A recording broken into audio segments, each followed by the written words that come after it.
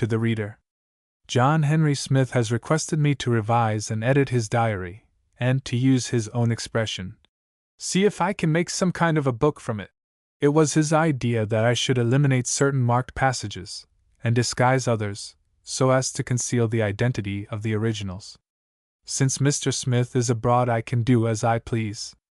Aside from renaming his characters, I have left them exactly as he has drawn them.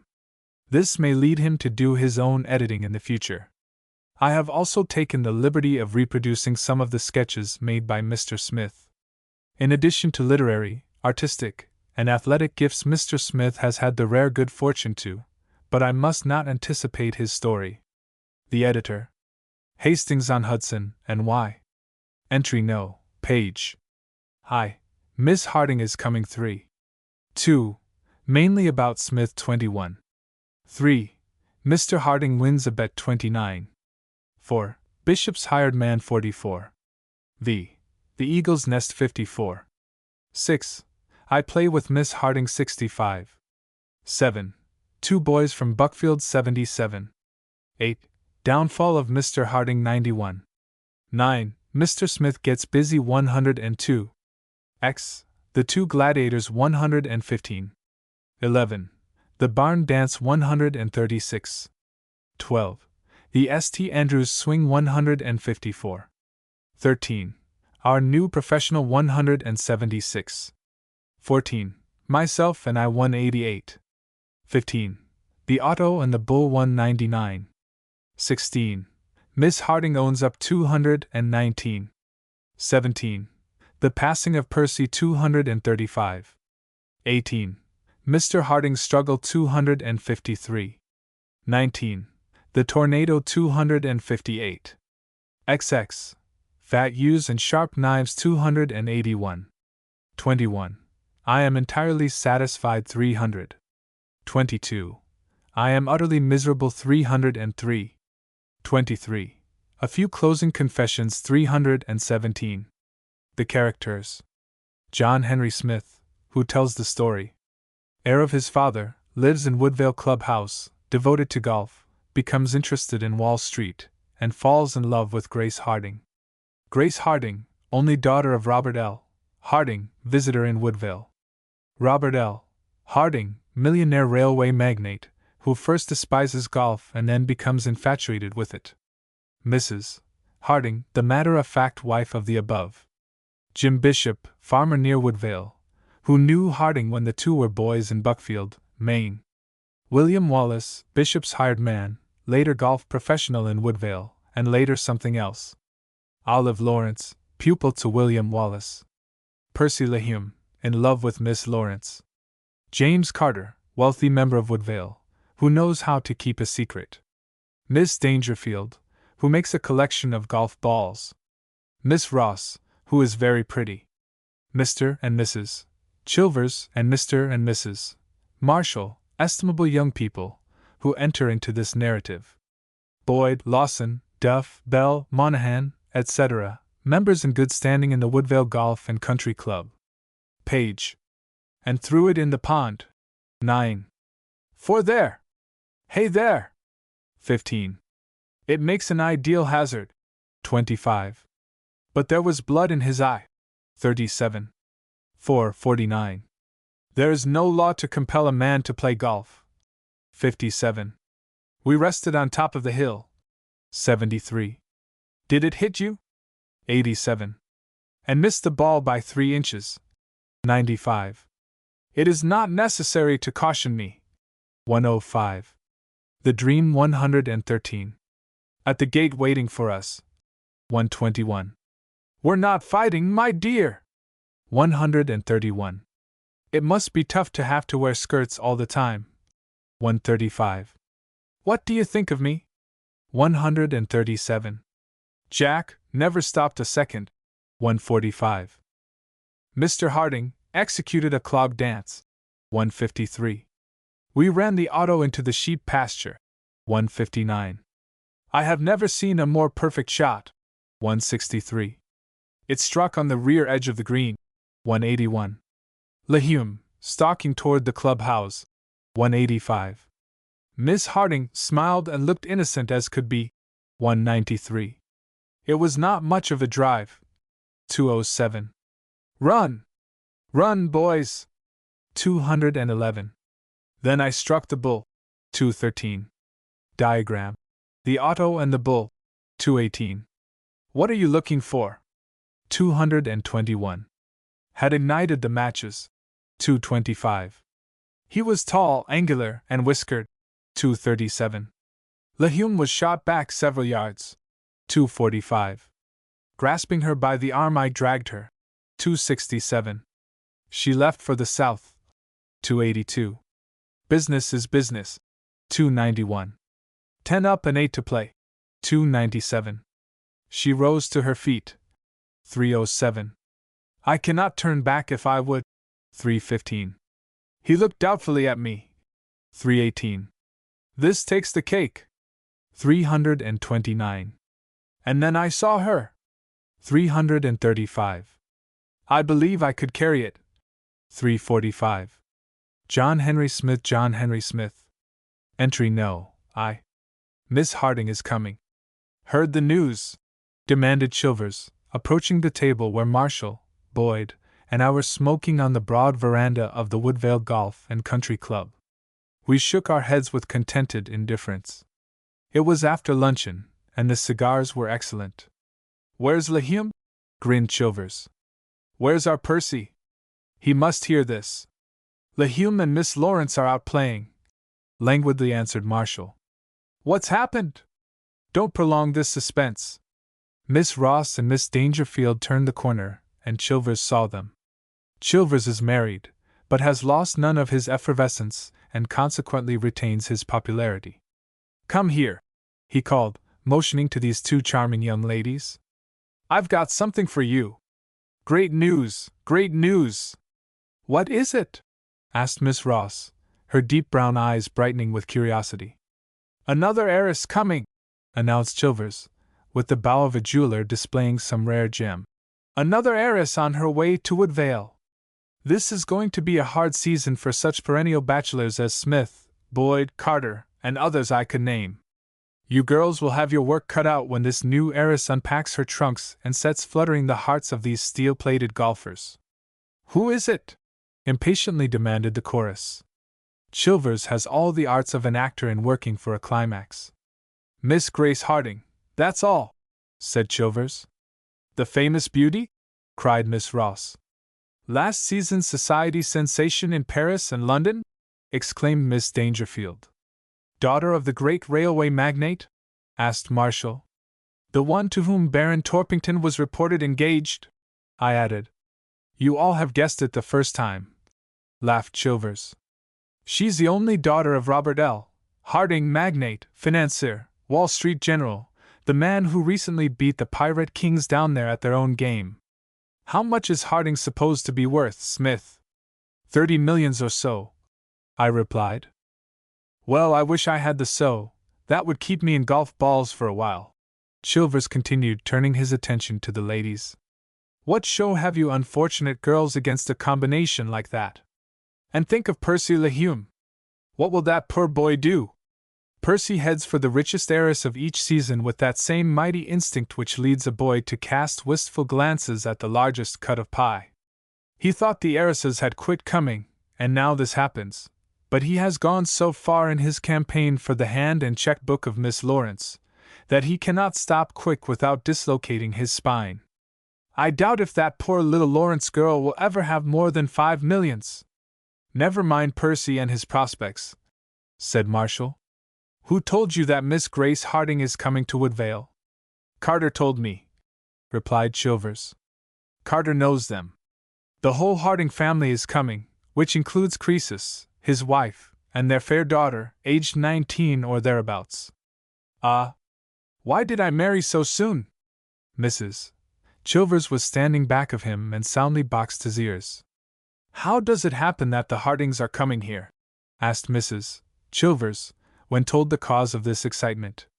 Are they Mr. Carter's guests? Mr. Harding is a charter member of Woodvale, I informed her.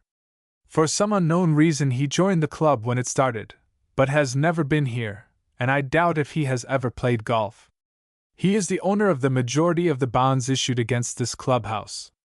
I wonder if Miss Harding plays golf? Said Boyd. Golf is not among the list of accomplishments mentioned by those writers who pretend to know all about her, remarked Chilvers. I have been forced to learn from a casual reading of society events that this remarkable heiress is without an equal as an equestrienne, that she paints, sings, drives a 60-horsepower Mercedes with a skill and a courage which discourages the French chauffeurs, and does other athletic and artistic feats, but I have yet to learn that she golfs. I presume, I said, that she will take up the game, and also the turf. The three Hardings doubtless will form one of those delightful family parties which add so much to the merriment of a golf course. I can shut my eyes and see them hacking their way around the links, the daughter pretty and more anxious to show off the latest Parisian golfing costumes than to replace a divot, the father determined, perspiring, and red of face, and the mother stout and always in the way. "Isn't Mr. Smith the incorrigible woman-hater?" exclaimed Mrs. Chilvers. "You did not talk that way before you became so infatuated with golf, Mr. Smith." "I am not a woman-hater," I protested. "But I don't like to."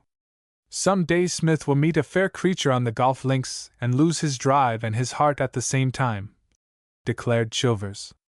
"That was the way I was tripped up and carried into bondage," he added, his hand wandering to his wife's waist.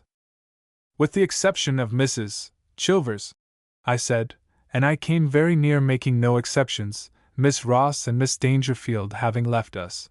"With the exception of Mrs. Chilvers, I have yet to see the woman who shows to advantage with the golf regalia. If Miss Harding is beautiful enough to overcome the handicap which always attaches to the female golf duffer, she can give Venus odds and beat her handily." "You will meet a golfing Venus some day," smiled Mrs. Chilvers, willing that her sex should be attacked so long as she was exempt. "That's what he will," added Chilvers. "I'm agile, but I slipped." "The artists who depict the woman golfer as graceful and attractive," I continued, "must draw from imagination rather than from models. In my humble opinion, a woman shows to better advantage climbing a steep flight of stairs than in any possible posture in striking a golf ball. The ladies, God bless 'em, and keep them off the links," muttered Marshall. "Why, Charlie Marshall!" exclaimed Mrs. Quivers. "I shall see that your wife hears that." "Don't tell her, she'll beat him terribly," warned Chilvers. "Did you ever hear, Boyd, why our friend Smith is so sour when he sees a lady on these links?" Chilvers has told that story on me many times, but Boyd declared he had not heard it. "As you know," began Chilvers, "Smith was born on this farm. It's the ancestral Smith homestead, and Smith's relatives were very indignant when he leased it to the Woodvale Golf and Country Club." "What was the name of that maiden aunt of yours, Smith?" "My Aunt Sarah Emmeline Smith," I replied. "Yes, yes. Well, Aunt Sarah Emmeline was especially incensed over this act of sacrilege on Smith's part," continued this historian, and he followed the facts closely. "And only once since has she stepped foot on the broad acres where her happy girlhood was spent. It was my good fortune to meet her on that occasion, and I shall never forget it." "Neither shall I," I said. "On her visit here, Aunt Sarah Emmeline persisted in wandering over the links. She had on a wonderful bonnet, and through it she glared disdainfully at the members of the club who yelled at her. She was headed for the old mill, which now is used as a caddy house. I was playing the last hole and thought she was well out of line of a brassy, so I fell on that ball for all I was worth. I sliced it, yes, I sliced it badly. Illustration. And threw it in the pond." Chilvers paused and seemed lost in thought. "Did it hit her?" asked Boyd. "Of course it hit her," resumed Chilvers. "Aunt Sarah Emmeline is more than plump, and since it did not hit her in the head, I can't see how it could have hurt her. She certainly was able to stoop down, pick up that ball and throw it in the pond, and it was a new ball. I ran toward her and apologized the best I could, and what she said to me made a lasting impression. I suppose, Smith, that it was the most expensive slice ball ever driven on these links?" "Very likely," I sadly replied. The following day I received a letter from Aunt Sarah Emmeline informing me that she had cut me out of her will. And you still slice abominably, Chilvers. Thus you see that Smith has solid reasons for his prejudice against the gentler sex as golfists, concluded Chilvers. I entered a general denial, and the conversation drifted into other channels. As a matter of fact, my dislike of the woman golfer is based on different grounds. A pretty woman is a most glorious creature, and I yield to no one in my admiration of the fair sex, but a woman is out of her proper environment when she persists in frequenting a golf course designed for men who are experts at the game. When I see women on the broad verandas of the Woodvale Club, or when I see them strolling along the shaded paths or indulging in tennis, croquet, and other games to which they are physically fitted, I know that they possess tact and discrimination, but when I see them ahead of me on the golf links, well, it is different. Women may gain in health by attempting to play golf, but they do so at the expense of shattered masculine nerves and morals.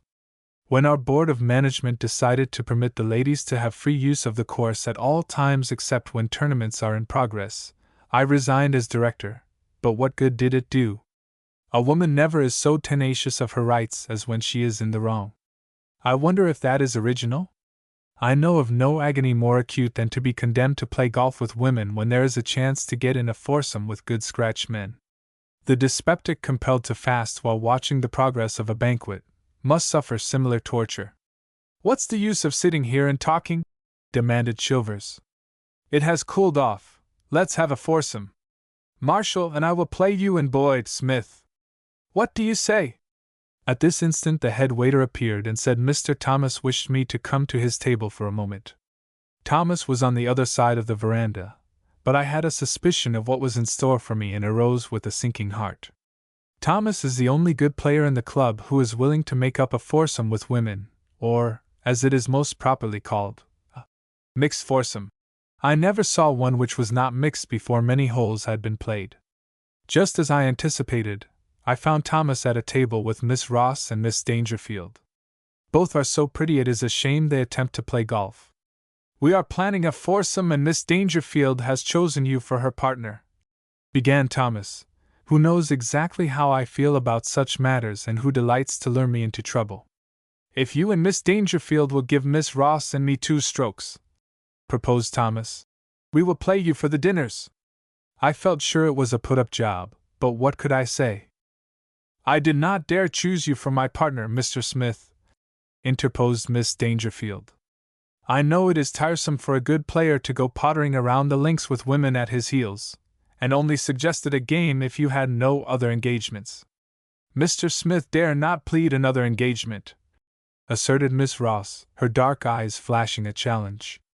"She is a lovely girl, but digs up the turf terribly. Smith has no game on. He has been over there talking for an hour," added Thomas, before I could say a word. "I could have murdered him." "I am delighted, and it is kind of you to ask me," I lied most effusively. "It is an easy game for us, Miss Dangerfield." "Do not be too sure," scornfully laughed Miss Rosa. "Mr. Thomas is a splendid player, but he cannot equal Mr. Smith," declared my loyal partner. "Oh, Mr. Smith, I have heard so much of your long drives and wonderful approach shots. It is so good of you to play with us." "It is an unexpected pleasure," I replied, rather ashamed of myself. I have no patience to describe in detail the game which followed. I am usually sure on a drive, but I topped 5 out of the 18 and popped half of the others into the air. Miss Dangerfield distinguished herself by missing her ball 4 successive times from the tee. This is not the female record for this feat, so I am informed, but it is a very creditable performance for a young lady who selects a scratch player for her partner. Miss Ross played my ball by mistake on 2 occasions, and on one of them succeeded in almost cutting it in half. It is a mystery to me why a woman cannot keep track of her own ball, when as a rule she does not knock it more than 20 yards. The ball she hits is usually a dirty, hacked-up object, but when she goes to look for it she imagines that by some miracle it has been transformed into a clean, white, and unmarked sphere, which has been driven for the first time. Carter arrived at the club shortly after our mixed foursome had started out. He took my place, he and Boyd playing Marshall and Chilvers. Our orbits crossed several times. Miss Dangerfield found 3 balls. One of them belonged to Chilvers, and he saw her find it, but he is a perfect gentleman and did not say a word. It was the one redeeming incident in the game. Miss Dangerfield confided to me that she is making a collection of balls. I am awfully lucky, she said, looking critically at Chilvers' ball. Whenever I find one, I keep it as a memento of the game. That is, of course, if it is nice and clean like this one. As a memento? I inquired. Certainly, she declared. I have a cute little brush and some watercolors. I paint the date of discovery on the ball and add it to my collection. Sometimes I paint flowers on the ball, and sometimes birds and other things. You should see my collection. Don't you think it's a real cute idea? It is startlingly original, I said, and her bright and innocent smile showed her appreciation of the compliment. How many have you in your collection? Illustration. 4 there. Hey there! Oh, lots and lots of them, she said. I am to have a portrait of myself done in oil, showing me in a golfing costume just about to knock the ball as far as I can, and the frame will be composed of golf balls I have found. Oh, here's another lost ball! And she started for one which was lying on the fair green not many yards away. I knew to whom it belonged. 4! 4! Hi, hey there, drop it, that's my ball! Yelled a club member named Pepper, coming on a run from behind a bunker. Pepper is a married man, near the 50-year mark, and he is extremely nervous and even irritable when anyone approaches his ball. Don't touch it! Shouted Pepper, now on a dead run. You'll make me lose the hole! Don't you know the make of the ball you're playing? Mine is a Kempchel remade. Oh, this is not my ball, frankly declared Miss Dangerfield. My ball is over there, but I thought this was one which had been lost. I pitched it out of that trap a moment ago, insisted Pepper, and did not take my eyes off it. I am sure I do not want it if it is yours, haughtily declared Miss Dangerfield, turning indignantly away.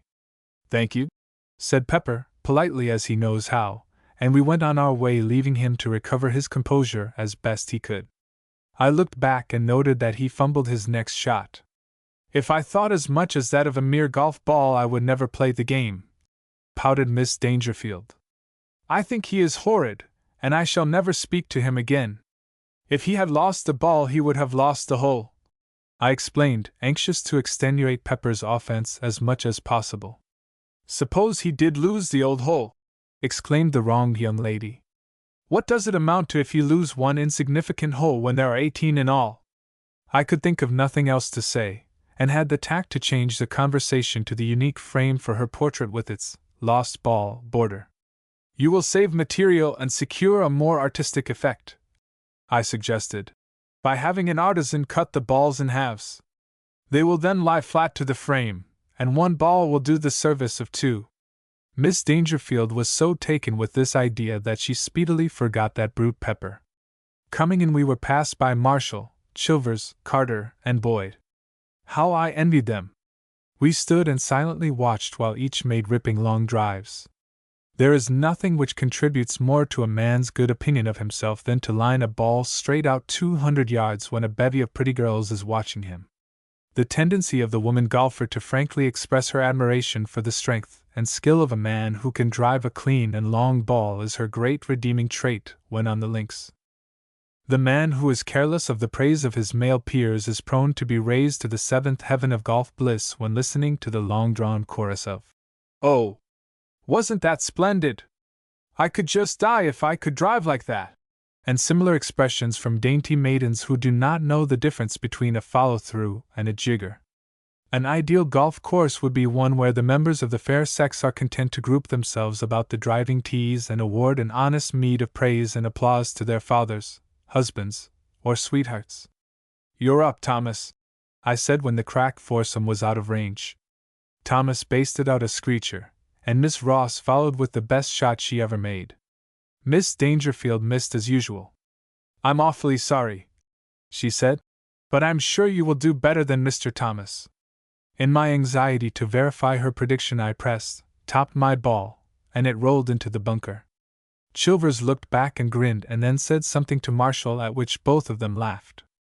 Of course we were beaten, and beaten disgracefully. Miss Dangerfield did not take it the least to heart, but the dinner did not cost her $32. Not that I care for the money, but it is the first time this year that my score has been more than 90. I can take Thomas out alone and beat him so badly he will not dare turn in his score, but in a mixed foursome he can put it all over me. It does not take much to throw a man off his golf game. For instance, my private secretary came up from the city early this morning. Among other matters, he called my attention to the fact that my NO&G railway stock has dropped 3 points during the week. I seldom indulge in stock speculation, but was induced to buy 2,000 shares of this security on what I believed to be inside information. The stock is now selling at 5 points below my purchase price, a paper loss of $10,000. Your brokers inform me that unless you desire to take your losses, it will be necessary to put up a 10-point margin, said my secretary. That means a check for $20,000, I presume, I observed, making a hurried calculation. He said it did, and I gave it to him. As soon as he had gone, I went out with Kirkcaldy, our club professional, and played a few holes before luncheon, hoping to get that confounded NO&G stock affair out of my mind so that I could play a good game in the afternoon. I made the 5th hole in 5, which reminded me that the cursed stock had dropped 5 points. As a consequence, I drove wide on the next hole, and Kirkcaldy won half a dozen balls from me. In order to play a perfect game of golf, one's mind must reflect no outside matter, and I shall sell that miserable stock the moment I can get out without serious loss. This should be a lesson to me. I saw Carter a few minutes ago, and he tells me he understands that the famous Grace Harding does play golf. My worst fears are confirmed. I shall now clean my clubs and go to bed. Entry No. 2, mainly about Smith. It has rained all day and nothing of interest has happened. The ladies are clustered on the sheltered side of the veranda. Some are reading, others are engaged in fancy work. The leading topic of discussion is the coming of the Hardings, or rather a fruitless inquiry as to what gowns and how many Miss Grace Harding will wear. They are due tomorrow. I wonder if old Harding knows anything about NO&G stock? He probably does, and will keep it to himself. There being nothing else to write about, I shall write of myself. As Chilvers said yesterday, I was born on the farm which now constitutes the Woodvale Golf Links. When my father died, he willed this land and other property to me. I take it that a man has a right to do as he pleases with his own. The old farm makes a sporty golf course, and I cannot say that I have ever regretted my action in signing the lease which transfers its use to the Woodvale Golf and Country Club for a long term of years. I doubt if the 200-odd acres ever yielded so large an income as I now receive semi-annually from the treasurer of the club, but this does not appeal to my Uncle Henry.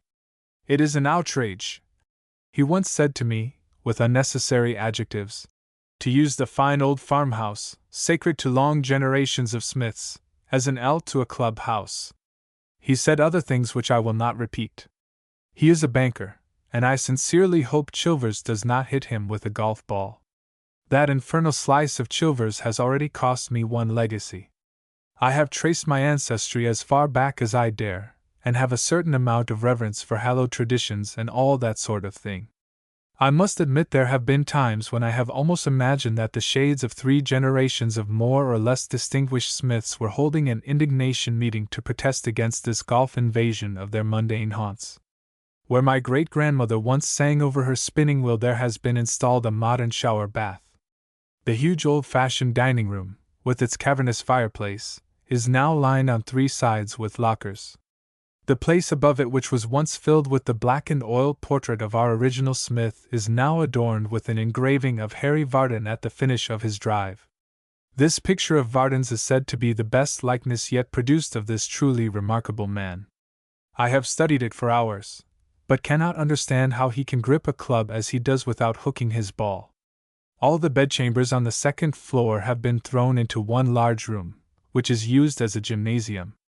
As near as I can make out, the place where I once knelt to say my prayers is now occupied by a punching bag. The ceiling has been removed, which, of course, does away with the attic, and trapeze ropes now hang from rafters where successive grandmothers suspended peppermint, pennyroyal, and other weeds and herbs possessing medicinal or culinary virtues. I confess it does look a bit odd, but it makes a ripping good gym. Certain it is that the old farm never looked as beautiful as it does now. The cow pasture, once flanked with boggy marshes, has been drained and rolled until the turf is smooth as velvet. The cornfields have disappeared. The straggling stone walls have been converted into bunkers, and the whole area has been converted into a park. Old Bishop owns the adjoining farm, and whenever he sees our employees at work with rollers or grass mowers, he is overcome with rage. "The best tract of land for corn, oats, or hay in the county," he exclaims, "and you have made it the playground of a lot of rich dudes. Jack, I should think your father would turn over in his grave. I'd like to run a plow and harrow over them puttin' greens of yours, as ye call them. You've wasted enough manure on that grass to make me rich."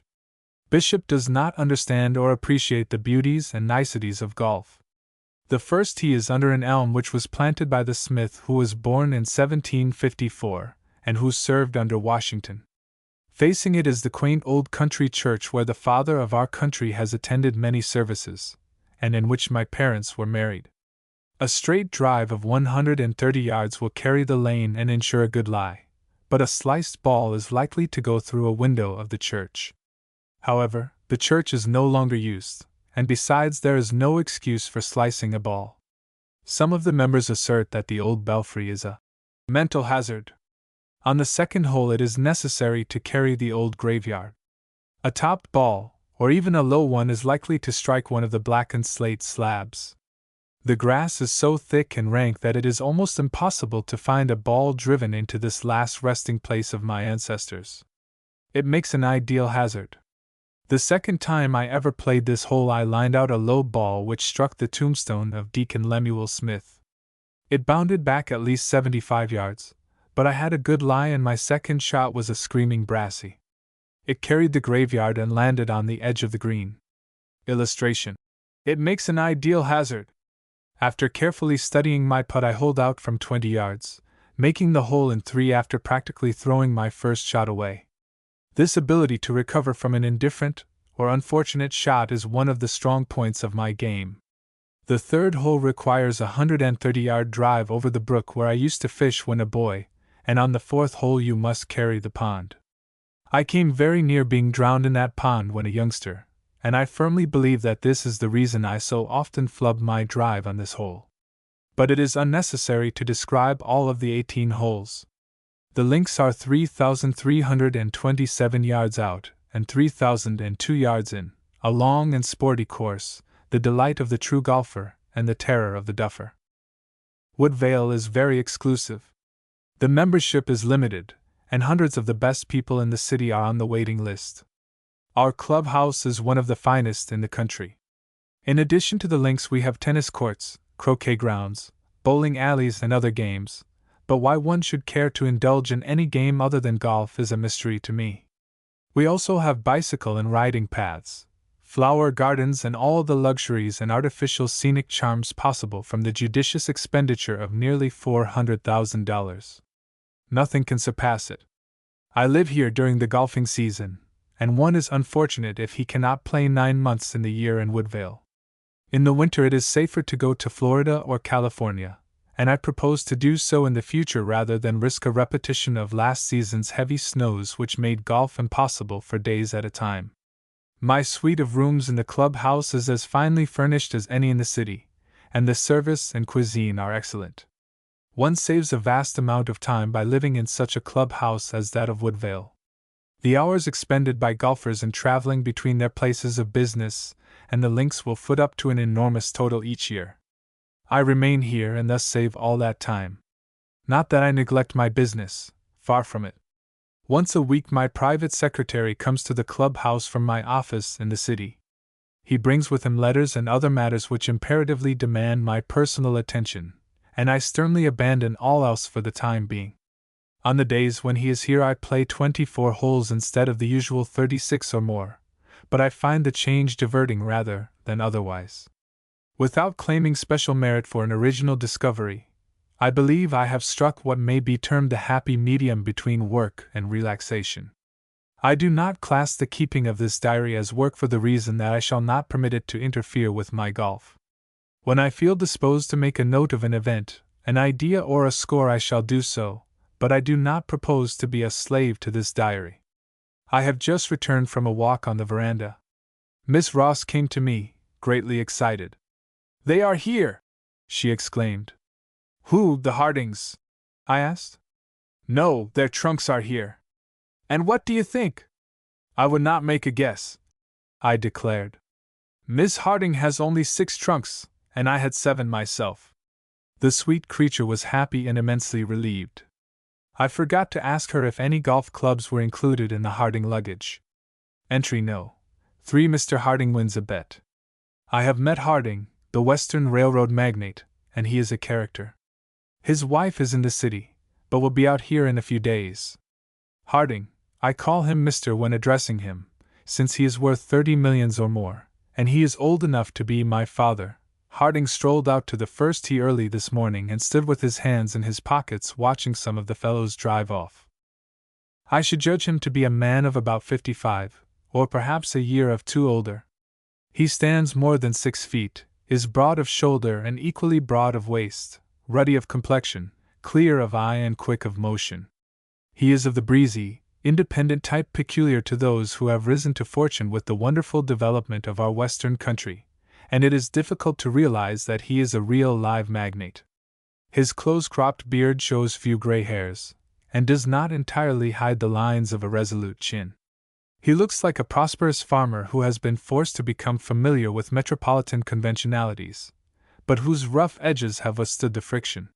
His voice is heavy but not unpleasant, and his laugh jovial but defiant. He reminds me of no one I have seen, and I shall study him with much interest. He was with Carter, who seemed well acquainted with him, and he greeted each drive, whether it was good or bad, with a sneering smile.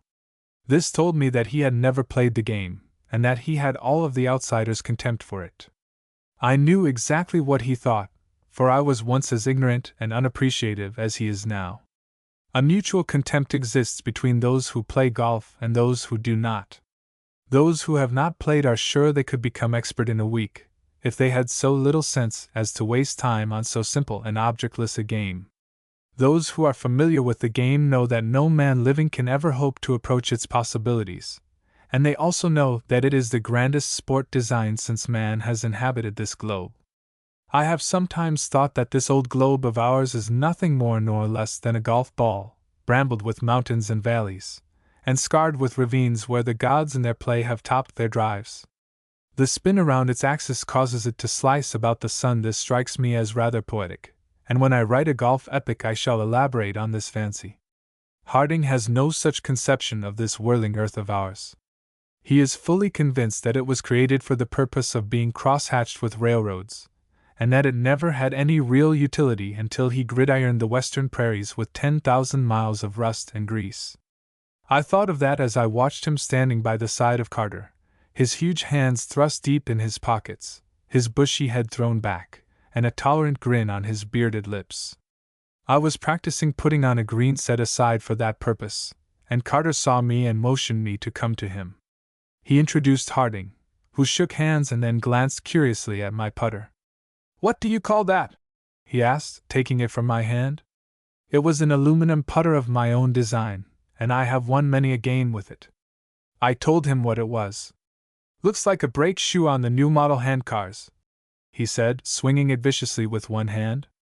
"How far can you knock one of those little pills with it?" "I see that you do not play golf," I said, rather offended at his manner. "No, there are a lot of things I do not do, and this is one of them," he replied, and then he laughed. "But let me tell you," he added, "I used to be a wonder at shinny." I would have wagered he would make some such remark. "Do you see that scar on the bridge of my nose?" he asked. "That came from a crack with a shinny club when I was not more than 10 years old. Shinny is a great game, a great game. It requires quickness of eye and limb, and more than that, it demands a high degree of courage. It teaches a boy to stand a hard knock without whimpering. Yes, sir, shinny is a great game, and all boys should play it. And he rubbed the scar on his nose tenderly. A man who would compare golf with shinny is capable of contrasting Venice with the drainage canal, and I came near telling him so. Golf and shinny. Whist and old maid. Pink lemonade and champagne. No, sir, I never could see much in this golf game, said Harding, handing back my putter. It certainly isn't much of a trick to hit one of those balls with a mallet like that. When I was your age, turning to Carter, I could swing a maul and send a railroad spike into 5 inches of seasoned oak, and never miss once a week, and I'll bet that if I had to I could do it again. That was what your father used to do for a living, and if he hadn't worked up from a section boss to the presidency of a railroad you would have something else to do besides batting balls around a farm and then hunting for 'em. But I suppose you must like it or you wouldn't do it.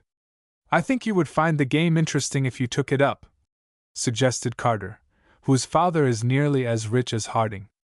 Smith and I will initiate you into the mysteries of the game. Oh, I suppose I'll have to play now that I'm here, he said, with the most exasperating complacency. My daughter plays some, and she is as crazy about it as the rest of them. I don't see where the fascination comes in. I called the other day on a man who was once in the cabinet. He is rich and famous, and can have anything or do anything he likes, but he spends most of his time playing golf. I went to him and attempted to induce him to represent us in a big railway lawsuit, but he said it would prevent his playing in some tournament where he expected to win $5 worth of plated pewter. What do you think of that? Wouldn't take the case, and there was 50,000 in it for him. I roasted the life out of him. If you would drop this fool game and pay the same amount of attention to your political fortunes, I said to him, you would have a right to aspire to the presidency of the United States. And what do you suppose he said to me? I assured him that I had not the slightest idea. Mr. Harding, he said to me in perfect seriousness, when I attempted to put this presidential bee in his bonnet, Mr. Harding, I would rather be able to drive a golf ball 250 feet than be president of the United States for life. That's what he said, and I told him he was crazy, and he is so mad at me that I don't dare go near him. Didn't he say 250 yards? Asked Carter, who had been listening intently. 250 feet is no drive. Meb, it was yards, admitted Harding, disgusted that Carter ignored the point of his story. But let me tell you that I'd rather be president of the United States for 1 minute than to be able to drive one of those little pellets 250 miles. I'll tell you what I'll do, he exclaimed, turning fiercely on both of us. I never tried to play this idiotic game in my life, but I'll bet the scotch and soda for the 3 of us that I can drive a ball further than either of you. That would hardly be fair, I protested, though I was delighted at the chance to take some of the conceit out of him. I have seen many of his type before, and it is a pleasure to witness their downfall. Why wouldn't it be fair? He demanded. Because you know nothing of the swing of a club or of the follow-through. I attempted to explain. The follow what? He asked. The follow-through, I repeated. What the devil is the follow-through? He asked, reaching for Carter's bag. Let me take yours and I'll try it anyhow. The follow-through is not a club, I explained when we had ceased laughing. But it is the trick of sending the face of the club after the ball when you have hit it. It is the end of the stroke, and by it you get both distance and direction. Without a good follow-through it is impossible to drive a ball any considerable distance, no matter how great the strength with which you hit it. This knack can only be acquired after much practice. You don't say? He laughed. Let me tell you that when I used to play baseball I had a follow-through which made the fielders get out so far when I came to bat that the spectators had to use field glasses to see where they were. If I hit that golf ball good and fair it will follow through into the next county, and don't you forget that I told you so. Come on, boys. Carter looked at me and winked. There was no one waiting on the first tee, and a clear field ahead. It was agreed that Carter should have the honor, I to follow, and that Harding should drive last. Harding stripped off his coat and waistcoat, removed his collar, and rolled up his sleeves. I was impressed with his magnificent physique, and do not recall when I have seen so massive and well-formed a forearm. From my bag he selected a driver which I seldom use on account of its excessive weight, and looked at it critically. "Pretty fair sort of a stick," he observed, swinging it clumsily and viciously. "But I'd rather have one of those hickory roots we used to cut for shinny when I was a boy. Go ahead and soak it, Carter, so that I may know what I've got to beat." I mentally resolved to press even at the chance of flubbing. Carter hit the ball too low, and it sailed into the air, barely clearing the lane, stopping not more than 150 yards away. "That's not so much," said Harding grimly. "Bat her out, Smith, and then watch your Uncle Dudley." I carefully teed a new ball and took a practice swing or two. I felt morally certain that Harding could not beat Carter's drive, poor as it was, but I was anxious to show him how a golf ball will fly when properly struck. I fell on that ball for one of the longest and cleanest drives I ever made, and it did not stop rolling until it was 20 yards past the 200-yard post. I was properly proud of that shot, and despite his loud talk I felt a sort of pity for Harding. "Is that considered a fairly good shot?" he asked. "It was a good one for Smith, or for that matter for anyone," replied Carter, who was a bit sore that he had fallen down. "It looks easy for me," calmly declared Harding, stepping up to the tee. "Can you make as high a pile of sand as you want to?" "Yes, but it is better to tee it close to the ground," advised Carter. "If you tee it high, you are apt to go under it." Ignoring Carter's advice, he reached into the box, scooped out a double handful of sand, and piled it in a pyramid at least 4 inches high. On the apex of this he placed a new ball I had taken from my bag, and which I felt reasonably certain would be cut in two in the improbable event that he hit it. He stood back and surveyed his preparations with evident satisfaction. Illustration. But there was blood in his eye. It was impossible for Carter and me to keep our faces straight, but Harding paid no attention to us. "I ought to be able to hit that, all right," he said, walking around the sand pile and viewing it from all sides. Then he stood back and took a practice swing. He stood square on both feet, his legs spread as far apart as he could extend them. He grasped the shaft of the club with both hands, holding the left one underneath. His practice swing was the typical baseball stroke used by all novices, and I saw at a glance that in all probability he would go under his ball. "The blamed club is too light, but I suppose it's the best you've got," he said. "It feels like a willow switch. Well, stand back and give me lots of room. Here goes." As he grasped the club, I saw the muscles of his right forearm stand out like whipcords. His face was wrinkled in a frown, but there was blood in his eye. Carter and I stood well away so as to escape a flying club head. I cannot describe how Harding made that swing. It was done so quickly that I only noted what followed. When the club came down, there was a crack that sounded like a pistol shot, and at that instant I noted that the pyramid of sand was intact. Then I saw the ball. It was headed straight out the course, curving with that slight hook which contributes so much to distance. When I first caught sight of it, I should say it was 50 feet in the air and slowly rising. I never saw a ball travel so in my life. We had sent a caddy out ahead, and he marked the spot where it landed. It was more than 25 yards beyond the 200-yard mark, and the ball rolled 45 yards farther, making a total of 270 yards. It was within 10 yards of the longest drive ever made by Kirkcaldy, our club professional. The exertion carried Harding fairly off his feet, and he landed squarely on the tee. He half raised himself, and followed the flight of the ball. His shirt was ripped open at the shoulder and torn at the neck. "If I hadn't slipped," he declared, rising to a sitting posture, "I could have belted it twice as far as that, but I guess that's enough to win." I heard the rustle of a woman's garment. "Why, Papa Harding!" exclaimed a voice, musical as a silver bell. "You said you never would play golf. You should see how you look." I turned and saw Grace Harding. She is the most beautiful creature I ever met in my life. Before any of us could reach him, Harding scrambled to his feet. He was streaked with sand, but there was a merry twinkle in his eye. "Did you see me soak it, kid?" he asked, brushing the sand from his trousers and fumbling at a broken suspender. "You are nothing but a great big boy," she declared. "Are you sure you are not hurt, Papa?" "Hurt nothing," exclaimed Harding. "But I'll bet I hurt that ball." "I've lost my collar button," he said, pawing about the tee with his feet. "Your eyes are sharper than mine, kid. See if you can find it. It must be around here somewhere." "My friend, Mr. Smith," said Carter, presenting me to Miss Harding. She did not bow coldly, as do most young ladies in our set, either was there anything bold in accepting this most informal introduction. She acted like a good fellow should act, and frankly offered her hand, her eyes dancing with amusement. "Smith owns this land," volunteered Harding, still hunting for the button. "But he was too lazy to work it, so he turned it into a golf course. He and Carter are great players, so I have heard, but I have been putting it all over them driving a ball, and I didn't half try at that." "Did you hit it, Papa?" she asked. "Did I hit it?" he repeated. "Did I hit it? Ask them if I hit it. Where in thunder is that collar button?"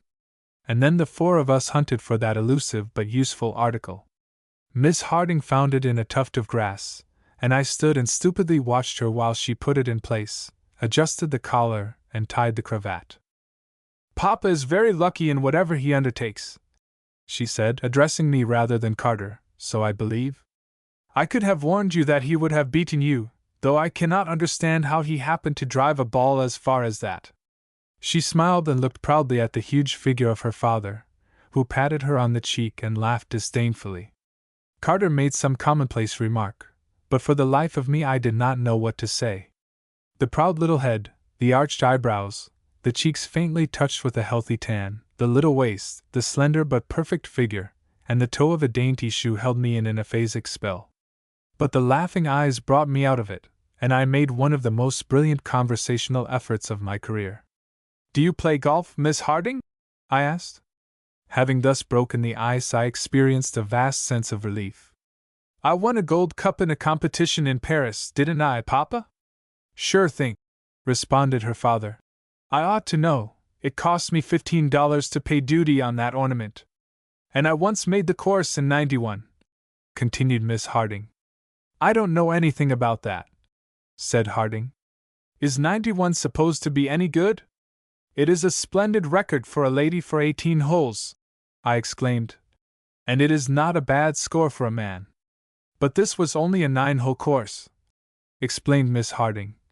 "And there were many of the ladies who did not do anywhere near as well as that. I have played considerably since then, and am confident that I can do much better." "You'll have to excuse us, kid," interrupted her father, patting her on the arm with his huge hand. "I have important business in the clubhouse with these gentlemen, and it is a matter which takes precedence over everything else. You can tell Smith about your golf triumphs some other time." He talked to her as if she were a child who was in the way. I suppose it does not occur to him that she is a woman grown. I would rather have remained where I was and attempted to talk to her, or even look at her, than to sip the finest Scotch whiskey ever bottled. Now that I read this last line, it does not convey much of a compliment, but I mean all that it implies. She certainly is very pretty. We made our excuses to her, and went to the club cafe, and I have not seen her since. She has gone to the city with her mother on a shopping tour, and will not be back for several days. I wonder how Carter became acquainted with her. He seems to know her very well, and must have met her many times. I should like to ask him, but of course that would not be the proper thing to do. I had no idea that I would write so much as this when I started. Entry No. For Bishop's hired man.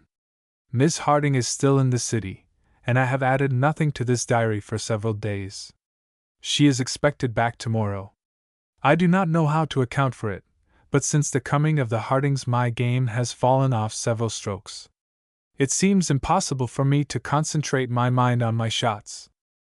91 is very poor golf for 9 holes, and I am sure that with practice under a capable golfer Miss Harding could do much better.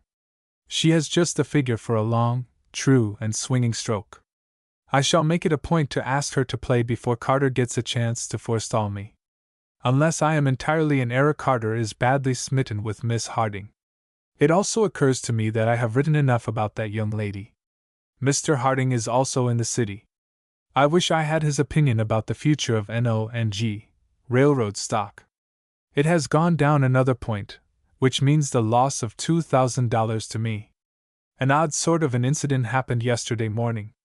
None of the scratch players was about, so I accepted an invitation to play around with Hume and Miss Lawrence. She is a very pretty girl, though in my opinion she is not to be compared with Miss Harding. Hume is devoted to her, as much as he can be devoted to any one or anything, and there have been rumors now and then that they were engaged or about to be engaged, but since it has always been possible to trace these reports back to Hume, I have had my doubts of their accuracy. Miss Olive Lawrence has inherited a large fortune, and is the master of it, and of herself. Hume has been a persistent fortune hunter, and if patience be a virtue he deserves to win. He had a tiff yesterday with Miss Lawrence, and it came about curiously enough.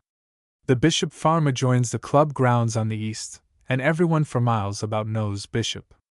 He has little use for anything but work and money, and he always has difficulty in keeping farm laborers, or hired men, as he terms them. About a month ago he employed a fellow named Wallace, who admitted that he did not know much about farming, but who said he was strong and healthy and was willing to do the best he could. It was in the haying season and Bishop was short of men, so he gave this chap a chance. I met Bishop one day shortly after he put Wallace to work, and he told me something about him. "He's strong and willing enough," said Bishop, as we stood talking over the fence. "But he surely is the blamedest, funniest hired man I ever had, and I've had some that'd make a man quit the church. What do you think he wants?" I assured him that I could not imagine. "Soap in his room, and cake soap at that," he exclaimed. "If I hadn't given it to him he'd 'a' quit, so I had to give it to him. He takes a bath every morning and shaves. That's what he does. Gets up about 4 o'clock and goes down to the old swimming hole in the creek, paddles around a while, and then comes back to the house and shaves, and then goes out and milks and cleans out the stables. Never saw a man wash his hands so much in my life, but according to his lights he's a mighty good worker. He eats a lot, but then all hired men eats a lot. And he reads. Brought a big trunk with him, and in it was a lot of books in French, Dutch, or some other language that no white man can understand. And fight. You know Big Dave Cole, that's been with me for years?" I assured him that I should never forget Big Dave Cole. I have known him ever since he went to work for Bishop, and that was when I was a boy. From that day he has been the terror of the neighborhood, and I have sometimes thought that even Bishop stood in fear of him. "Wall," he said slowly and impressively, biting the end from a plug of tobacco. "This here Wallace licked the life plumb out of Big Dave no more than yesterday, and Big Dave is that disgusted he has packed up and quit me." "What caused the trouble?" I asked. "Big Dave called him an English dude, and it seems that Wallace took offense because he's Scotch," explained Bishop. "At least that's what the other men who was there when it started said. I couldn't get a word out of Wallace, who said he'd quit if I wanted him to, but I told him that a man who could lick Big Dave and come out without a scratch had the makings of a rattlin' good hired man, and I raised his wages $2 a month and gave him Big Dave's room, which is bigger than the one he had. If he could milk and run a seeder or a thresher or stack oats and corn as well as he can fight, I would give him $40 a month. This incident was related to me several weeks ago, and I have made it a point to study this chap when I have met him. I should say he is about my age, 25 or so, and I must say that he is a good-looking fellow. He is tall, dark of complexion, broad of shoulder and narrow of loin, and certainly looks as if he was able to take care of himself. I presume that he is some college chap who cannot make his way in the profession he has chosen, and who is trying to get a financial start by working on a farm. I am going to have a talk with him at the first opportunity, and if my suspicion is verified I shall try to find some way to give him a quicker start.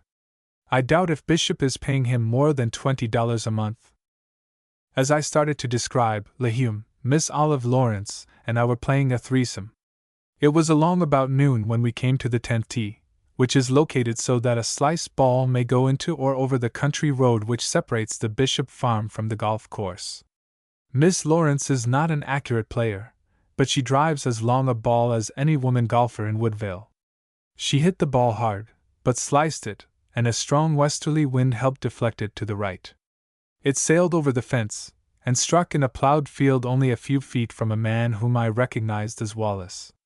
He had evidently been looking in our direction, and he followed the flight of the ball. He walked up to it. "Are you playing bounds?" he shouted, lifting his cap. "Yes," answered Lehume. "Throw it back." Wallace carried a stout stick of some kind in his hand. He looked at the end of it critically, placed the ball on a clod of soil, glanced at us and called, "4!" and then lofted that ball with as clean a shot as ever I saw, dropping it almost at Lehume's feet. He bowed again, twirled the stick about his fingers, and then turned and went toward the farmhouse. Illustration 4. "Well, what do you think of the cold nerve of that clodhopper?" exclaimed Lehume, staring at the retreating figure of Wallace. "I presume he has ruined that new ball." "Not with that stroke," I said. "I wish I could make as good an approach with any club in my bag as he did with that improvised cane." I picked up the ball and found that there was not a blemish on it. "Wasn't he a handsome young gentleman?" murmured Miss Lawrence, whose eyes had been fixed on Wallace until he vanished behind a clump of trees. "Who is he?" "Gentleman?" laughed Lehume, teeing the ball. "He's a farm laborer, old Bishop's hired man. One of his duties is to deliver milk every morning at the club house." "Indeed!" exclaimed Miss Lawrence. "I presume it is impossible for him to attend to such duties and remain a gentleman." "Not impossible, but highly improbable," laughed young Lehume, unaware that he was treading on thin ice.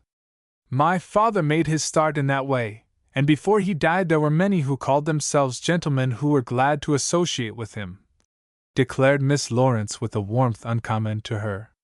"What did your father do?" "Really now, I did not mean anything," stammered Lehume, the red flushing through the tan of his face. "It suddenly dawned on me that there was a period in the life of my father when he worked as a hired man in order to earn the money with which to marry my mother, and that from this humble start he was able finally to acquire the ancestral Smith farm, then in the possession of a more wealthy branch of the family." I made common cause with Miss Lawrence, and I did it with better grace from the fact that I resent the airs assumed by Lehume. "Lehume's father founded the roadhouse down yonder," I said, pointing towards a resort which yet goes by the Lehume name, and one which does not enjoy a reputation any too savory. Of course, this is not the fault of the elder Lehume, who has since made a fortune in the hotel business. I could see that the shot went home. "I say, Smith, let's play golf and cut out this family history business," protested Lehume, who was fighting angry. "It is your shot, Miss Lawrence." "Don't you think he is handsome, Mr. Smith?" she asked. "Who, Mr. Lehume?" I returned, not averse to rubbing it into the descendant of the roadhouse keeper. "Of course not," she replied, her eyes sparkling with mischief. "I mean that lovely hired man."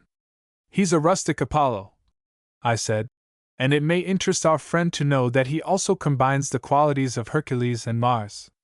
And while Lehume fumed and Miss Lawrence clapped her hands, I told the story of the downfall of Big Dave at the hands of the quiet and cleanly Wallace, making sure that the defeat of the village bully lost nothing in its telling. All the way back to the clubhouse, we did not play out the remaining holes. Miss Lawrence plied me with questions concerning Wallace.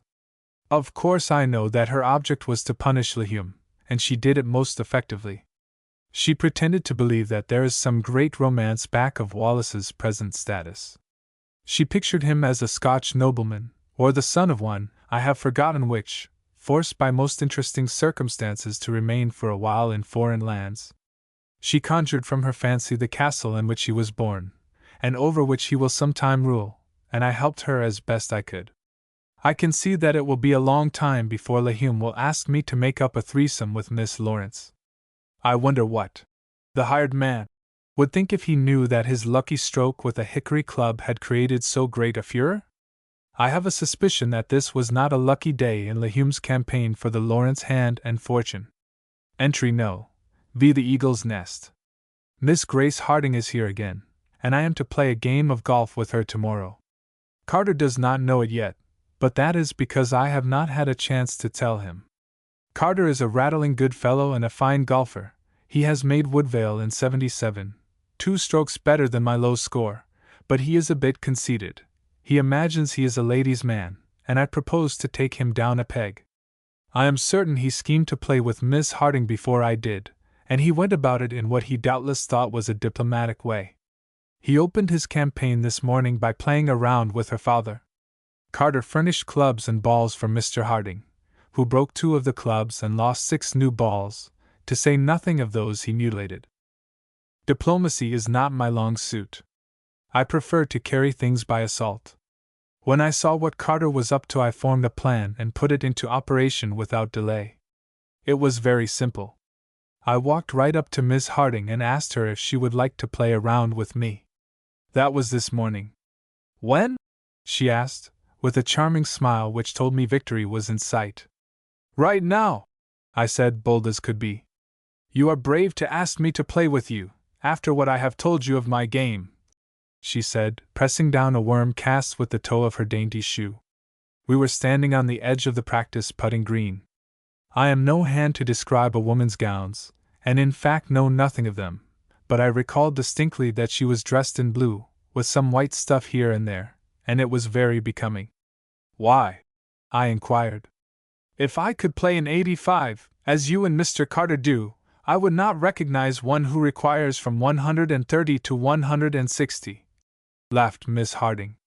For the life of me I cannot recall what I said in answer to this assertion, but it was something stupid, no doubt. She finally promised to play with me tomorrow, explaining that she and her father were about to go automobiling. We strolled over to one of the practice tees, and I was delighted when she asked me to observe her swing and advise her how to correct it. I spent half an hour doing this, and she made wonderful improvement. I hoped Carter would come along and see us, but I saw nothing of him. While we were there, Marshall, Chilvers and Lawson passed and asked me to make up a foursome. For the first time in my life I refused, and the way those idiots looked back at me and grinned tempted me to break a club over their heads. There is no law to compel a man to play golf if he does not wish to. I figured that a rest for half a day would improve my game. The fact is, and the best golfers are coming to realize it, that a man can play so much that he goes stale. I have just been looking back over the notes of my second entry in this diary of a golfer, and I wish to modify the statement to the effect that a woman under no circumstances appears graceful or attractive in golf attitudes. In fact, I absolutely repudiate that ungallant and prejudiced assertion. In one place I said, if Miss Harding is beautiful enough to overcome the handicap which always attaches to the golf duffer, she can give Venus all sorts of odds and beat her handily. I have yet to see the woman who shows to advantage with a golf regalia. I take that back also. To see a woman raise a golf club with a jerky, uneven stroke, and come down on the helpless turf with the head of it, as if beating a carpet, has always given me a chill and a sensation of wild rage, but there is something about the way Miss Harding does this which is actually artistic. There are combinations of discords which make for perfect harmony, and it is the same with the little eccentricities of Miss Harding's swing. Illustration. There is no law to compel a man to play golf. The poise of the head and shoulders, the sweep of the arms, and the undulations of the figure seem to take on an added charm from what might be called the graceful crudity of her stroke. I do not know why this is so, but it is a fact. I shall never forget the attempt I once made to instruct my sister in the rudimentary principles of the swing of a golf club. She was a pretty girl, bright, lively and graceful, but after I had given her 2 lessons we were so mad at one another that we did not speak for weeks. It seemingly was impossible to make her distinguish between the back sweep and the follow-through. She would persist in coming down on the tee with the face of her club, but at that she made a splendid marriage, and is a happy wife and mother. Miss Harding will make a first-class golf player, and I told her so. Do you really think so? She asked, after several swings, most of which would have hit the ball. I certainly do, I declared. All that you need is the constant advice of someone who is thoroughly familiar with the technique of the game. She utterly ignored this hint.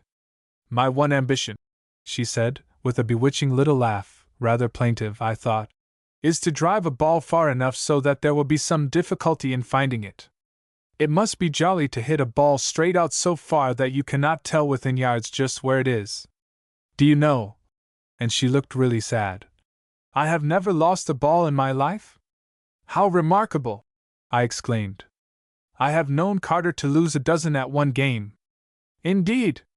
I think Mr. Carter is a perfectly splendid player, she declared.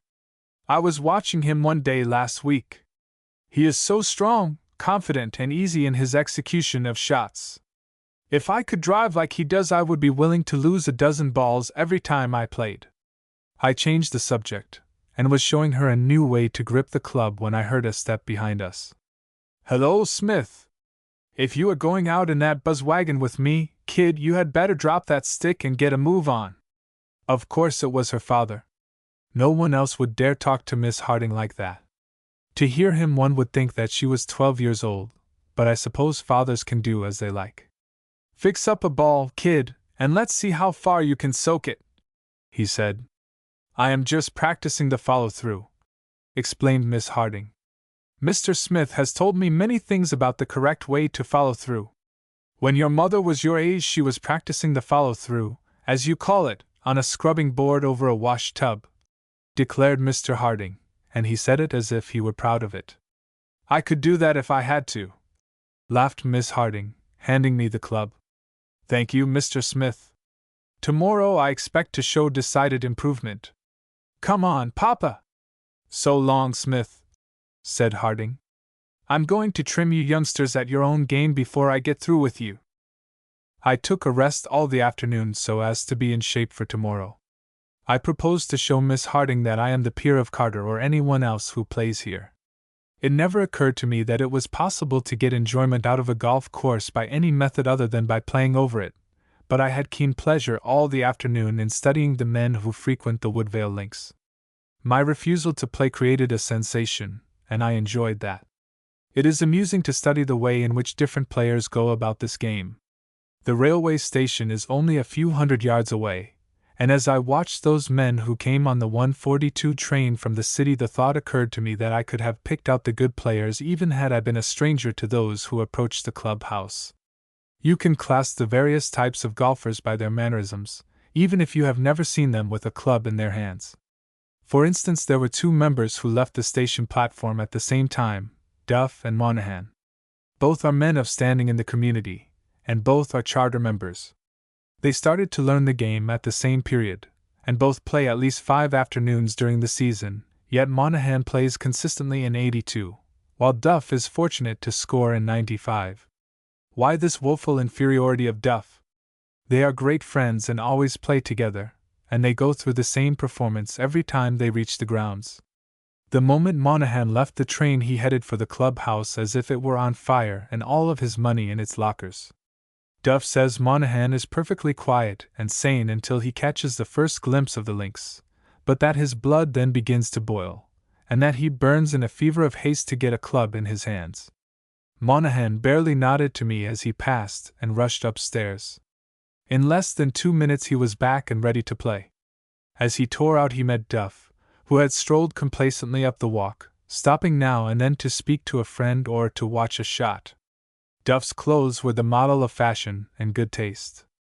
In his hand was twirled a cane, and in his lapel was the inevitable boutonniere. He had paused to chat with Miss Ross. Duff is married and has a daughter older than Miss Ross, and was engaged in a discussion concerning a new play when Monahan approached. Monahan had on a golf suit which would cause his arrest as a tramp if he wandered from the links. "Did you come up here to play golf or to pose on the veranda?" demanded the indignant Monahan, grasping Duff by the shoulder and swinging him halfway around. "Please go away from him, Miss Ross, he will talk you to death." 20 minutes later Duff wandered leisurely out to the first tee, where Monahan had been waiting, glaring every few seconds at the clubhouse, and swearing under his breath. Duff looked even neater than in his street clothes. His shirts, scarfs, trousers, shoes, and caps form combinations which are sartorial poems. Duff smiled complacently during the tongue-lashing administered by the irate Monahan. This happens regularly every time they play. One would think that the calm, unruffled Duff would defeat the nervous and impatient Monahan, but nothing of the kind happens. The latter exacts revenge by beating Duff to a frazzle. I do not mean to infer that the slow or deliberate person will not make a good player, But with deliberation he must have that keen interest which dominates all of his faculties. Marshall, for instance, is the slowest player I ever saw, and one of the best. It is tiresome to watch him prepare to make a shot. He averages 4 practice strokes. He has become so addicted to the practice stroke habit that he makes a series of preliminary maneuvers before carving a steak, and he raises his glass and sets it down several times before taking a drink. His game is the sublimation of caution. It is the brilliancy of care. Later in the afternoon I wandered down the old lane which bisects the links and climbed the Eagle's Nest, a jagged pile of rocks which rise on the southeastern part of the course. When a boy I discovered a way to reach the crest of the higher ledge, fully 200 feet above the brook which takes its rambling course to the west. At this altitude there is a natural seat, so formed by the rocks that those below cannot see the one who uses this as a sentinel box. It suited my mood to climb there this afternoon. Lazily smoking a cigar I drank in the pastoral panorama spread out before me. The old Sumner Road wound as a dusty gray ribbon amid fields of grain and corn. Below were the pygmy figures of golfers, grotesque in their insignificance, striding along like abbreviated compasses. What dwarfs they were compared with their huge playground, what insects they were contrasted to the splendid area within the sweep of the horizon, what microbes they were when the eye wandered from them to the superb vault of the skies. I heard the lowing of cattle, and saw the bishop herd coming over a hill from the meadows. The notes of a Scotch air, sung in a clear, mellow baritone, came to my ears, and a moment later I saw Bishop's hired man, Wallace, driving the kine before him. His cap was in his hand, and his jet-black hair fell back from his forehead. I have no idea what impelled me to do so, but I leaned over the cliff and looked below. Halfway up the gentler slope of the Eagle's Nest, I saw the figure of a girl, or a woman. I keep my eyes on her, and as near as I can determine she never once took hers from Bishop's hired man. Not until he vanished in the woods which surrounds the farmhouse did she move. Then she turned and slowly picked her way down the rather dangerous path. It was Miss Olive Lawrence.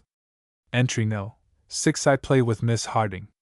I regret that lack of intimacy with the muses prevents me from recording this entry in verse. I have been playing golf with Miss Harding. Not until this afternoon did I realize that constant association with Marshall, Carter, Chilvers, and other hardened golfers has dulled my finer sensibilities and deadened my appreciation of the wonderful scenic beauties of the Woodvale golf course. Like the fool bicycle scorcher who tears past beautiful bits of landscape, his eyes fixed on the dusty paths spurned by his whirring wheel, or like the goggled maniac who steers an automobile, I now find that I have played hundreds of times over this course without once having seen it. When I was a boy, my foolish parents took me on a tour of the continent, for the reason, I presume, that they did not dare leave me at home. My impression of the colossal splendor beneath the vaulted heights of St. Peter's was that a certain smooth space on the tiled floor offered unequaled facilities for playing marbles. I marveled that baseball grounds were not laid out in the noble open spaces surrounding the palaces of Paris, Berlin, and Vienna. The Swiss Alps had a fascination for me by reason of their unsurpassed opportunities for coasting. It never occurred to me until today that nature had any motive in planning Woodvale other than to provide a sporty golf course. Miss Harding has opened my eyes to the fact that it is one of the most beautiful spots on the face of the earth. When I told Carter I was to play with Miss Harding, he looked sort of queer for a moment, and then bet me a box of balls I would not make 85. This was the only thing he could think to say. He tried hard to conceal his surprise, but I could see that he was hard hit. He wins the box of balls, all right. As a matter of fact, we did not finish the round, but I did not tell Carter that. I simply grinned happily and told him that he had won. There is no reason why I should attempt to write an account of this game in this diary. I shall never forget the slightest detail of it as long as I live. The night is black as a raven's wing, but I am certain that I can start from the first tee and retrace every step made by Miss Harding over the 14 holes played, and I will admit that it was far from a straight line. I will wager that I can place my hand on every place where her club tore up the turf, and can locate the exact spots where she drove out of bounds. The day was beautiful, the weather perfect. A few fleecy clouds drifted across a deep sky. The rich green of the slopes blended into the darker shades of the encompassing forests as a rule. The only thing I can recall after a golf game, so far as weather is concerned, is whether it rained or if a high wind were blowing. It was different today.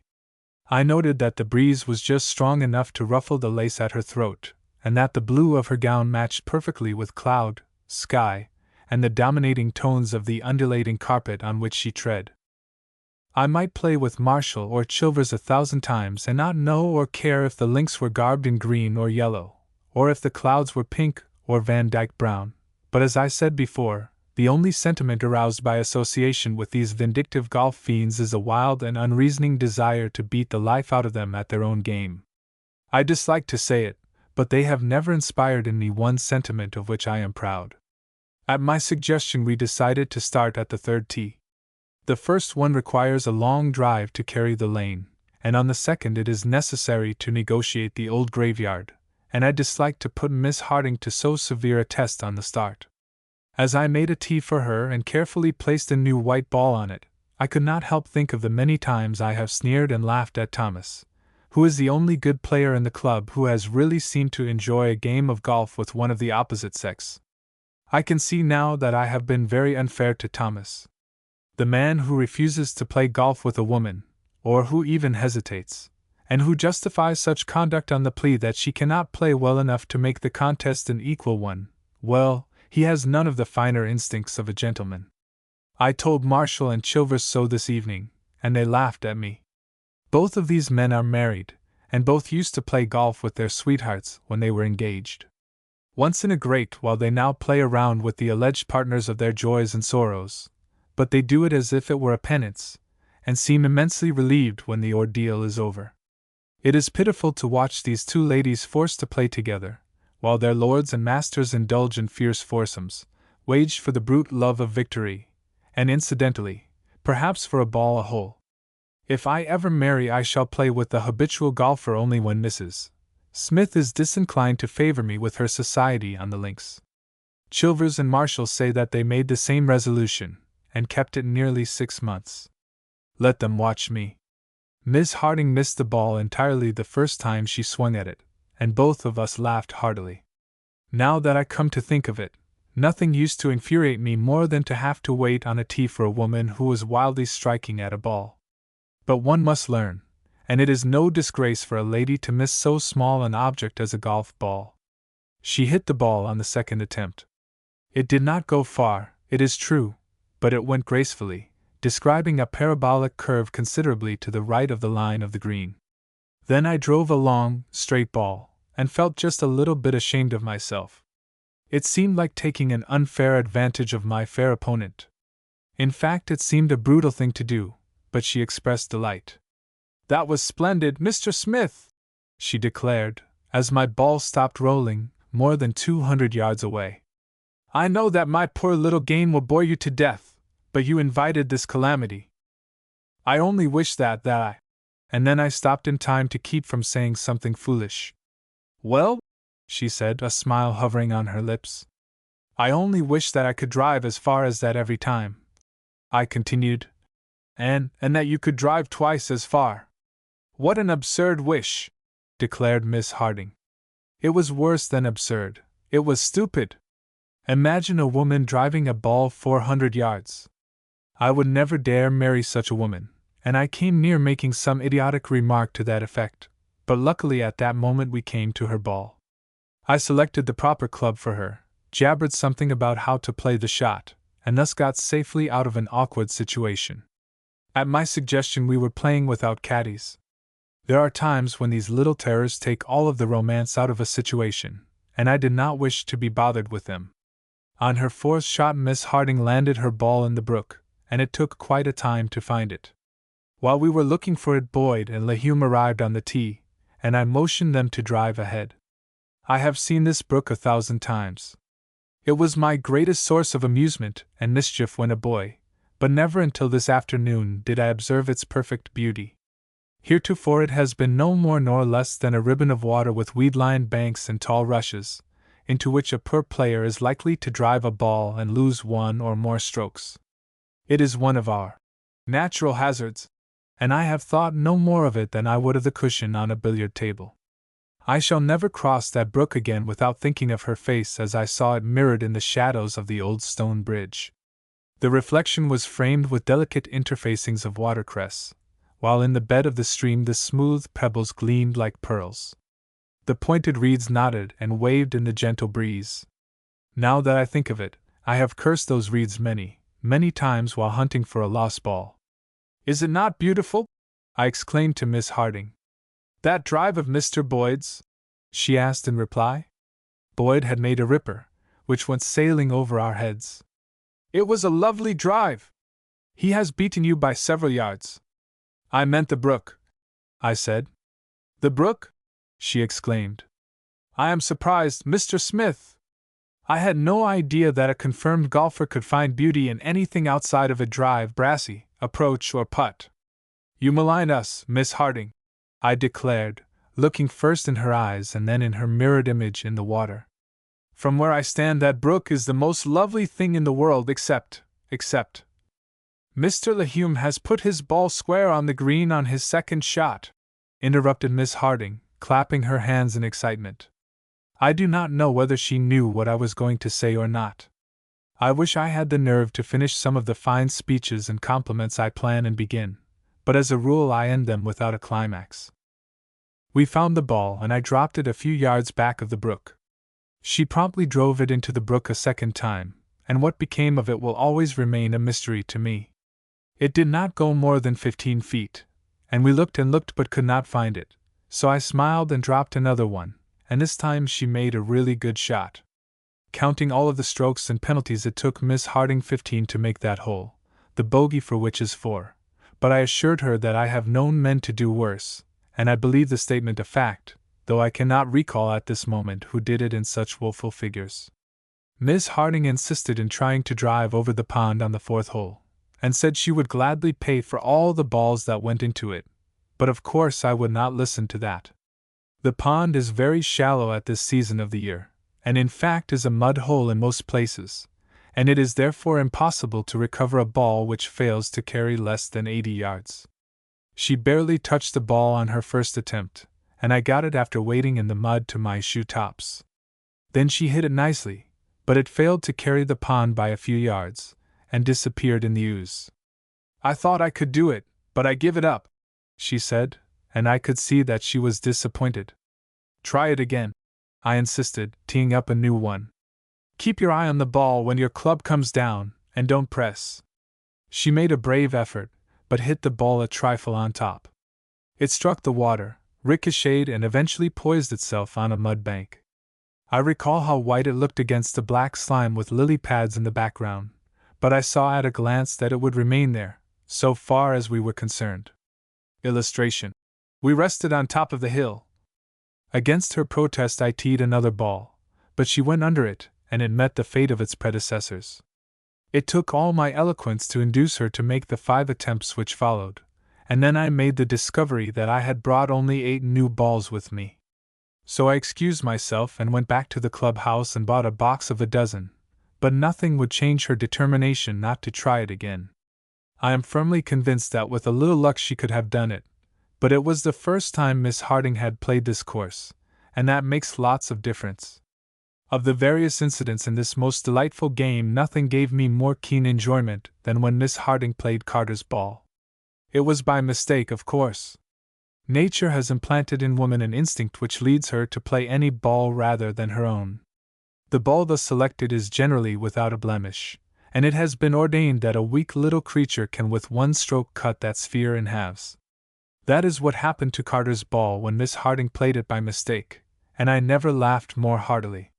Carter smiled and bowed and pretended to be amused, but I knew he was not. We rested on top of the hill after this exploit, and talked of the rare view and of other topics which had nothing whatever to do with golf.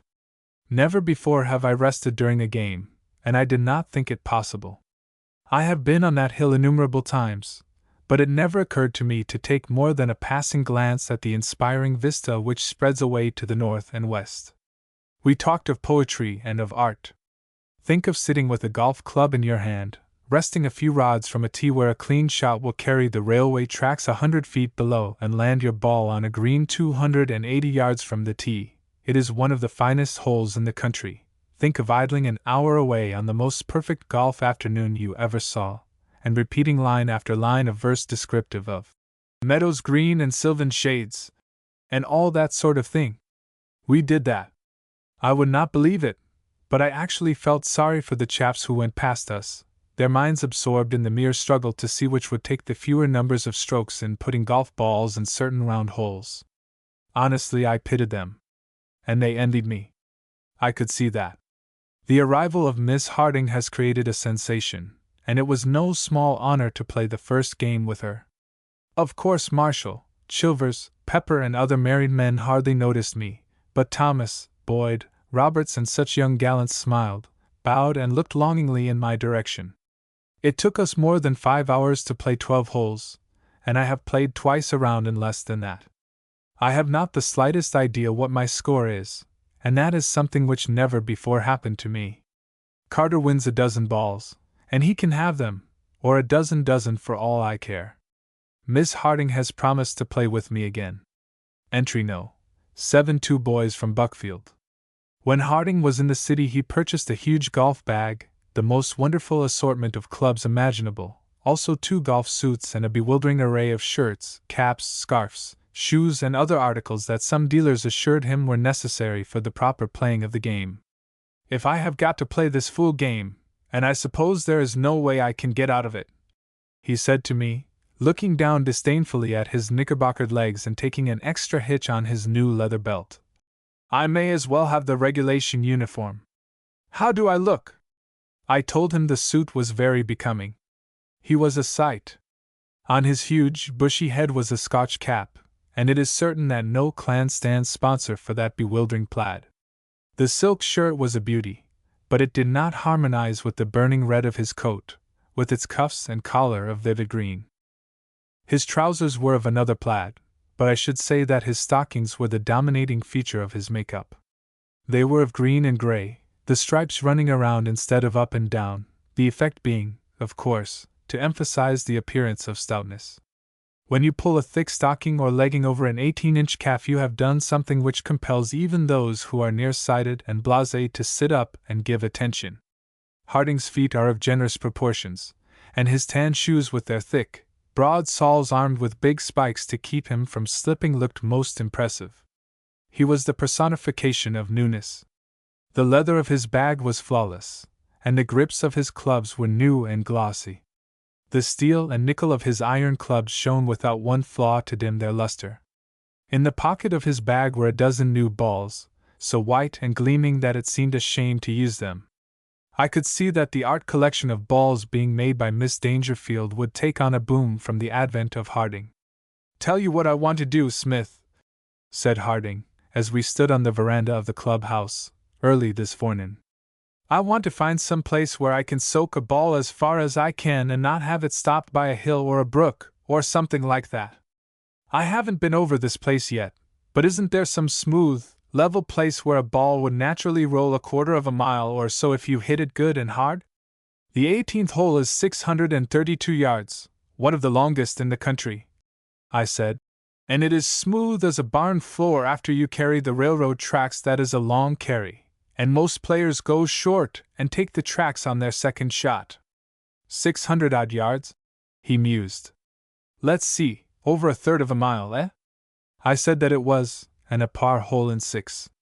"Anybody ever drive it yet?" he asked. "Drive it?" I repeated, laughing. "Well, I should say not. I have reached the green in 3 only twice in all the times I have played it, and am well satisfied to be there in 4. "That proves nothing to me," he said, looking me over. "But you're a pretty husky-appearing chap at that. You're nearly 6 feet, aren't you, Smith?" "A quarter of an inch more than 6 feet in my stockings," I said. "And how much do you weigh?" 185. "You'd ought to be able to drive a ball farther than you do," he said, with the air of one who had mastered the game in all its details. "There is not a man in the club who can consistently outdrive me, and I'll wager that Kirkcaldy himself cannot average 10 yards more than I do, But what was the use of arguing with Harding?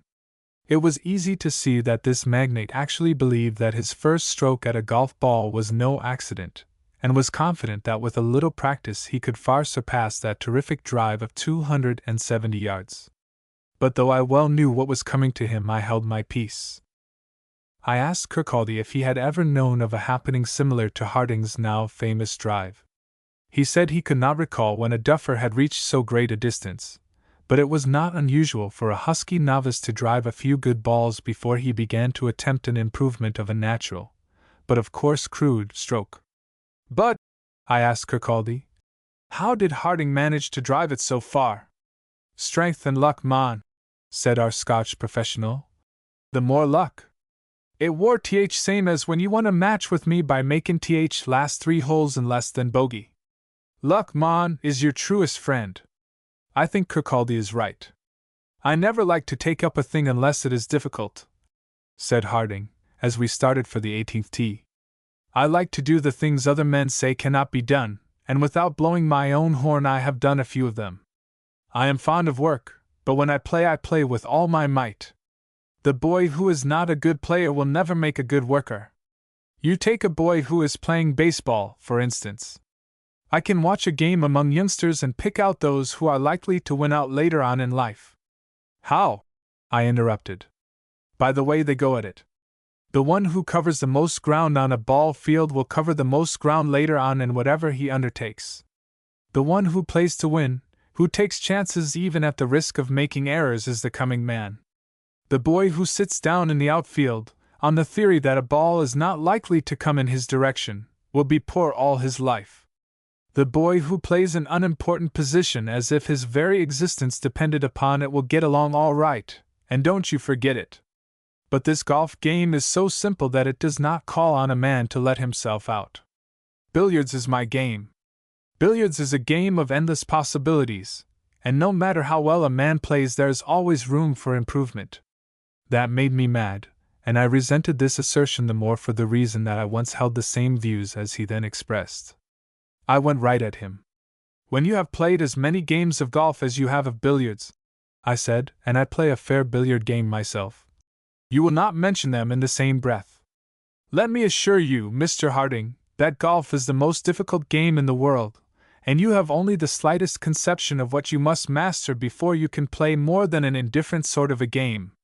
He smiled indulgently. What is there hard about it? He demanded. In billiards, for instance, you play billiards on a table which is not more than 5 feet by 10. I broke in.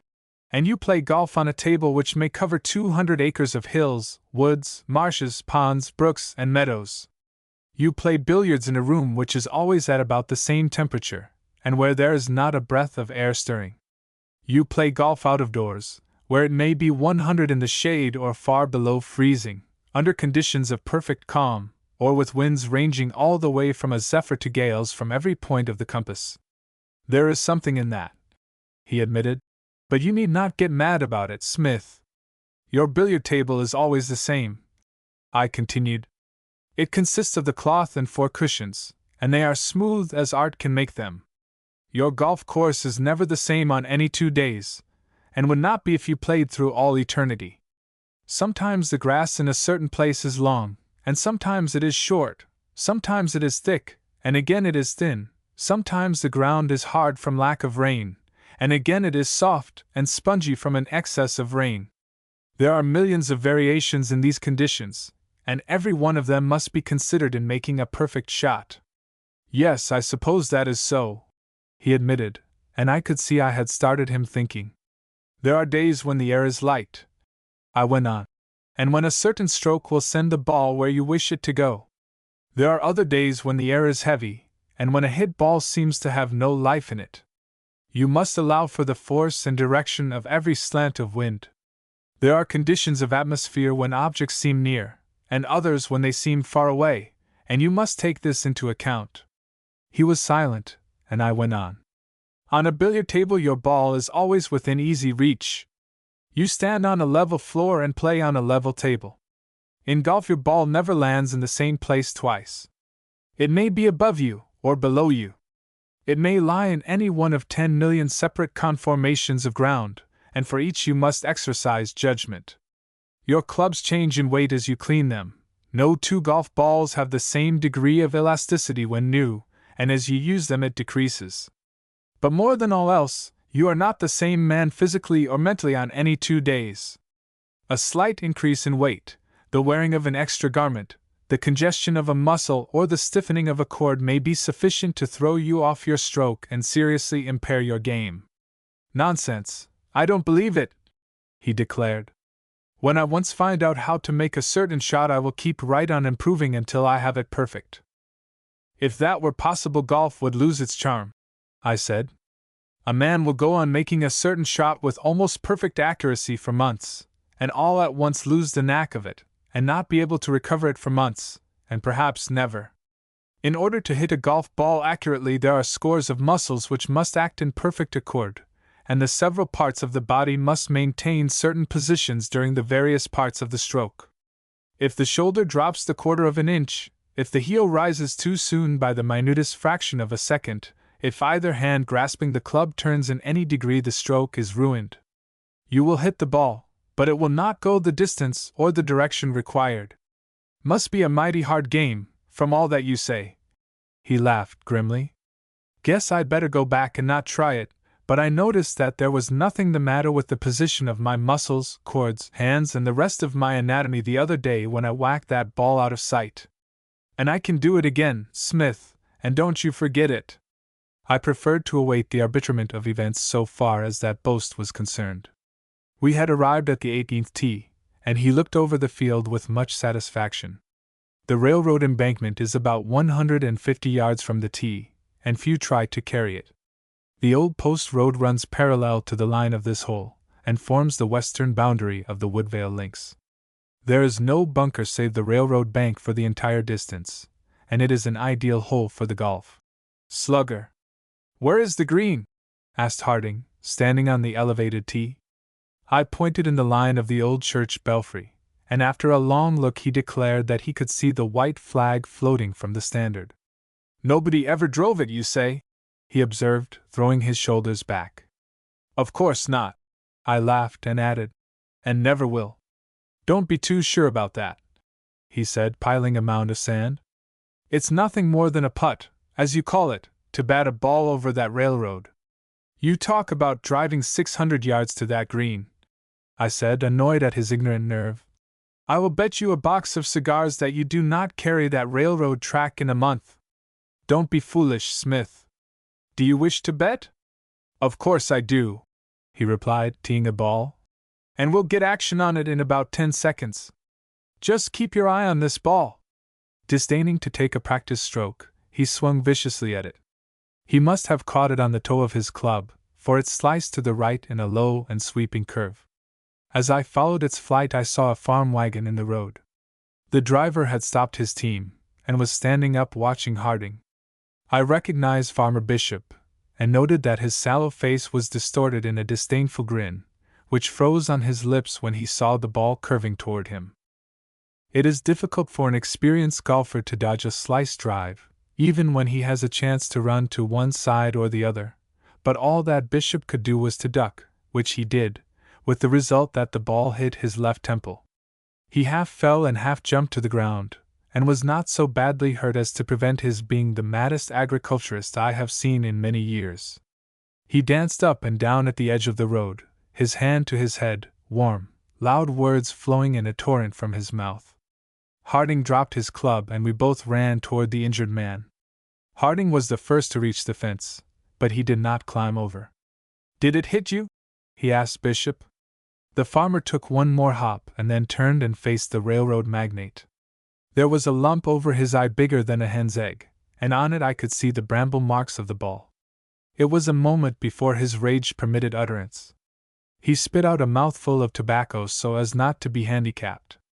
Did you hit me, you deody-gassed old popinjay of a fat dude? He exclaimed, shaking a brawny, freckled fist at Harding. Did you hit me, you flabby old chromo? Do you suppose I fall out of my wagon and dance up and down this road for exercise, you old boiled lobster? I am very sorry, sir, said Harding, amusement and growing anger struggling for mastery. I wasn't shooting in this direction. Something happened to my ball. What do you call it, Smith? Illustration. Did it hit you? You sliced it, I said. That's it, I sliced it, declared Harding, as if that were more or less of a valid excuse. You come over that fence and I'll slice you, roared Bishop, taking a step forward. Things have come to a fine pass in this country if an honest farmer can't take his milk to town without risking being murdered by plutocrats with sliced balls and all that blankety-blank tommyrot. Climb over on this side of the fence and I'll lick 7 kinds of stuffing out of you in about a minute. Keep your shirt on, retorted Harding. You won't lick nobody. He looked curiously at the maddened farmer. Your name is Bishop, isn't it? He asked, and I wondered how he happened to know. Yes, my name's Bishop, was the sullen and defiant answer. Jim Bishop? Yes, Jim Bishop. Harding grinned good-naturedly. Don't you know who I am? He asked. No, I don't, and I don't give a damn, replied Bishop, looking at him more closely, I thought.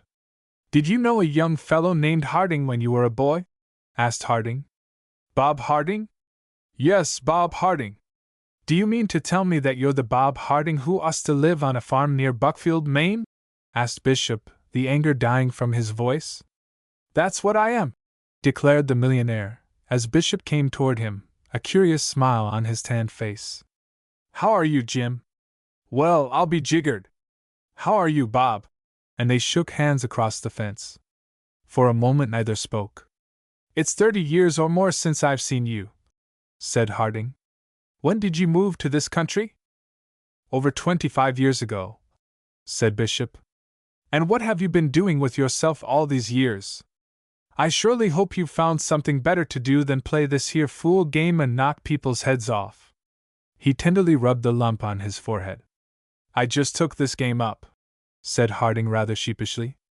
I've been building railroads. Are you Robert L. Harding, the railroad king that the papers talk so much about? Demanded Bishop. I guess I'm the fellow, admitted Harding. Well, I never would have believed it, gasped Bishop, and then they shook hands again. They sat on a rock and talked about Buckfield and their boyhood days for an hour. It seems that they were born and raised on adjoining farms, and were chums until Harding's father died, at which time Harding went west and found his fortune. Not until the horses became restless and started to go home did Bishop note the passing of time. He cordially invited Harding and his daughter to come and call on him, and Harding did not hesitate in accepting the invitation. Now that I think of it, none of us gave a thought to that ball, and I suppose it is out in the road yet. Harding said that was all the golf he wished that day, and so we went back to the clubhouse. Talk about driving a ball 600 yards, Smith, he said, as we came to the 18th tee. I knocked that ball so far that I hit a boy in Maine, and that's hundreds of miles from here. Entry No. 8 Downfall of Mr. Harding. I do not know whether to be annoyed or amused over the result of my second golf game with Miss Harding. It was not in the least like my anticipations. Our first game was so romantic. It was as if the kindly skies had raised a dome over Earth's most favored spot and reserved it for our use. It was different today. I presume it is necessary that beautiful maidens shall have fathers. I raise no doubt that Mr. Harding is a wonderful financier and railroad genius, and it is likely he is entitled to a vacation and to that relaxation which comes from taking exercise, but this does not justify him in butting in on our game. I don't use slang as a rule, but no other term so accurately describes the conduct of that gentleman this afternoon. As for Carter, I have no words to express what I think of Carter. If I had a daughter 19 years old, it would occur to me that she might prefer to play golf with a young gentleman somewhere near her own age rather than with me, especially if that young gentleman were a good golfer, and possessed of wealth, prospects, and honorable ambitions. But Mr. Harding treats her as if she were a school miss in short dresses. He persists in calling her Kid, and only rarely does he address her by the beautiful name of Grace. When Miss Harding started from the clubhouse, her father was on the lawn not many yards away, engaged in the interesting but expensive experiment of trying to drive balls across the lake. He was buying new balls by the box. They cost $5.50 a box, with the joyous abandon of a pampered boy purchasing firecrackers on the 4th of July. All he asks of a ball is one crack at it. And the caddies were reaping a harvest. He had not made one decent drive, and was surprised and angry. As luck would have it, he turned and saw us as we were starting for the first tee. He had laid aside that flaming red and green coat, and was in his shirt sleeves. His face was crimson from exertion, and his hair wet with perspiration. "Where are you going?" he called. "We're going to play a round," I answered, with a sinking heart. "Good, I'll go with you," he returned. "Chuck the rest of those balls into that sack," he said to one of his caddies, "and follow me." What could I do but say we would be delighted to have him join us? We were waiting for him, when who should come from the clubhouse but Carter. "Hello there, Carter!" shouted Harding.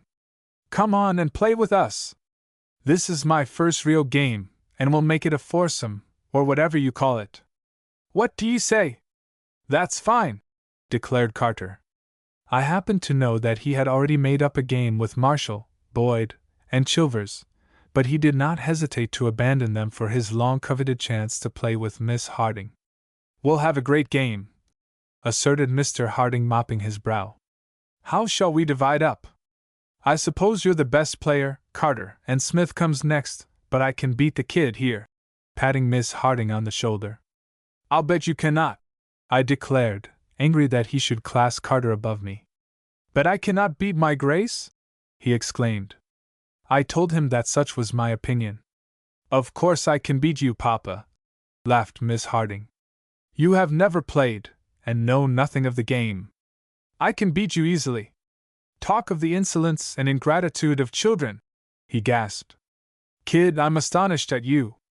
I'll teach both of you a lesson. What do you want to bet, Smith?" I suggested that a box of balls would suit me as a bet. "Box of monkeys!" exclaimed Harding. "I thought you were a sport, Smith." "A box of balls don't last me as long as a box of cigarettes does, Carter. Tell you what I'll do. We'll all keep track of our shots, and for every one I beat her you pay me a box of balls, and for every one she beats me I pay you a box of balls. How does that strike you?"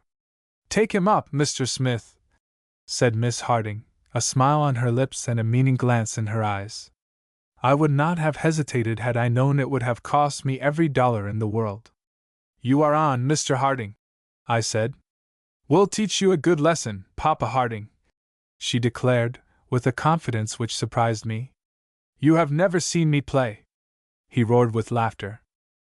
"Talk about David and Goliath!" he exclaimed. "Tell you what I'll do, kid. I'll make you a small bet on the side. You remember that 60-horsepower buzz wagon we were looking at in the city the other day? The one in red that I admired so much?" asked Miss Harding. "Yes, the one you tried to soft-soap me into buying. Tell you what I'll do. If you beat me I'll buy that machine for you, and if I beat you I get a new hat which you pay for out of your pin money. It's a shame to take advantage of you, Papa dear." She hesitated. "But I want that machine awfully, and I'll make the wager. Illustration. And miss the ball by 3 inches. If you never get it until you beat me at this shinny game you will wait a long time," he declared. "Who shoots first?" "Miss Harding and I will be partners," suggested Carter, before I could get the words out of my mouth. "Since I am interested in Miss Harding's play to the extent of a box of balls a stroke, I claim the right to act as her partner and adviser," I said, looking hard at Carter. "Mr. Smith and I will be partners," said Miss Harding, and it was the happiest moment of my life. "I don't care who are partners," said Harding, stepping up to the tee. "I'll shoot first, and you keep your eye on your Uncle Dudley." He piled up a hill of sand, gripped his club like grim death, drew back, swung with all his might, and missed the ball by 3 inches. "One stroke," laughed Miss Harding. "That don't count," he declared. "I didn't hit the blame thing at all. Look at it. It's just where I fixed it a minute ago. Don't cheat, kid. A missed ball counts a stroke," laughed Carter. "Are you sure that's the rule?" We all assured him there was not the slightest doubt of it. All that I can say is that it's a fool rule," he protested. "But at that, one Miss Swipe cuts little figure with me. Here goes for number 2. "Don't press," cautioned Carter. "I'll press all I darn please. Keep your eyes on this one." He grazed the ball enough to make it roll not more than 20 feet into a clump of tall grass. He looked blankly at it, but did not say a word. Then he took a jackknife from his pocket and cut 2 notches in the shaft of his club. Carter drove out a good one, and I teed a ball for Miss Harding. The lane is about 100 yards away, and I thought of advising her to play short, but on reflection determined not to embarrass her by suggestions so early in the game. The moment she took her stance and grasped her club, I noted a difference in her style of play as compared with that of the preceding day. Her club head came back with a free, even curve, and on the return she caught the ball with a good though not perfect follow-through. The ball carried straight and true over the lane, and did not stop rolling until it had passed the 130-yard mark. It was a nice clean drive, and I smiled my approval. "Good work, kid," grinned Harding, but he did not seem the least dismayed. I should not care to play poker with him. I lined out a beauty, and then Harding returned to the attack. It took 2 strokes to get his ball out of the grass. On his 5th shot the ball had a good lie about 10 yards from the lane fence. He smashed at it with a brassy, but drove too low. The ball hit a fence post and bounded back fully 75 yards. In 5 strokes he had not gained a foot. After a combination of weird and wonderful shots he reached the green in 12. Harding's putting was a revelation in how not to drop a ball in a cup. He went back and forth over the hole like a shuttle. This performance added 6 to his score, and he holed out in 19. He was fighting mad, but did not say a word. While the rest of us were holing out, he sullenly added 17 notches to his club. I was astonished and pleased at the reversal in form shown by Miss Harding. 2 iron shots laid her ball on the green.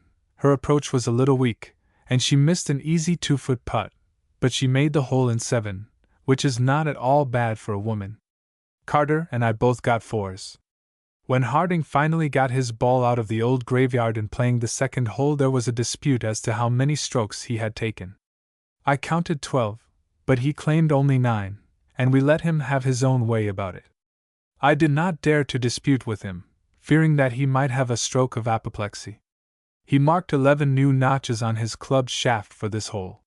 He made a fair drive over the marsh on his 3rd hole, flubbed his 2nd and 3rd shots, but his 4th was a screaming brassy which landed him on the green within 2 inches of the cup. It was one of those freak shots which a man makes once a season, but Harding took vast credit for it, and was the happiest person on the links over his bogey 5 for this long hole. Miss Harding was playing like a veteran. This hole is 355 yards from the tee, but she was well on the green on her 3rd, and holed out in 6. Carter did the same, but I got a 5 and saved the hole for our side. I do not know how to account for Miss Harding's improved playing. It was not in the least like that of the day when we were alone. For the entire 18 holes she played steady, consistent golf. It was not brilliant, but it was a creditable exhibition for a woman. She kept on the course, missed only 2 drives, and rarely failed to get distance and direction. Not until we had played halfway around and Harding was hopelessly behind did he give voice to his amazement. "This is the time you have got the old man down and out, kid," he said, after she had made the 9th hole in 4 to his 14. "I'll admit that there is a trick about this game that I'm not on to, but you just wait, you just wait. I seem to hit 'em all right, but confound 'em, they don't go right. I don't understand it. I'd have bet $1 million against a Perfecto cigar that I could drive a ball farther than a 125-pound girl, even if she is my daughter." "We will call our bet off, Mr. Harding," I suggested, satisfied that we had tumbled him from the pedestal reared by his conceit. "We'll call nothing off," he promptly declared. "Soak it to me as hard as you can. I'll get even with all of you before the season's over." No language can describe the game played by the railway magnate. His miserable playing was supplemented by worse luck. A predatory cow swallowed his ball. He drove another one into the crotch of a tree, hit Carter in the shin, broke a window in the clubhouse, tore his trousers, sprained his thumb, and poisoned his hands with ivy while searching for a lost ball. He conversed much with himself when Miss Harding was not near. The nicks in his club by which he kept score became so numerous, and they so weakened the shaft, that he finally broke it, also one of the commandments. The story of his calamities and of his undoing is feebly indicated by his score, which was as follows: 1 2 3 4 5 6 7 8 9 out, 19 11 5 7 12 9 8 16 14, 101 in, 8 6 10 5 7 7 11 5 12, 71, total, 172. Miss Harding made it in 116, and with a reasonable amount of luck I am sure she would have done much better. I played a rattling good game, completing the round in 80, which is the best score I have made this season. I put it all over Carter, who had made me a side bet of the dinners for the four of us that his individual score would be better than mine. Miss Harding won an automobile which will cost not less than $15,000. I won 56 dozen golf balls, enough to last me 2 years. Carter lost a dinner which I thoroughly enjoyed, and Mr. Harding lost his temper, but I will give him credit for finding it the moment the game was over. He laughed as if it were the greatest joke in the world. "You threw me down, kid," he said to Miss Harding, "but I'll forgive you. You get the buzz wagon and Smith gets a cartload of balls, but I'll tell you one thing, and that is this: I'm going to learn how to hit one of those blamed balls in the nose every time I swipe at it, even if I have to resign the presidency of the R.G.&K. Railroad." I can see that the golf microbe has marked him for a shining victim. Entry No. 9. Mr. Smith gets busy. I have had to neglect my golf and attend to business. For nearly a week I have not seen Miss Harding. And all on account of that miserable N.O.N.G. stock. Early in the week it dropped to more than 10 points below the figure at which I purchased it. This meant a loss of $20,000. Tuesday morning I called on my broker and he informed me that if N.O.N.G. dropped 2 more points he would have to call on me for margins. There were rumors, he said, that it would pass its next dividend, or at least reduce it. Then I got busy. I called on Jones, the kind friend who steered me against this investment. Jones informed me that certain powerful banking interests were raiding the stock. He could not identify them, and I saw that he knew nothing about it. "We are the lambs, Smith," he sadly said. "I'm in for 1,000 shares myself. They have not an ounce of my fleece yet," I declared, and turned and left him. I served 2 years on Wall Street under my father, and there was no streak of mutton in him. It made me furious to think that I should be made to hold the bag for a lot of unscrupulous tricksters. I set about ascertaining the exact status of the business of the N.O.N.G. In my search for information I was thwarted again and again, but I do not think it was entirely luck which led me to solve the mystery to my personal satisfaction. I employed detectives to assist me, and in 4 days had the information on which to act. It is as neat a conspiracy as ever was hatched by financial brigands, but I think I know every tree behind which they are hid. It is probable that they are within the pale of the written law, but one would have the same right to operate in gold bricks or green goods. It may be that the action I have taken will spell my financial ruin, but I propose to ascertain if a gentleman cannot take a modest flyer in Wall Street without being marked as a come-on, which is the term used by those who rig the market. If they get me it will be not for $20,000 but for $2 million. I propose to make the fight of my life. I wonder what Miss Harding would think if she knew I were engaged in a deal of this magnitude? On Thursday I instructed my business agents to convert certain negotiable assets into cash, and to arrange for an extension of my credit with the banks. I now propose to follow N.O.N.G. to the bottom, if there be one, and if not I shall drop with my money into the fathomless void of bankruptcy. I called on my broker. "I wish to get out," I said to him. "I will take my losses. This has been an expensive experience to me. I do not imagine, Mr. Smith," he said, "that the loss of $23,000 will seriously cripple you or disturb your serenity." I made a gesture of despair. "If that were all I would not give it a thought," I said. He looked at me curiously. "I hope that you are not long on this stock to any great extent," he said. I should have said nothing about it, I returned, looking as distressed as possible. Please make no inference from my remark, and keep this transaction entirely an office secret. It is not necessary to caution me, he quickly said. The financial papers that evening recorded a rumor to the effect that the son of a late well-known banker and operator is said to be heavily long on NONG, and the slump in that stock during the closing hours was probably due to his frantic efforts to close out an account estimated at 20,000 shares. I wonder where that rumor originated. This is the way secrets are kept in Wall Street. Prior to this I had commissioned Morse and Davis, brokers in whom I have implicit confidence, to purchase 5,000 shares of the stock at or below 75. I obtained 79 for my original investment, and its sale combined with the circulation of the rumor before mentioned precipitated a flurry in NONG, which sent it as low as 74 and a fraction. Illustration. It is not necessary to caution me. Before the market closed I had my 5,000 shares. Friday morning selling orders poured in from frightened smallholders, and when their demands had been satisfied the syndicated conspirators put the screws on just as I expected. They also circulated an alleged authorized interview with an official of the NONG, forecasting the passing of the regular semi-annual dividend. Had I not been acquainted with the plans of these quotation wreckers I should have been seriously alarmed. When the tape recorded a sale at 70 I placed an order with Morse and Davis for 10,000 shares, and they picked it up in small lots at an average of 69. It rose slightly on Saturday, and I did nothing with it.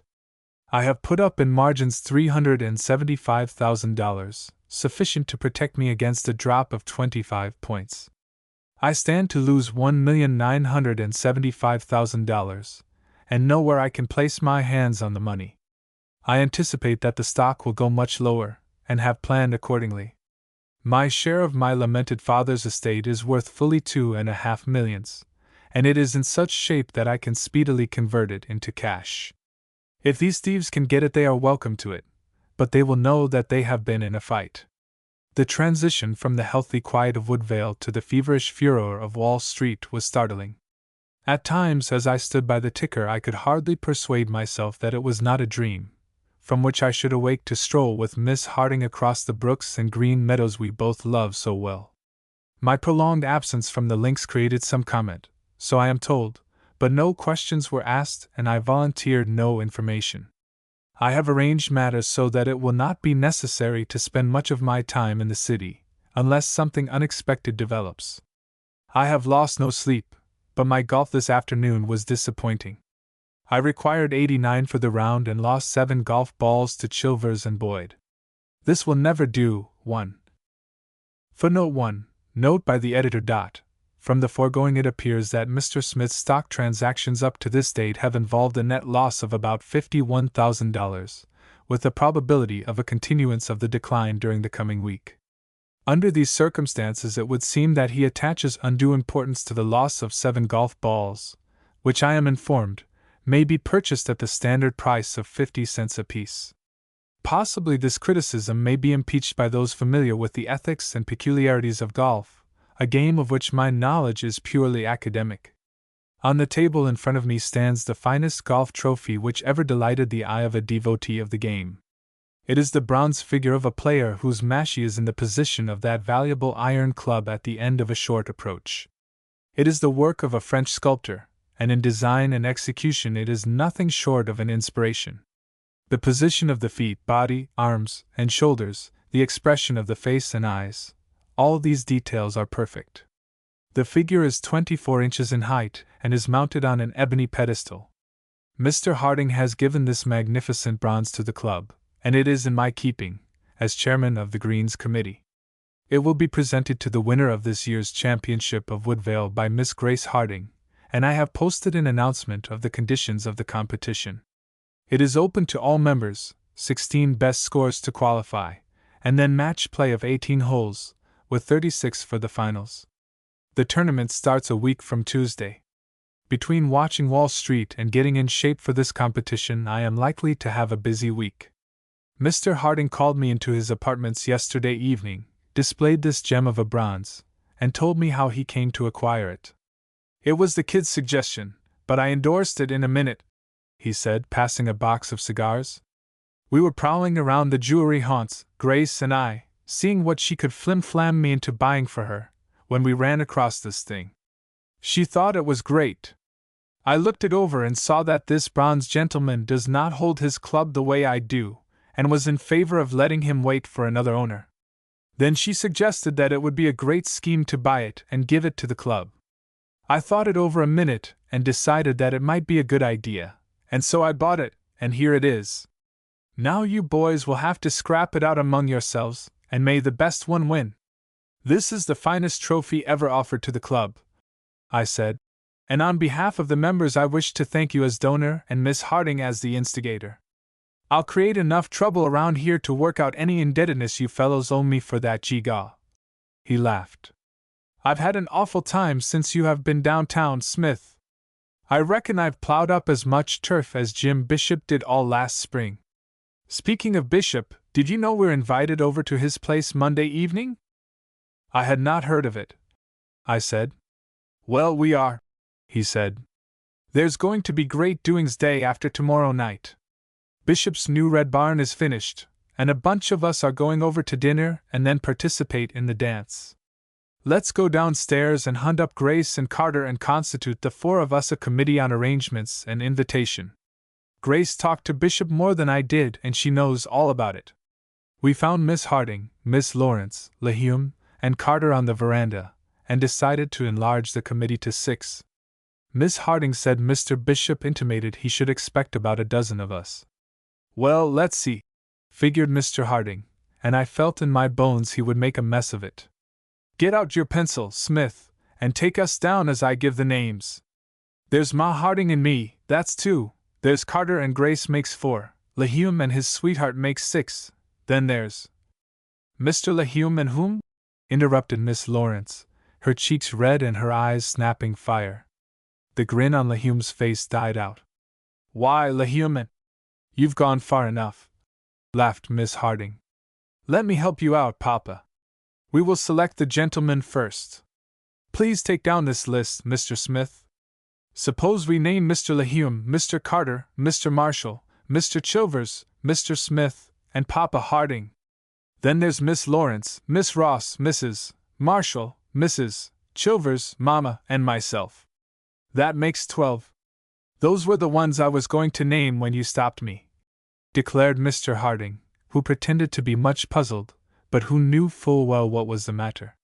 He gave me a quiet nudge with his elbow, and then went on to say that the 12 of us would dine with the Bishops at 6 o'clock, and stay to the dance which would start as soon as it was dark. It ought to be great fun. I wish I knew if Miss Harding resented the coupling of her name with Carter. I watched both of them closely, but neither gave a sign. Chilvers tells me that Carter and Miss Harding have played several games together during the past week, and I assured him that the fact possessed not the slightest interest to me. Chilvers pretends to think it does, and seems to take much delight in harping on that subject. As a matter of curiosity, I should like to know when and where Carter first met the Hardings. Once or twice I have thrown out a hint to Carter, but he has not said a word. Carter is a good-looking chap, and I think he knows it. The fond mammas here in the club consider him a catch. I am not exactly a pauper myself, but I may be if this N.O.N.G. deal goes against me. I wonder how it would seem to be poor. I wonder if Miss Harding would care to play golf with me if she knew I had to work for a living? I wonder what I would work at. I dreamed last night that N.O.N.G. stock went down and down until it was worth less than nothing, and that I had lost every dollar in the world and owed several millions. It was an awful dream. I was in jail for a time, and when they let me out I did not have the car fare to get back to Woodville. I walked all the way, and was chased by dogs. When I got here, the steward presented my bill, which amounted to several $100s. I told him I could not pay it, and he marked my name off the membership list. I met Carter and several others, and they would not speak to me. I was dying from hunger, and looked longingly at the remnants of a steak left by Chilvers, but one of the servants told me to move on. Then the scene changed, as things move in dreams, and I was at work on Bishop's farm. I was cutting and shocking corn, and the boss of the hired help swore because I was so slow.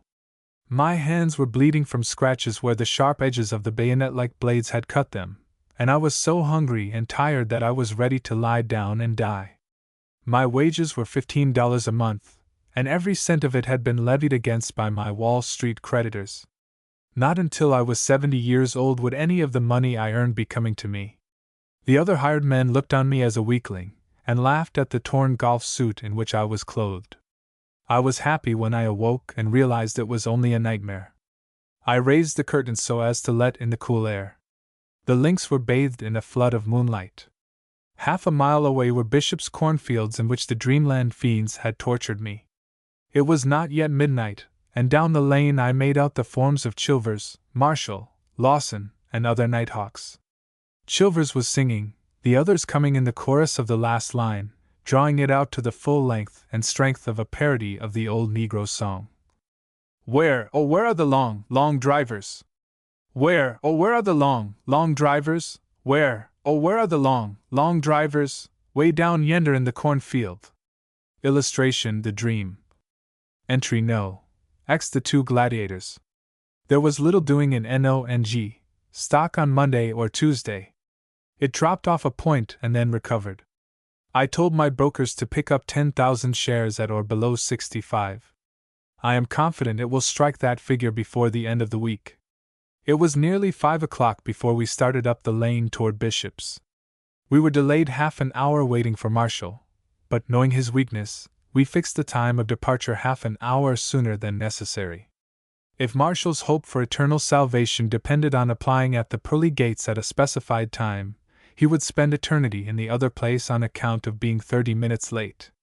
Knowing this to be his habit, we always provide against it. If the clubhouse ever catches on fire, we shall lose Marshall, and he is a splendid good fellow.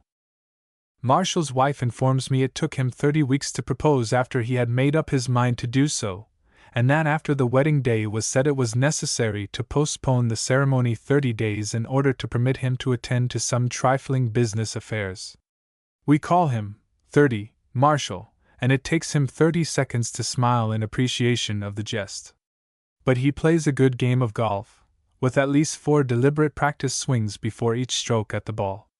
Chilvers wanted to have a team hitched up and ride over in the club bus. He said it tired him to walk. We vetoed that proposition, and Chilvers stopped twice to rest on the half-mile jaunt to Bishop's. Chilvers thinks nothing of playing twice around Woodvale, a distance of not less than 10 miles, but when in the city he takes a cab or a street car when compelled to go a few blocks. When there is no ball ahead of him he is the most fatigued man of my acquaintance, but he can stride over golf links from daybreak until it is so dark you cannot see the ball, and quit as fresh as when he started. There are others like Chilvers. I walked with Mrs. Harding. I had a good chance to walk with Miss Harding, but wished to show Carter that it was a matter of indifference to me. More than that, it occurred to me it was not a bad plan to become better acquainted with Mrs. Harding. The man who gets Mrs. Harding for a mother-in-law will be fortunate. None of the thrusts and jibes of the alleged funny man will apply to her as a mother-in-law. One would not readily identify Mrs. Harding as the wife of a famous railway magnate. Well, certainly has not turned her motherly head. Of course, she is a little woman. Huge men such as Harding invariably select dolls of women for helpmates. She is round, smiling, pretty, and thoughtful, and I like her immensely. We were approaching the Bishop place. The orchard trees were covered with fruit. Some of the tomatoes showed the red of their fat cheeks through the green of their foliage. Miss Lawrence had started with Hume, but under some pretext left him and was with Carter and Miss Harding, and I doubt if Carter was pleased with that evidence of his popularity. Hume walked with Miss Ross and talked and laughed, but I could see he was angry. It suddenly occurred to me that Miss Lawrence would probably meet Bishop's hired man, Wallace, and I presume Hume was thinking of the same thing. It was apparent they had quarreled over something. Marshall and Chilvers were together, their wives trailing on behind, as usual. The way these two married men neglect these lovely women makes me angry every time I am out with them, but the ladies do not seem to care, and I presume it is none of my business. Harding walked with everybody, and was happy as a lark. He threw stones at a telegraph pole, and was in ecstasy when a lucky shot shivered one of the glass insulators. "How was that for a shot, Mother?" he shouted, as the glass came flying down. "Haven't hit one of those since I was 14 years old. Say, I wish I was 14 years old now, barefooted, and sitting on the bank of that creek catching shiners." "I wouldn't throw any more stones, Robert," Mrs. Harding said, laying her hand on his arm and looking up to his happy face. "The last time you threw stones you were lame for a week, and I had to rub you with arnica. But think of the fun I had," he said, and then he went back and told Marshall and Chilvers some yarn which must have been very amusing from the way they laughed. I had been praising the beauties of the country around Woodmere, and asked Mrs. Harding how she liked the clubhouse, and if she were enjoying her summer there. "I would enjoy it much better," she said, "if I did not know that I should be home." "I presume you feel that you are neglecting your social duties," I ventured. "Social fiddlesticks," she laughed.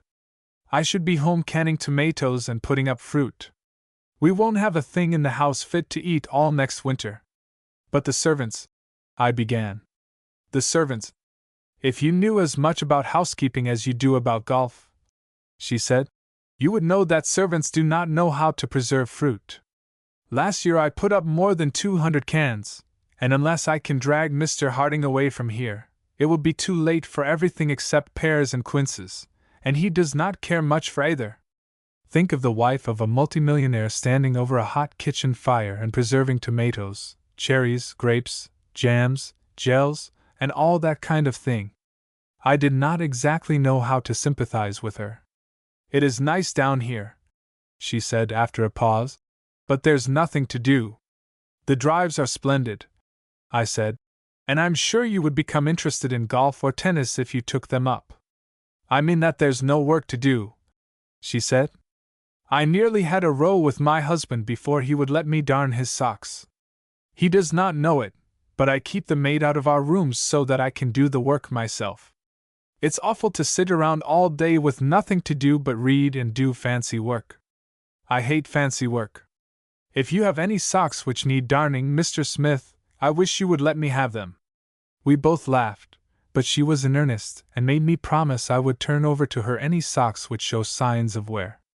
"I shall keep them as a memento. That is the kind of a woman I should like for a mother-in-law. And the more I see of Mr. Harding the better I like him." But I must record the many things which happened that afternoon and evening at Bishop's.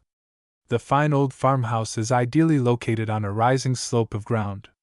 It is surrounded with the most beautiful grove of horse-chestnut trees in this section of the country.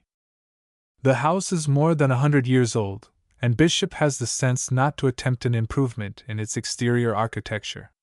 When a boy, I spent most of my spare time in and around the Bishop house.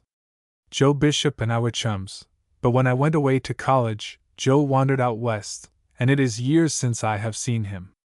I have often thought that I must have been an awful source of bother to the Bishops, but they never seemed to mind it much. All of their children are grown up and married, but here the old folks are, working away as hard as when I was a child. I suppose James Bishop is about Mr. Harding's age, somewhere between 50 and 55. He in no way resembles the farmer of the cartoons. He wears a stubby mustache, and looks more the prosperous horseman than the typical farmer. He is a big man, a trifle taller than Mr. Harding, but not so broad of shoulder. Either of them would tip the beam at 230 pounds. Bishop was at the gate waiting for us, and back of him 2 good-natured dogs bade a noisy welcome. "Come right in," he said, shaking hands with Harding. "If I'd known that you had to walk, I'd hitched up a rig and come after ye. This is Mrs. Harding, I reckon," he said, grasping that lady's hand. "Glad to meet ye, Mrs. Harding. I knowed that thar husband of your'n when he wasn't bigger nor a pint of cider." Illustration. At the gate waiting for us. "Robert has often spoken of you, Mr. Bishop," said that lady. "How is Mrs. Bishop?" "She's well, first rate, thank ye." "Come right in and we'll hunt her up," he said, leading the way. "I suppose she's puttering around in the kitchen." I caught a glimpse of Mrs. Bishop through the window. She was hurriedly shedding a large calico apron, and met us as we were on the steps of the veranda. A woman trained in the conventionalities of society could not have conducted herself better than did this American wife of an American farmer, and I was proud of her as if she had been my own mother. She had the rare tact of making her guests feel perfectly at home. Bishop had disappeared, but soon returned with an enormous glass pitcher and a tray of glasses. "Here's some new sweet cider for the ladies," he said, pouring out a glass and handing it to Mrs. Harding.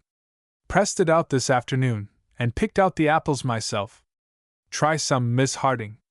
Here's a glass for you, Miss, blamed if I haven't forgot your name already," proffering a glass to Miss Lawrence. "But we don't mind a little thing like that, do we?" "Indeed we do not," laughed Miss Lawrence. "How about this?" demanded Chilvers. "What was that you said about cider for the ladies? My friend Marshall is dying for a drink, and my throat is as dusty as his boots. Do we walk 2 miles and then choke to death? We don't want to lose Marshall like this." "You hold your horses a minute," grinned Bishop.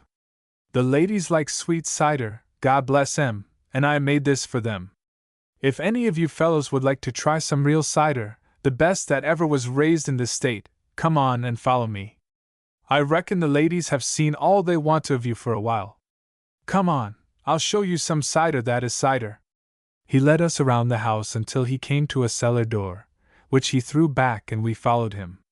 When our eyes became accustomed to the dim light, we saw long rows of huge casks, mounted on frames so that the spigots were 18 inches from the floor.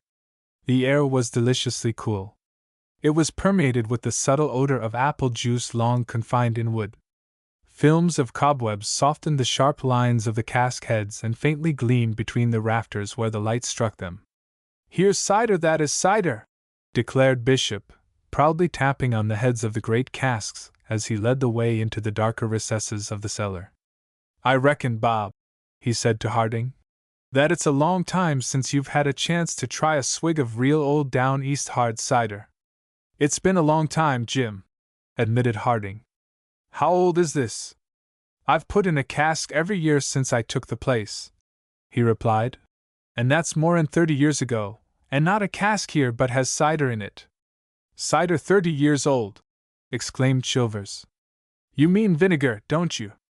"I said cider, young man, and when I say cider I mean cider," retorted Bishop, rather indignantly. "It is no more vinegar than brandy's vinegar, nor champagne's vinegar. Now I don't reckon none of you, barring my old friend John Harding, here, ever tasted a drop of real hard cider." "Oh, yes, Smith has, of course, but how about the rest of ye?" Carter, Lehume, Marshall, and Chilvers admitted that their idea of hard cider was a beverage which had started to ferment. Bishop placed his hand reverently on a blackened, time-charred cask. It was evident he was as proud of that possession as others might be of an authenticated Raphael. "I don't tap this here very often," he said, "but in honor of this occasion I'll let it run a bit. This here cider is 50 years old." He drew off a pint or so in a stone jug, and we went out into the light to examine it. It was almost colorless, slightly amber in shade, if any tint can describe it. I had seen that sacred cask when a boy, and I recall now that Joe Bishop did not dare touch it, and there were few things of which he was afraid. We all solemnly sampled it from small glasses, which Bishop produced from some mysterious hiding place. "There is no taste to it," declared Chilvers. "It's smooth as oil, but it has no flavor." "Hasn't it?" smiled Bishop. "You just wait a minute and you'll get the bouquet, as you wine experts call it. It's one of these coming tastes, but when it hits you you cry for more." It was as the farmer said. There came to our palates the subtle gustatory perfume of apple blossoms. Within the old cask there had been stored the fragrance and the spell of the orchard of half a century agone. It was the wine of the apple, the favored fruit of the gods. "Is it supposed to be intoxicating?" asked Marshall. Bishop laughed uproariously, and Harding joined in his merriment. "My boy," Bishop said, "it's as intoxicating as the feel of your sweetheart's cheek against your own, only it affects you in a different way. I've known a man to fill up on that smooth-tastin' and innocent-lookin' stuff and not come to until he was on shipboard, and halfway to Cape Horn. Under its influence, the secretary of a peace society would tackle the Japanese Navy in a rowboat. From what I know about mythology, I'm sure Mars drank it regular. Our host drew a generous allowance from a cask containing a more recent vintage, and led the way from out the old cellar to seats beneath the trees facing the smooth turf of an unused croquet ground. Upham wandered away in search of the ladies, whose laughter and chatter from the nearby veranda proved they were cheerfully enduring his absence. I caught a glimpse of Wallace as he drove the cows into the old barn, and wondered if Upham seriously considered the hired man as a rival. We filled our pipes and lay back in the comfortable seats, content to listen to the music of the birds overhead, and follow aimlessly the conversation between Bishop and Harding. The cider from the sacred cask had bridged the years which separated them from boyhood days back in Buckfield, Maine. The old grindstone reminded Harding of an incident, to the telling of which both contributed details. They told of swimming exploits, of how they helped lock the school teacher out of the little red building which seemed to them a prison. They told of blood-curdling feats of coasting and of skating on thin ice, and of other things more or less distorted, perhaps, when seen through the haze of 40 years. Then they told of the boys they had licked, and of the boys who had whipped them, also of the feud between the lads of Buckfield and Sumner, and the desperate encounters which resulted from it. "Do you remember, Bob?" asked Bishop, after a moment's pause, "of that wrastlin' match we had on the floor of your dad's barn? The time I got a black eye, and you lost part of your ear?" asked Harding, his eyes brightening at thought of it. "That's the time," declared Bishop. "I tore your clothes most to pieces." "I don't remember about that," responded the railroad magnate. "But I do remember that I flopped you 3 times out of 5. 3 times out or nothin'!" exclaimed the farmer. "I put you down fair and square 3 times running, Bob, and if you'll stop and think a minute you'll recollect it." "Recollect nothing!" defiantly laughed Harding. "You never saw the day in your life when you or any boy in Buckfield could put my shoulders to the ground 3 times running. You're losing your memory, Jim. I did it all right." "I say you didn't. And I can do it again." "You can, eh?" shouted Harding, springing to his feet and pulling off his coat. "We'll mighty quick see if you can. I'll tackle you right here on this croquet ground." "Side holt, square holt, or catch as catch can?" asked Bishop, casting one anxious look towards the house. "We always wrast sled catch as catch can, and you know it," declared Harding. "I suppose you think just because I do nothing but build railroads and things that I've grown effeminate since you tackled me the last time. Come on, I'll show you." "I'm afraid I'll hurt you, Bob," said Bishop, and I could see that he honestly meant it. "I've been outer doors all my life, and you've been. I suppose you think I've been in an incubator, don't ye?" snorted Harding. "Don't weaken. Don't be a coward, Jim. There's the line, tow it," and he marked a crease in the soft turf. "You bet I'll tow it," growled the now irate farmer. "And don't whimper if I break a bone or 2 when I flop ye." As Bishop threw his cap to the ground and rushed toward the defiant millionaire, Carter saw fit to interfere. "Don't do this," he protested, jumping between them. "One of you will get hurt. It's dangerous for men of your age to wrestle." Both of them reached out and brushed Carter away, and the next instant they were at it. Bishop ducked and got an underhold, and I was sure Harding would go down, but he braced himself with his huge legs, and with the strength of a giant broke the clasp of his opponent's arms. It takes skill as well as muscle to do this, and I saw at a glance that Harding had not forgotten the tricks of his boyhood. As Bishop spun halfway around, the other caught him at a disadvantage, raised him clear from the turf and dashed him down, falling with all his weight upon him. It was as clean and quick a fall as I have seen, but for a second my heart stood still, fearing Bishop's neck had been broken. He gasped once or twice, and then I heard a muffled laugh. "Let me up, Bob, that's one for you," he said, and both struggled to their feet.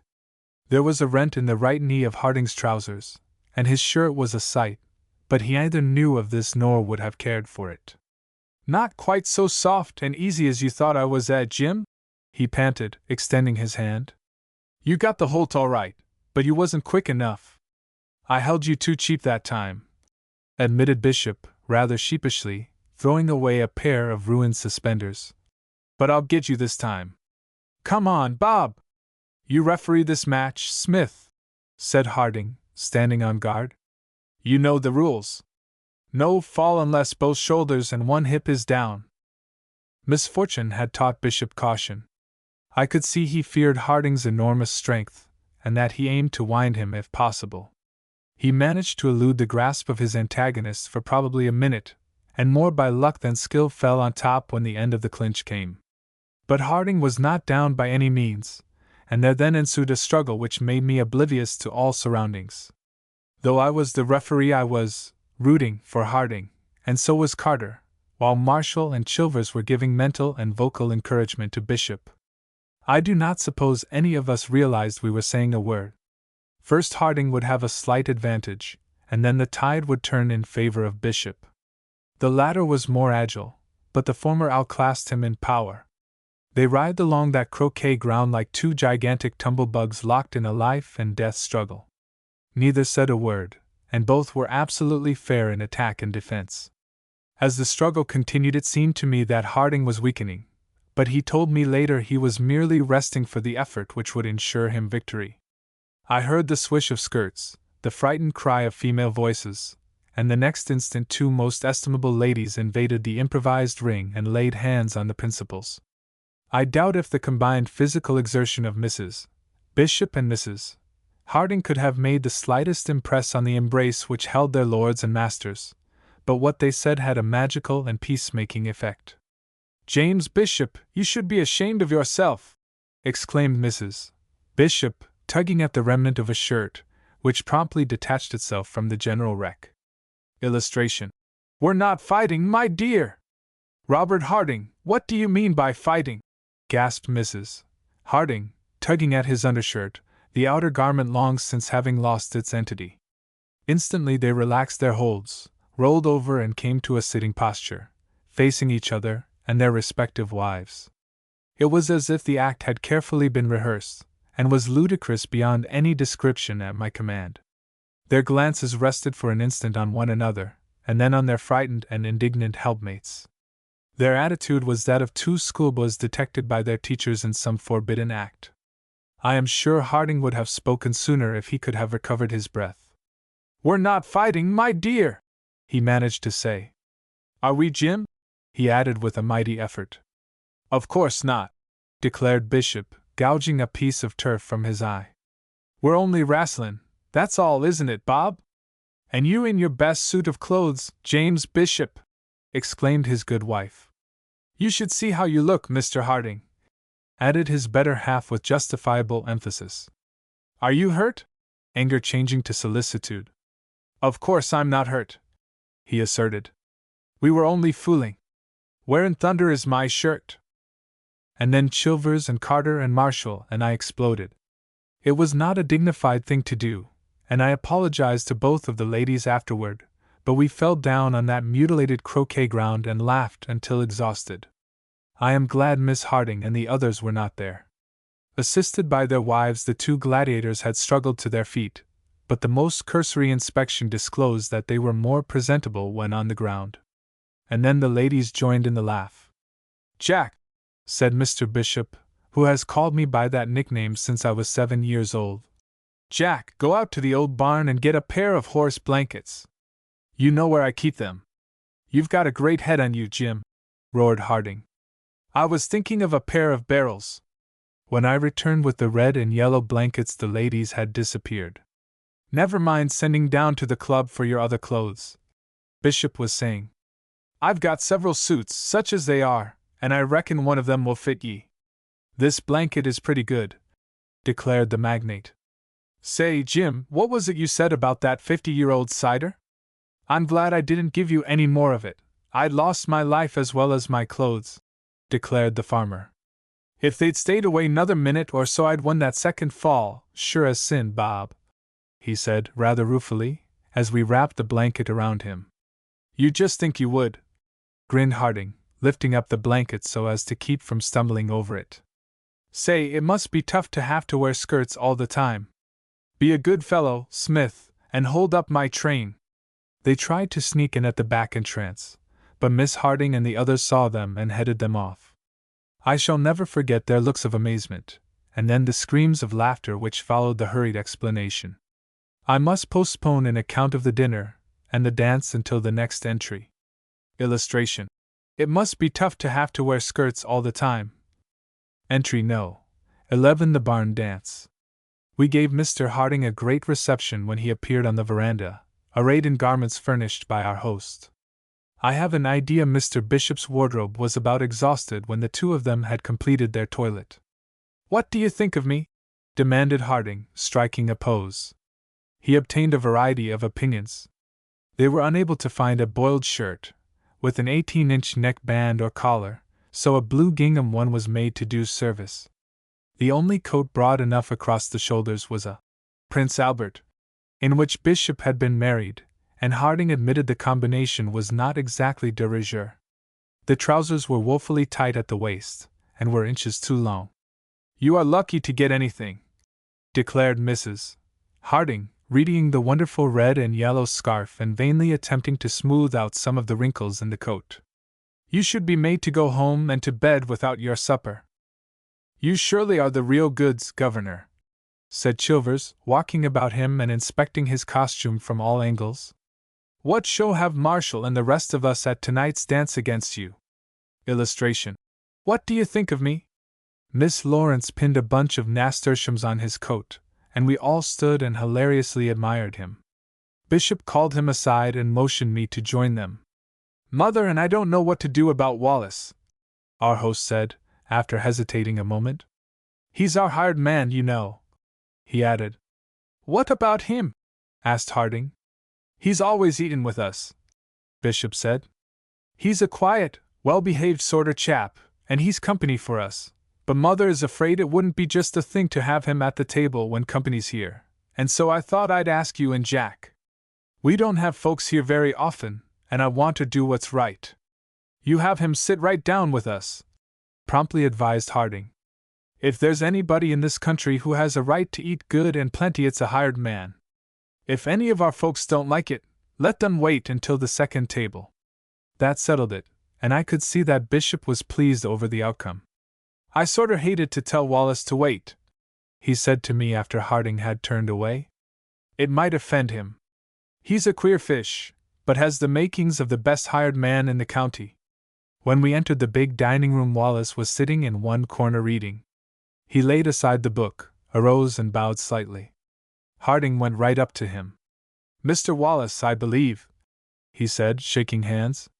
"My name's Harding, and I'll introduce you to the rest of us." And he did. This young Scotchman is a handsome chap. His features are those of Byron in his early manhood.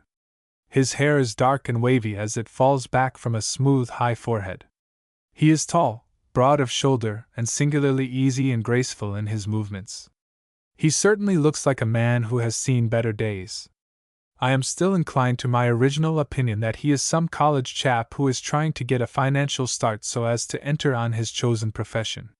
He sat opposite me, and not until the first course was served did I notice that he was to the right of Miss Lawrence, with Lehume to her left. When I first observed this trio, Miss Lawrence and Wallace already were engaged in a spirited conversation, or, more properly speaking, Miss Lawrence was. There was a babble of voices and of laughter, and I could make out little they were saying during the early part of the dinner, though I was so impolite as to attempt to do so. Miss Lawrence was praising the scenic beauties of Woodvale and its environs, he adding a word or a sentence now and then with the tact of one pleased to listen to the chatter of a charming companion. The trace of Scotch in his enunciation was so slight as to defy reproduction, but it was sufficient to stamp the place of his nativity. Lehume made several attempts to join in their conversation, and though Wallace lent him all possible aid, Miss Lawrence effectually discouraged Lehume's participation. He reminded me of a boy making ineffectual attempts to catch on behind a swift-moving sleigh, and who is finally tumbled on his head for his pains. Mrs. Bishop is famous the country round as a cook, and she excelled herself that afternoon. Bishop is a crank on truck gardening, and the vegetables served would have taken prizes in any exhibit. A delicious soup was followed by a baked sea trout. I must not forget to ask Mrs. Bishop how she made that sauce. I wonder why it is that the most skilled hotel chefs cannot fry spring chicken so as to faintly imitate the culinary wonders attained by a capable housewife? I want to ask you a question, Mrs. Bishop, said Mr. Harding, after he had made a pretense of refusing a third helping of fried chicken. Did you really raise these chickens on this farm? Mrs. Bishop smiled and said they did. I don't believe it, he returned. If the truth were known, they lit down here from heaven, and Jim Bishop nailed them and you cooked them. I was ashamed of Chilvers. He ate 7 ears of green corn and boasted of it, but I will admit I did not know it was possible to produce corn such as was served at that farmhouse dinner. The crisp sliced cucumbers, the ice-cold tomatoes, the succulent hearts of lettuce, the steaming dishes of string beans, summer squash, and green peas. It makes me hungry as I write of that simple but excellent feast. I thought as we sat there of the democracy of that little gathering. There was Harding, the multimillionaire railway magnate, in his hickory shirt, the fastidious and monocled Carter with his wealth and boasted New England ancestry, Miss Lawrence, an heiress in whose veins flowed the purest blood of the Southern aristocracy, Mr. and Mrs. Bishop, plain honest folk from way down east in Maine, and the unknown Wallace, driven no doubt by stress of poverty from the hills of his beloved country. There we all were meeting one another as equals, enjoying the bounties Nature has so lavishly bestowed on her children. I caught Miss Harding's eye, and she smiled as if in sympathy with my wandering thoughts. It takes a remarkably pretty young woman to lose none of her charm while eating green corn off the cob, but Miss Harding triumphantly stands that test. She was talking to Marshall, who is so constitutionally slow that he is invariably half a course behind everyone else at a table. Marshall was attempting to explain to Miss Harding how it is possible to hook a ball and play off the right foot. He laid out a diagram on the tablecloth, using lady fingers to show the positions of the feet, a round radish to indicate the ball, and a fruit knife to illustrate the face and direction of the club. Chilvers watched this most unconventional dinner performance with a grin on his face, and just as Marshall was showing just how the club should follow through, Chilvers called, "4!" in a sharp tone. Miss Harding and Marshall were so absorbed in the elucidation of this most difficult golf problem that they instinctively dodged, and when Miss Harding recovered, her cheeks were delightfully crimson. I never noticed until that moment that there are traces of dimples in her cheeks. Unless Venus had dimples, she had no just claim to be crowned the goddess of love and beauty. "Jim," said Mr. Harding, addressing our host, when coffee was served, "did you know our friend Smith when he was a kid?" "Knew him when he couldn't look over this table," replied Mr. Bishop. "What kind of a boy was he?" "Full of the old Nick, like most healthy boys," he answered. "He and my boy Joe went to school together, got into trouble together, and got out of it again." "What was it the boys used to call you, Jack?" he said to me, a twinkle in his eye. "Never mind," I said, and attempted to turn the conversation, but it was no use. "They used to call him Sock Smith," said Bishop. "That was it, Sock Smith. I hadn't thought of it in years." "What an alliterative nickname!" laughed Mrs. Chilvers. "How did you ever acquire it, Mr. Smith?" "He won't tell ye," declared my tormentor, without waiting for me to say a word. "But it's nothin' to his discredit. You know that mill pond where—" "Don't tell that incident," I protested. "Tell it! Tell it, Mr. Bishop!" pleaded Miss Lawrence, Miss Harding, and others in chorus. "Sure, I'll tell it," continued Bishop. "As I was saying, you all know the mill pond where you folks try to drive golf balls over. Well, it used to be bigger and deeper than it is now, and in the winter it was the skating place for all the lads in the neighborhood. Up at the far end there is a spring, and even in the coldest weather it don't freeze over above that spring. One bitter cold day, and it never gets cold enough to keep boys off smooth ice. Young Smith, here, he was about 12 or 14 years old at that time, was out on the ice with his skates on, wrapped up in an overcoat, a comforter over his ears and thick mittens on his hands, skatin' around that pond with my boy Joe and other lads, all of them thinkin' they was havin' the time of their lives. Mother, what was the name of that poor family that lived over in the old Bobbin's house at the time?" "Andersons," said Mrs. Bishop. "That's right," Andersons, continued the Boswell of my infantile exploits. Well, these Andersons were so poor they didn't have any skates, but some of the boys had let them take a sled, and 2 of these little Anderson kids were sliding around on the ice and having all the fun they could, even if they didn't have skates. I suppose their toes was as cold and their noses as blue, and that's half of skatin' or slayin'. Smith, Joe, and the other skaters were on the southwest end of the pond playin' pigeon goal, and these poor Anderson kids were slidin' around up at the other end where they would be out of the way. The wind was blowin' pretty hard, and I suppose they were careless. Anyhow, a gust struck them and swept them along into that air hole. They yelled as best they could, and some boys who were near them hollered, and the boys who were skating heard them and came tearing along to see what was the matter. Jack Smith, here, was fixing a strap or something, and was the last one to get started. The whole bunch of them were standing round watching those poor Anderson kids drown, so scared they didn't know what to do. The poor little tots were hanging onto the sled right out in the middle of an open space about 30 yards wide. Illustration. Jack never stopped a second. Jack here never stopped a second. He saw what was up as he came skating along, and he legged it all the harder, and in he went, skates, overcoat, comforter, mittens and all. It's no easy job swimmin' with such an outfit, to say nothin' of rescuin' 2 half-drowned youngsters, and I don't know how he did it, and I don't reckon you do either, Jack. But anyhow, he got to them, paddled along to the edge of the ice, and held on to them until the other boys pushed out boards and finally got the whole caboodle of them up on solid ice. "Bully for you, Smith!" exclaimed Chilvers. "Didn't know it was in you." "Mr. Chilvers is jealous of you," declared Miss Lawrence. "I think it was real heroic." "So do I," asserted Miss Harding. "But I cannot imagine how you acquired so absurd a nickname as Socks Smith from that incident." "Was the water cold?" asked Marshall. "I haven't finished my story," said Mr. Bishop, after these and other comments had been made. "I reckon the water was some cold, and the air colder. At any rate, I happened along in my wagon just as they were dragging them out, and before I could get them up to Smith's father's house the whole bunch of them was frozen so stiff that I had to pack 'em into the kitchen like so much cordwood.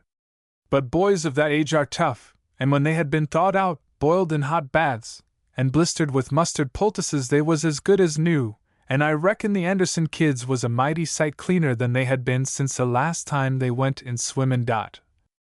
Now, as I said before, these Andersons were desperate poor, but they were good folks, and what you might call appreciative.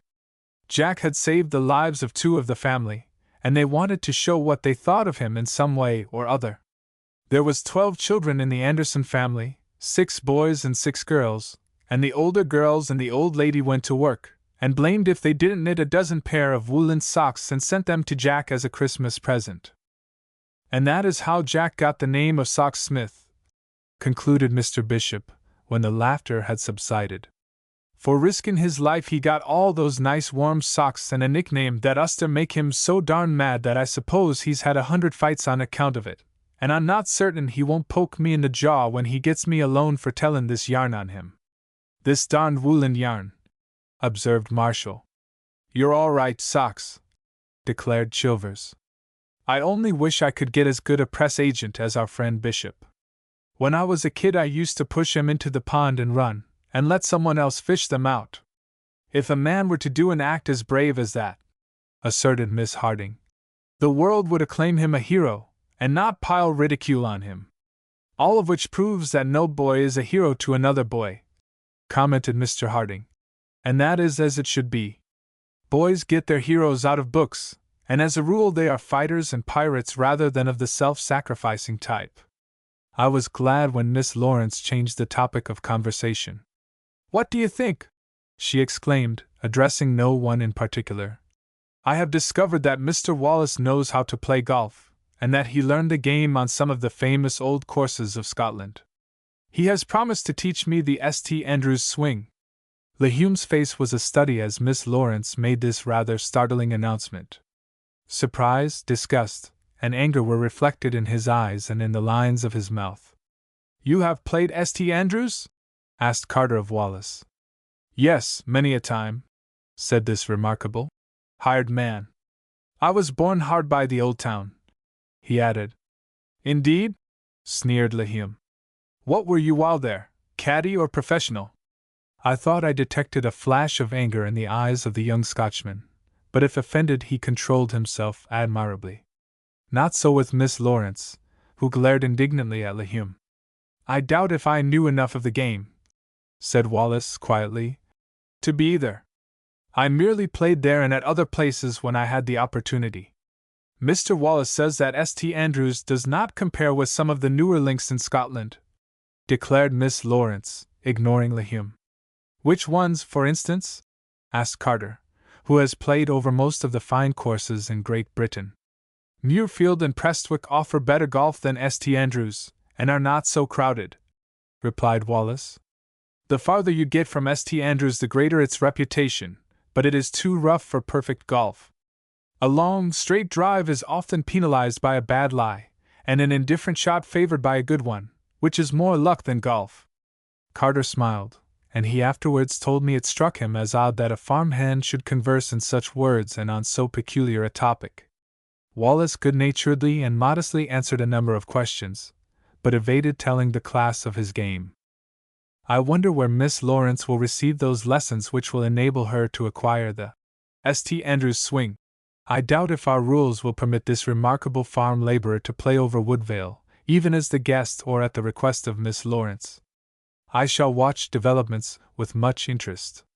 Wallace asked to be excused, observing with a laugh that it was milking time, and a few minutes later we saw him pass the window, clad in blue overalls and a jumper. "Tell you what I'll do with you, Lahim," said Chilvers, who never misses an opportunity to stir up trouble. "I'll bet you a box of Haskell's that our Scotch friend, who is now out there milking, can outdrive you 20 yards, and I never saw him with a club in his hands. I am not his rival in that or in any other capacity," warmly declared Lahim. At this instant our hostess arose, giving the signal that the dinner was ended, and we adjourned to the lawn. Lahim said something to Miss Lawrence. She laughed scornfully, and left him and joined Miss Harding. After cigars and pipes we inspected the new Red Barn. It is a huge structure, modern in every particular, and Bishop was properly proud of it. The lofts were partially filled with sweet clover hay, and the odor combined with that of the new pine lumber was delicious. The floor had been planed smooth, and oiled and waxed so as to make an excellent space for dancing. The uprights were twined with ivy and decorated with wild flowers, and the effect was pleasing. The guests were already arriving in all sorts of vehicles, from farm wagons to automobiles. An orchestra of 5 pieces was on hand, and the musicians took their places beneath a cluster of Chinese lanterns. There were fully 100 on the floor at 9 o'clock, when Mr. Harding and Mrs. Bishop led off in the grand march. I had secured Miss Harding as my partner, and Lahim and Miss Lawrence were behind us. Carter was with some village beauty, but I saw nothing of Wallace in the grand march. Later he appeared and danced a waltz with Miss Ross, and they made a handsome couple. The hired man was as well dressed as any gentleman in the room, and I have never seen a more graceful dancer than that tall, young Scotchman. Lahim watched him like a hawk. When Wallace claimed Miss Lawrence for a schottish, the glum Lahim stood by the door and looked as if he would rather fight than dance. Chilvers told him he was making an ass of himself. It was a glorious night beneath the radiance of a full moon which silvered the lacework of a mackerel sky. I never fully realized what dancing was until Miss Harding favored me with a polka. And then we wandered out into the moonlight, talked about the moon, and hunted for the Great Dipper. Even a plain woman looks pretty when with eyes and chin lifted she gazes at the star-studded heavens, her face profiled against the gleaming orb of a full moon, but no words of mine can describe the splendid beauty of Miss Harding in that attitude. I tried to think of something to say, but was under a spell and could think of nothing, and it was perhaps just as well. I composed some ripping good sentences before I went to sleep that night, but it was too late to use them, and I shall not record them here. And then we met Wallace and Miss Lawrence, her arm drawn through his, her face lifted toward his, and her tongue going when she was not laughing. They were walking out, a dance, and evidently enjoying it. Mr. Harding had the time of his life.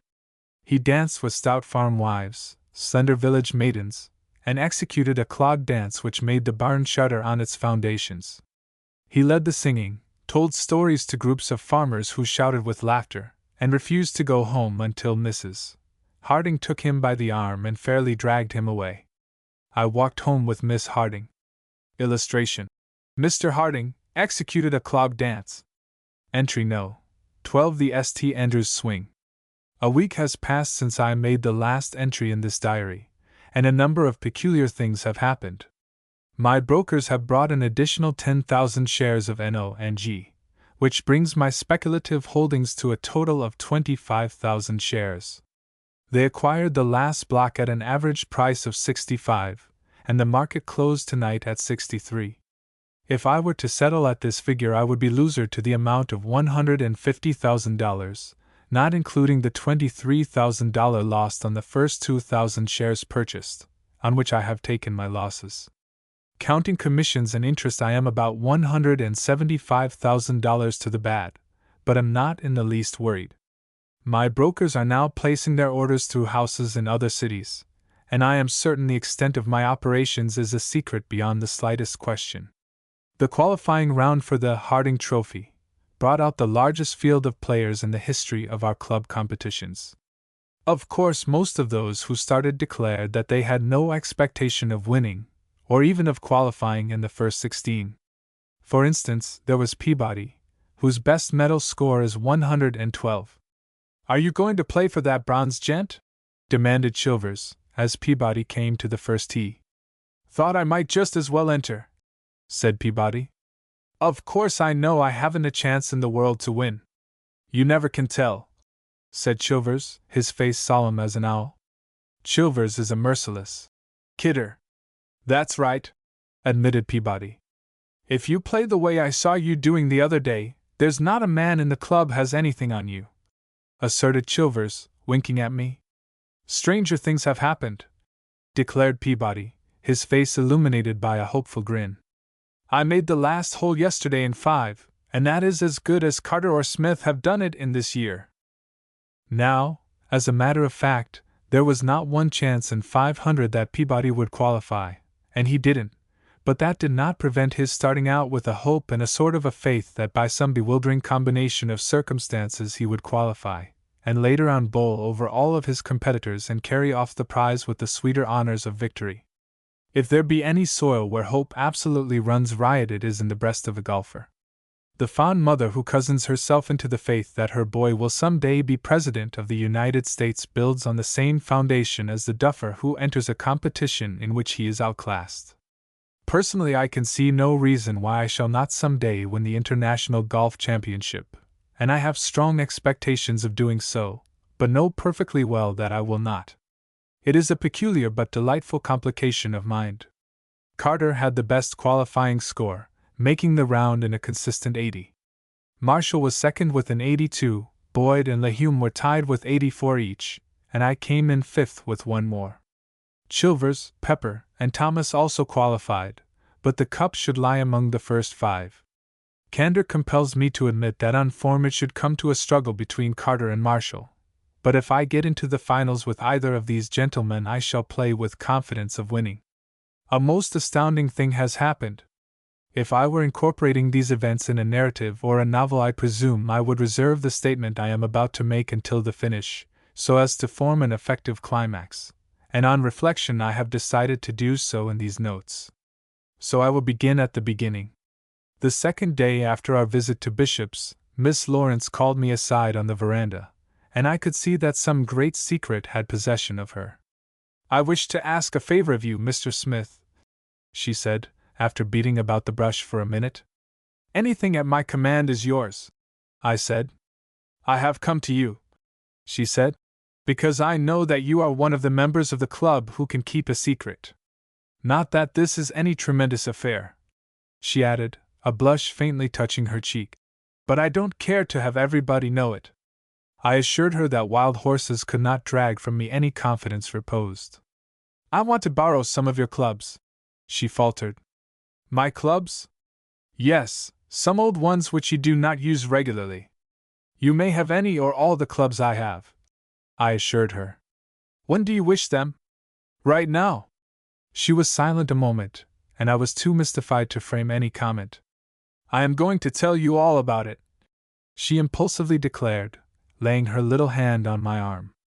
I want them for Mr. Wallace. Mr. Wallace? I repeated. At that instant I could not think whom she meant. Mr. Bishop's assistant. Oh, yes, I exclaimed. By a mighty effort I kept from smiling. It was the first time I had heard a hired man called an assistant, and I have heard them called many names. Do you remember that at the dinner I said Mr. Wallace had promised to teach me the St. Andrews swing? She asked, her eyes bright with excitement. Yes. I took my first lesson yesterday afternoon.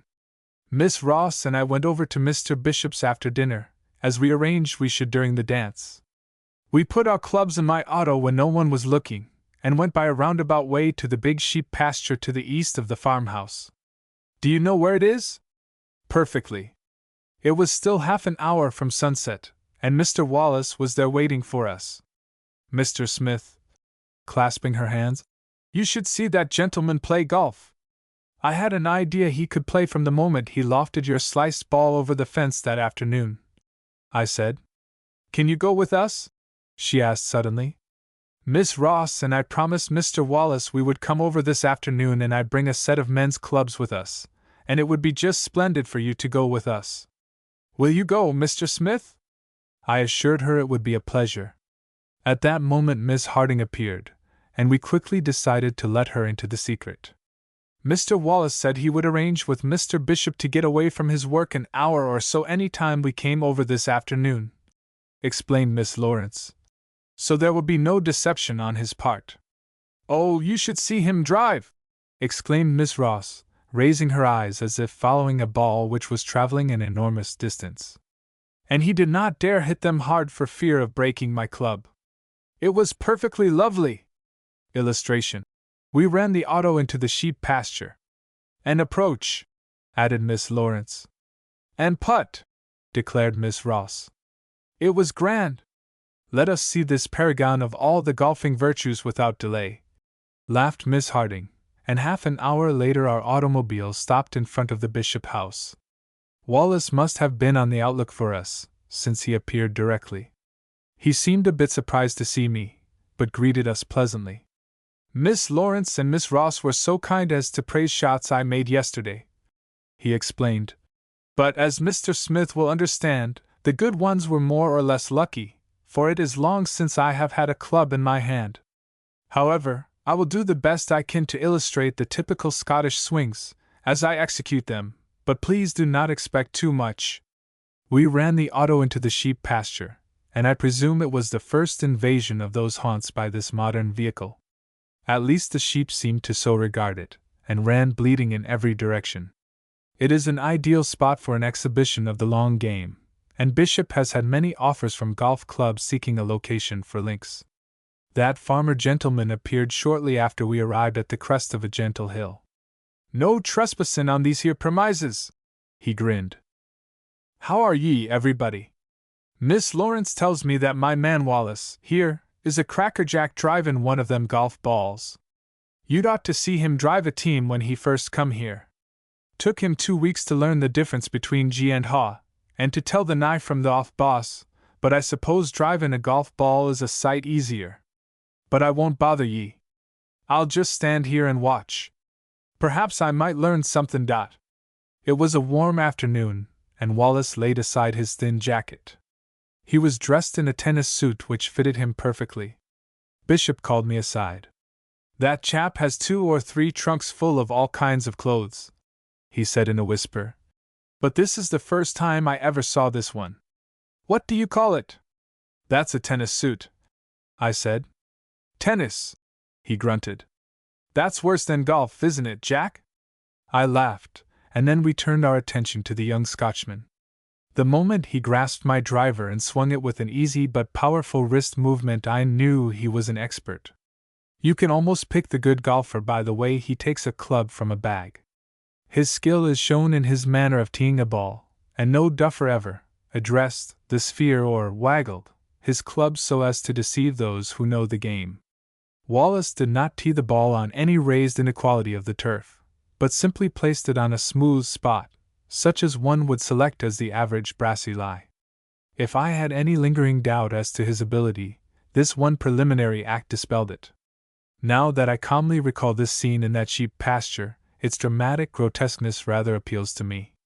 Here were three young ladies, all of them pretty, all wealthy and holding high social positions, watching with bated breath a farmhand of unknown birth in the act of striking a golf ball. Surely golf is the great leveler. Perhaps it is the hope of the ultimate democracy, the germ of the ideal brotherhood of man. I presume Bishop was thinking that Wallace would better be employed in running a mowing machine. The Scotch method of making a full drive, said Wallace, facing his interested little audience, and speaking with more enthusiasm than was his wont. Or, if you prefer it, the St. Andrews style is distinguished from most types by what might be termed its exaggerated freedom. It is a full, free swing with an abandoned follow-through. It probably comes from the confidence which has been handed down from generations of golf-playing people. The Scotch are a conservative and deliberate people in most things, but the way they seem to hit a golf ball gives to most observers the impression of carelessness and lack of considered effort. That, I should say, he concluded, with a droll smile, is enough for the preacher. Illustration. I have never seen a more perfect shot. I felt mortally certain Wallace would make a failure of that first shot, and he told me later he was rather nervous, but he took no unnecessary chances. He used a three-quarter swing, at least so it appeared to me, such a one I should employ to drive a low ball about 150 yards. He seemed to put no effort into it, but the result proved there was not an ounce of misapplied energy. It all seemed unstudied, but I knew that every muscle and sinew of his lithe and well-proportioned body was working to the end that the face of his club should not swerve by one hair's breadth from the course he had planned for it. It was the ball which we less favored golfers dream shall some day be ours to command, the ball which starts low, rises in a concave curve, and ends its trajectory in a slight slant to the left, the low, hooked ball. It was not a phenomenally long drive, about 200 yards I should say, but for the apparent effort expended I have never seen a more perfect shot. "Why in thunder don't you hit it hard, Wallace?" demanded Bishop. "Soak it, man, soak it! That was only a love tap. I would rather have stood in the shoes of that hired man, and listened to the comments of those three girls, than to rival the eloquence of Demosthenes, and withstand the surges of the applause of admiring thousands.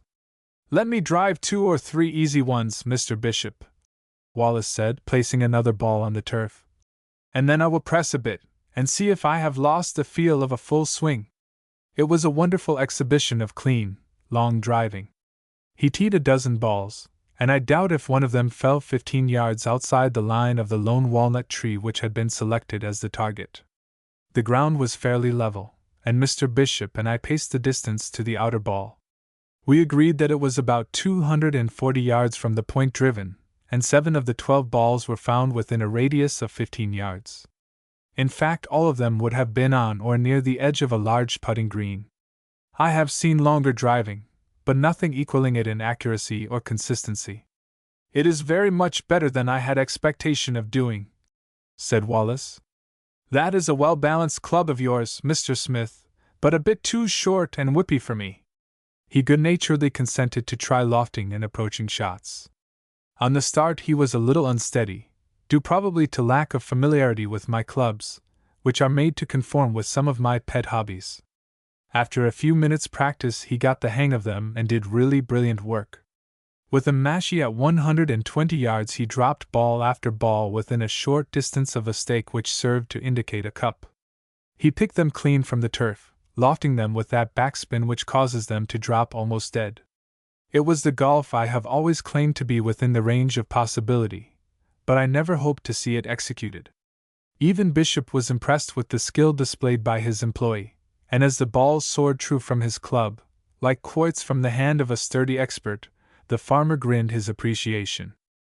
"I don't know much about this here game, Jack," he said, as Wallace rejoined us, "but it looks to me as if this man of mine has you Woodvale fellows skinned a mile. Tell you what I'll do. I'll back him for $10 against any man you've got." I am not eligible to play in Woodvale, observed Wallace, a peculiar smile hovering on his lips. So it is useless to discuss that. You shall play as my guest, declared Miss Lawrence. I have a perfect right to. I should be glad to extend that courtesy to Mr. Wallace at any time. I interrupted, fearing that she might say something which would be misconstrued. I thank both of you, but it is out of the question, said Wallace with quiet dignity, and Miss Harding with her usual tact changed the topic by asking Wallace to illustrate a certain point relating to the short approach shot. On our way back to the auto I walked with Mr. Bishop, and of a sudden a thought occurred to me. I am in an important competition for a trophy presented to the club by Mr. Harding, I explained, and I wish you to do me a favor. What kind of a favor? If I can arrange with Wallace to give me a few lessons in driving and approaching, will you have any objections? It would put some extra money in his pocket. Not after he is through with his work, Bishop said, hesitating a moment. But I can't have you folks talking up his time as a regular thing when he should be out in the field. This thing today is all right enough, and I'm glad to accommodate Miss Lawrence and the rest of ye, but of course, as you know, Jack, it breaks up his day's work, and this is a busy season on a farm like this. But as a rule he is through his chores at 6:30, and there's lots of sunlight after that. I managed to get Wallace aside before we left the farmhouse. I told him of the club competition, and of my desire to win the Harding Trophy. Mr. Bishop tells me your time is your own after 6:30 in the evening, I said. Would you be willing to give me a few lessons after that hour? I will bring clubs and balls and meet you where we were this afternoon. I will tell you anything I know, Mr. Smith, he said, but I fear I shall prove a poor instructor. I shall expect to pay for your time, Mr. Wallace, and if you can improve my drive you will find it worth your while, I said, glad of a chance to do something in an honorable way for a chap who certainly has not been favored with his share of good fortune. If I accept pay I will become a professional golfer, will I not, Mr. Smith? He asked, and for the life of me I did not know what to say. I would be willing to pay you $5 a lesson, I said, ignoring his question, trusting that the figure named would outweigh scruples, if he really had any. It is more than I would take, though I thank you for the offer, he said. I do not doubt that golf is an honorable profession, in fact I know it is, but for reasons which will not interest you I prefer to maintain my amateur standing. It will be a pleasure to play with you, sir, and to help your game if I can, but I would rather not accept money. Very well, I said. I'll find some other way to repay you. Suppose I take the first lesson tomorrow evening? Tomorrow evening at 6:30, he said, and we shook hands in parting to bind the agreement. I had already formed a plan by which I could even matters without the direct passing of money. It strikes me as odd that this farmhand should object to becoming a professional golfer, but it tends to prove the accuracy of my original opinion that he is some college chap, probably of good family, who is at the end of his resources. We had no sooner started from Bishop's than Miss Lawrence turned her batteries on me. You think you are very sly, do you not, Mr. Smith? She began. In what way, Miss Lawrence? You think to steal my golf instructor from me, she declared. That is just like a man. They are the meanest, most selfish things ever created. Listen to me. I did listen to you, declared that young lady with a triumphant laugh. I did listen to you, and I have sharp ears. You are to have your first exclusive lesson tomorrow evening. I make the discovery that Mr. Wallace knows more of golf than all of you Woodvale boys together, and then you seek to monopolize his skill. That's what he did, girls, and he dare not deny it. What do you think of him? Monster! Laughed Miss Harding, our fair chauffeurs on this return trip, raising her eyes for an instant to mine. Ingrate! Hissed Miss Ross, leaning forward from the tonneau. What shall we do with him? Demanded Miss Lawrence. Make him take us with him, they chorused, and I assured them that nothing would give me more pleasure. And thus it happened that Wallace acquired 4 pupils instead of 1, and for 3 successive evenings we had a jolly time in the old sheep pasture taking our lessons from this most remarkable hired man. We had to let Mr. Harding into the secret the second evening, but he promised not to, but in, to our class, so he and Bishop sat on a side hill and smoked and laughed and seemed to enjoy the exhibition hugely. These little excursions to the old sheep pasture excited increasing curiosity in the club. I enjoyed them immensely, since it gave me a chance to walk slowly home with Miss Harding. After the first visit we discarded the auto, since its use threatened too much publicity. There was no real reason for keeping the affair a secret, except that it is a pleasure to hold an interest in a mystery, and I think most of us will confess to this harmless weakness. In addition, I was steadily improving my short game, which has been my great handicap when pitted against Carter.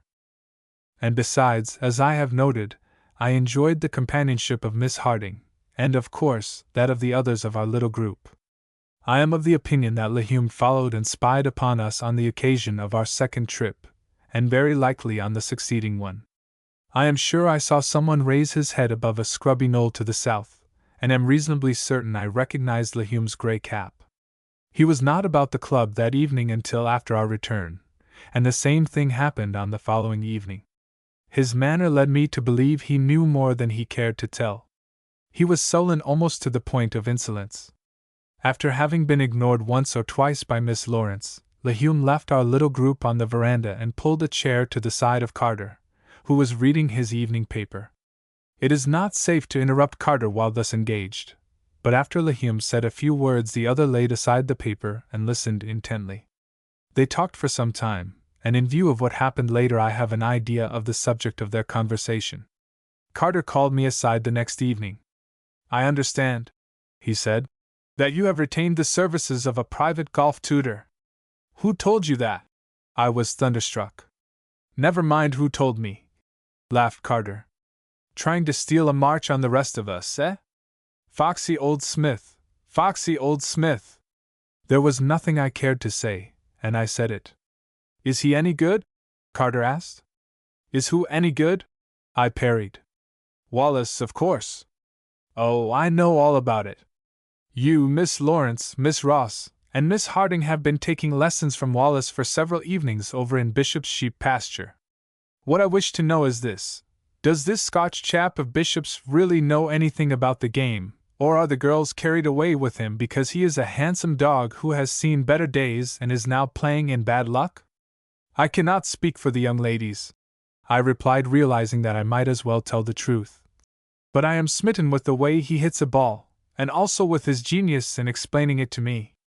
Carter, I tell you this fellow Wallace is a wonder." Carter was silent a moment. "I wonder if he would like a job as golf professional?" he said.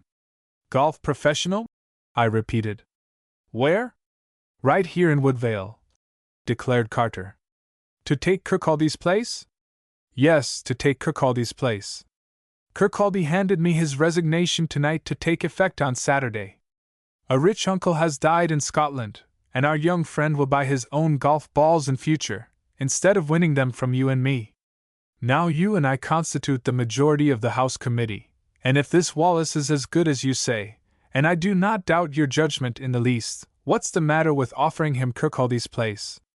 A man who can drive a dozen balls 200 yards and tell how he does it is squandering his time and cheating humanity by serving as hired man." I told him what Wallace said when I offered him money. "That's all nonsense," declared Carter. "He can be a professional and return to the amateur ranks after he has gone into some other avocation. That is the rule not only here but in Great Britain. Kirkcaldy can now become an amateur, and doubtless will. Get your hat and we'll go over and talk to this chap right now." "How about Lehume?" I asked. "Lehume is the third member of the House Committee." "Never mind about Lehume," laughed Carter.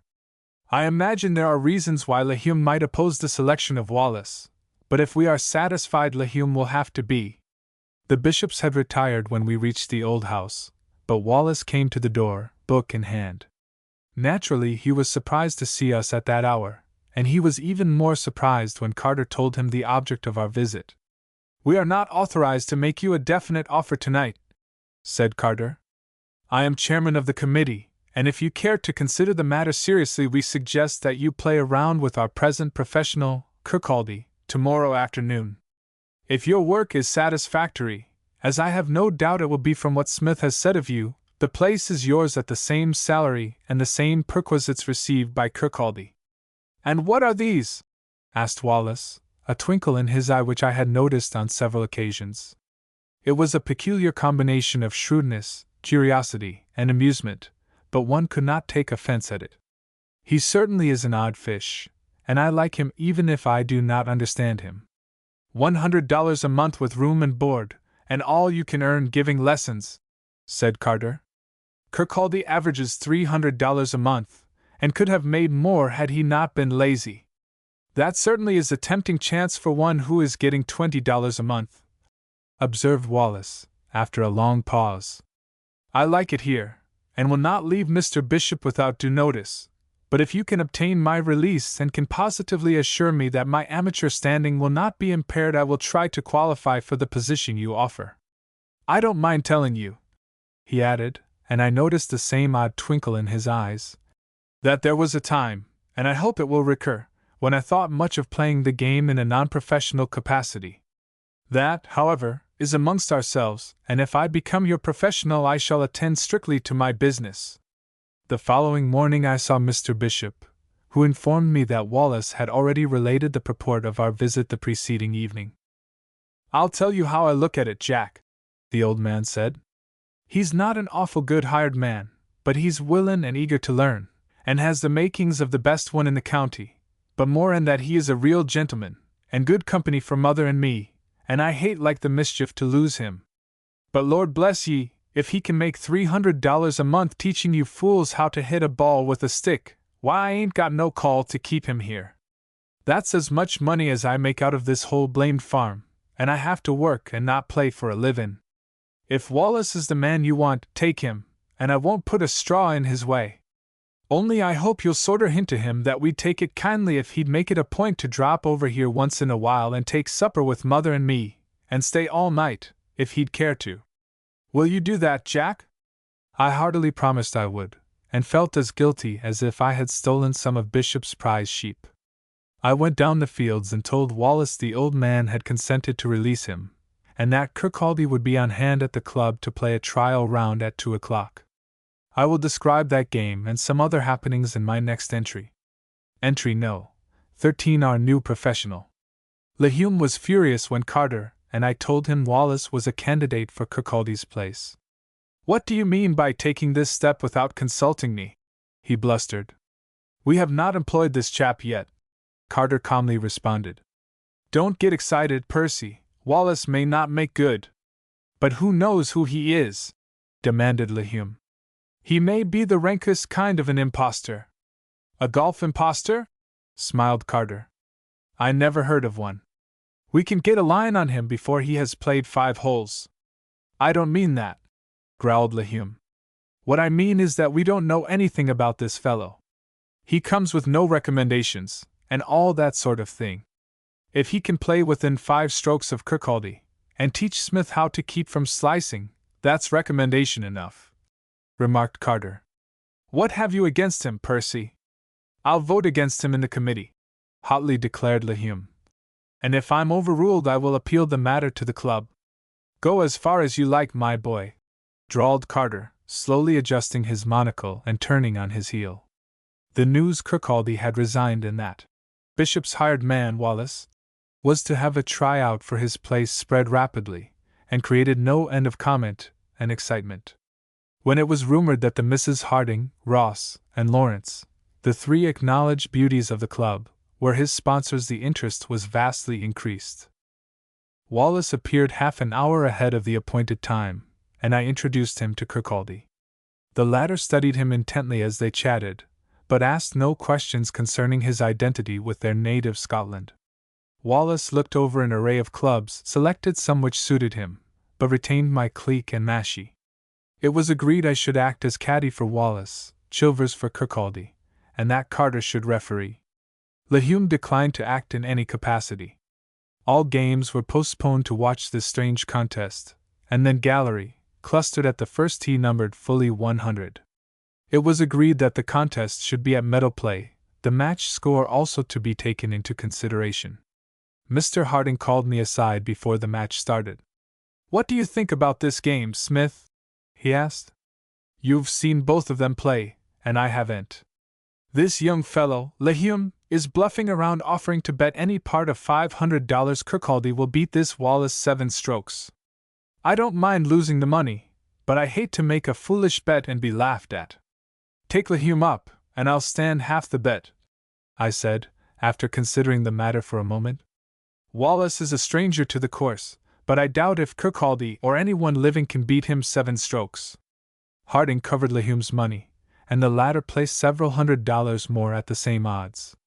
Miss Lawrence heard he was betting against Wallace, and her eyes blazed with indignation. You go to Mr. Upham, she said to Marshall, and ask him what odds he would give that Mr. Wallace does not win the game. Do not tell him who wishes to know. What odds Wallace does not win the game? Sneered Upham, when Marshall sounded him. 5 to 1, up to $1,000. Just before they teed off, Marshall put a crisp $100 note belonging to Miss Lawrence in Harding's hands as stakeholder, and Upham promptly covered it with 5 bills of the same denomination. There were scores of smaller wagers with no such animus back of them. Wallace won the toss and took the honor. I doubt if there be any greater mental or nervous strain than that of making the initial stroke in an important golf contest.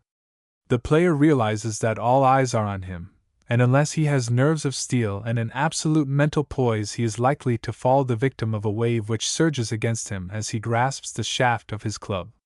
Wallace's first shot was the poorest I had seen him execute. It went high and to the left, and for a moment I was sure it would not clear the fence, but it did, dropping in as thick a clump of swamp grass as can be found in Woodvale. It left him fully 150 yards from the cup. It was a most disappointing shot, and I instinctively turned and looked at Upham.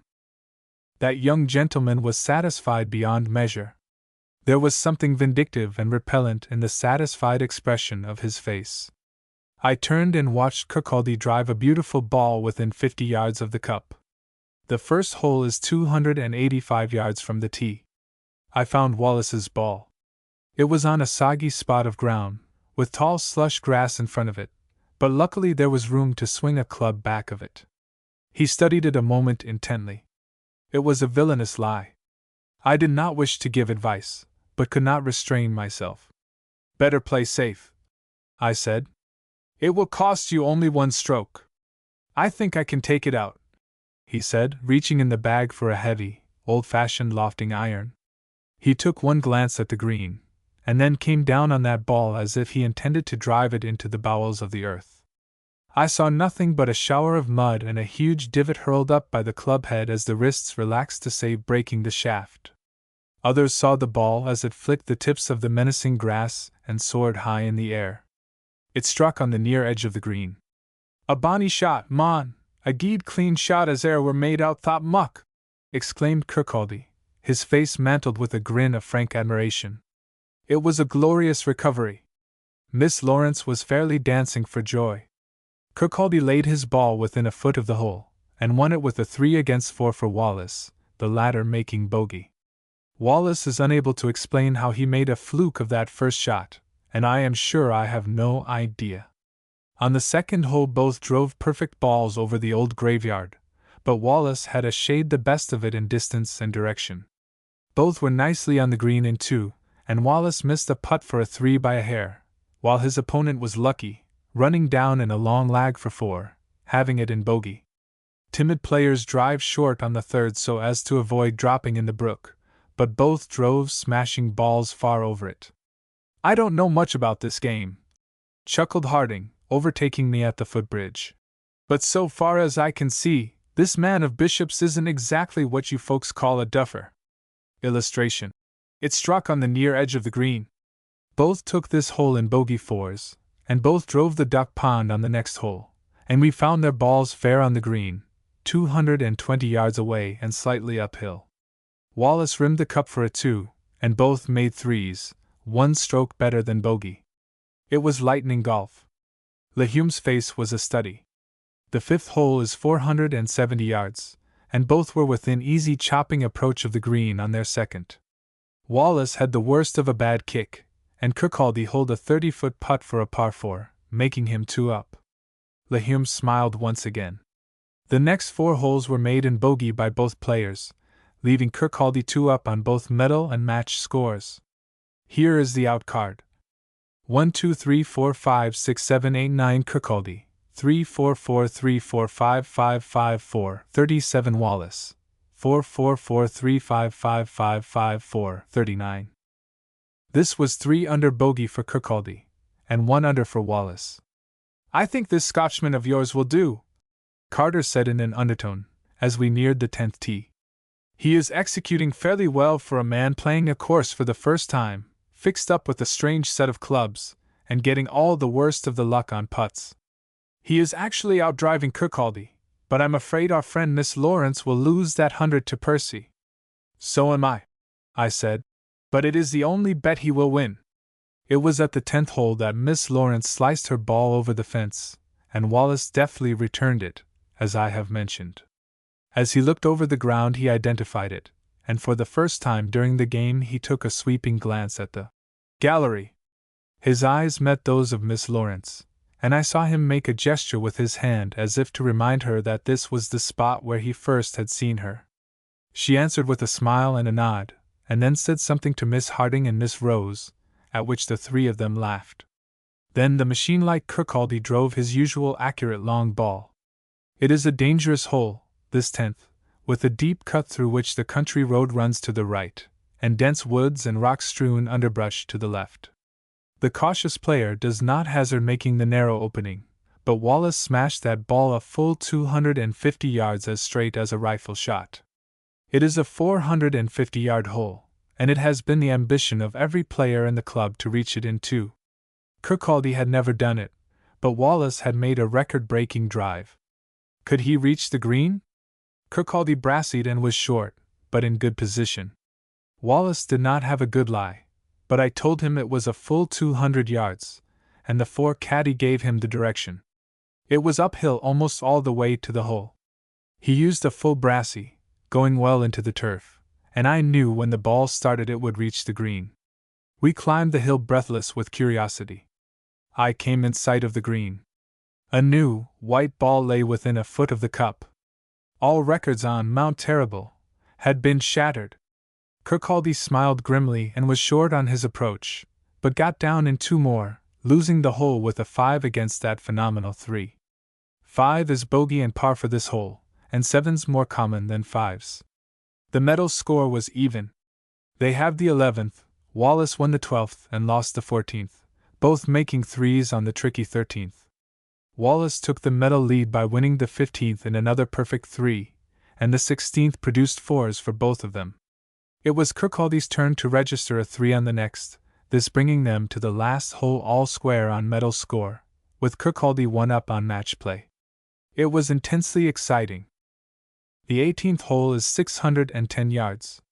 By wonderful long work both were on the green in 3, but Kirkcaldy was on the extreme far edge and away. His approach putt was too strong, overrunning the cup by 12 feet. Wallace laid his ball dead within 6 inches of the cup, and putted down in 5, 1 under bogey. This ensured him at least a tie for the medal score, but the match honors would go to Kirkcaldy if he could hold that long putt. We held our breaths. He went to the left by a slight margin, having the match by holes. Here is the card coming in. 1 2 3 4 5 6 7 8 9 Kirkcaldy, 5 4 6 3 4 4 4 3 6, 39 Wallace, 3 4 5 3 5 3 4 4 5 to 36. Illustration. Upham, stalking toward the clubhouse. Wallace therefore won the medal round by a score of 75 against 76 for Kirkcaldy, and honors were even on holes. It was a match to make one's blood tingle, a clean, honest contest between 2 clear-headed and muscle-trained athletes. Kirkcaldy was the first to grasp Wallace's hand, and in the blue eyes of our tried and popular golf mentor there was naught but sincere goodwill and unaffected admiration. "Ye'll do, my laddie, ye'll do!" Kirkcaldy exclaimed. "I dinna ken who taught ye, but he was a guid mon, a guid mon." As Kirkcaldy's ball stopped rolling, and it was known Wallace had won the medal score, the breathless gallery found their voices and gave vent to their feelings. The silent and motionless circle came to life, and, as it were, exploded toward its center, we found ourselves in the vortex of cheering men, laughing girls, fluttering kerchiefs, and the excited clatter of 100 voices. I looked for Lehume and saw him stalking toward the clubhouse. Someone clutched me by the sleeve, and I looked into the beautiful and happy eyes of Miss Lawrence. "Wasn't it glorious?" she said. "Isn't he a splendid player? Did you ever see anything like that 10th hole? And I won! I just thought I should scream when Mr. Wallace lay dead for a 5 on this hole." "Say, he's all right, Smith," said Mr. Harding, handing me a roll of money. "Here's your share of the plunder. It was like picking it up in the street after a cyclone has hit a national bank. I'm going to blow mine in giving a dinner to Wallace and Kirkcaldy, and everybody is invited." We had that dinner, and right royally did we welcome the new and speed departing professional. And this is how Tom Wallace, Bishop's hired man, came to Woodvale as its golf professional. After the dinner, in honor of our professionals, Kirkcaldy made me a present of his famous driver. It is a beauty, and I confidently expect to lengthen my drive by at least 10 yards with it. For the first time in my life I am now reasonably sure with my cleek shots. I do not know when I have been so well satisfied with my prospects. My apparent stock losses to date foot up to $202,000. Entry No. 14 Myself and I. For an hour I have looked at the unsullied page of this diary. It amused me to turn back over its pages, but when I started to write the words would not come. A liar is one who by direction or indirection seeks to deceive. The man who lies to an enemy is a diplomat. The man who lies to give harmless play to his imagination is an artist. The man who lies to his friends for the purpose of taking advantage of them is a scoundrel, and the man who lies to himself is a fool. After rereading this diary, I am convinced that I belong in the last class. I have been lying to myself for the past 3 weeks. With a smile on my lips, I have looked myself in the eye and told the one falsehood over and over again. I have been the ass fondly to believe I told it with such detail and verisimilitude as to carry conviction to myself. I told it for the last time a few minutes ago. My alter ego laughed in my face. I dislike to be jeered at, even by myself. I humbly apologized. I promised to reform and confess, and here is the confession. I am in love. I have been in love for 3 weeks. It is not necessary to say with whom, since I and myself both know, but in order that the crimes of evasion and equivocation may no longer be charged against me, I frankly record that I am in love with Grace Harding. There you have it, John Henry Smith. Head it over carefully. Does that suit you? With it goes my humble apology. Does not this constitute the amende honorable? What did you say? Ah, it does. Good, shake hands, old fellow. Now let's sit quietly down and talk this matter over, and see how we stand. I wish you to help me. The situation is slightly less complicated. It is settled that I am in love with Grace Harding. What's that? We are in love with Grace Harding, you say. Very well, old fellow, have it your own way. You are the only one in the world with whom I shall refuse to become jealous. They say that 2 heads are better than 1, even if one is a blockhead, meaning me, of course. We are in love with Grace Harding. Well, what if I did say it before? I like to keep on saying it. It's the best thing I have written since I started this stupid diary. We are in love with Grace Harding. When you come to think of it, John, we cannot take any great amount of credit for that. It is not startling, and I'm awfully afraid it is not original. Now, as I look at it, it would be much more remarkable if I beg your pardon, John Henry Smith, it would be much more remarkable if we were not in love with Grace Harding. Did you ever think of that? Falling in love with Grace Harding was the easiest thing we ever did, Smith, and you know it. We are entitled to no more credit for it than for admiring one of those glorious sunsets, when the eye is ravished by blended and ever-changing tints of cloud, sky, and enchanted landscape. We do not boast, Smith, that we love the songs of the birds, or the graceful bend of the willow as it yields to the summer's breeze.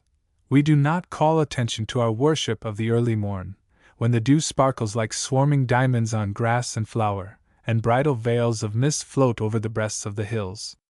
We loved her, Smith, from the moment she dawned upon us the day her father made that wonderful drive. We loved her while she was playing that first game of golf, and now we can talk frankly with each other. I will confess I never saw a woman play worse than she did that day. But the fact that our admiration grew during every moment of that weird and wonderful exhibition of how not to hit a ball proves we were in love. You never denied it, you say? I know you didn't, and it's to your credit.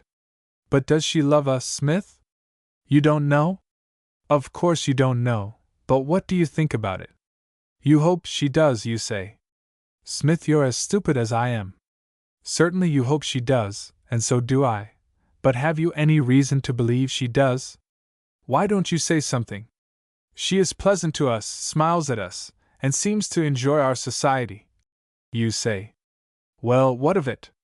What does that prove? I could say the same thing of Miss Ross, Miss Dangerfield, and even of Miss Lawrence.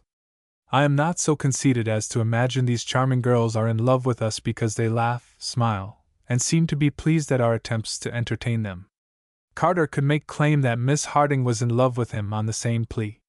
And speaking of Carter, I should like your opinion of him. I'll tell you frankly, I don't like the way he acts. Mind you, Smith, I'm not going to say anything against Carter, and I shall not permit you to. Carter has as much right to fall in love with Grace Harding as we have, and for that matter I'm afraid he has more claim in that direction.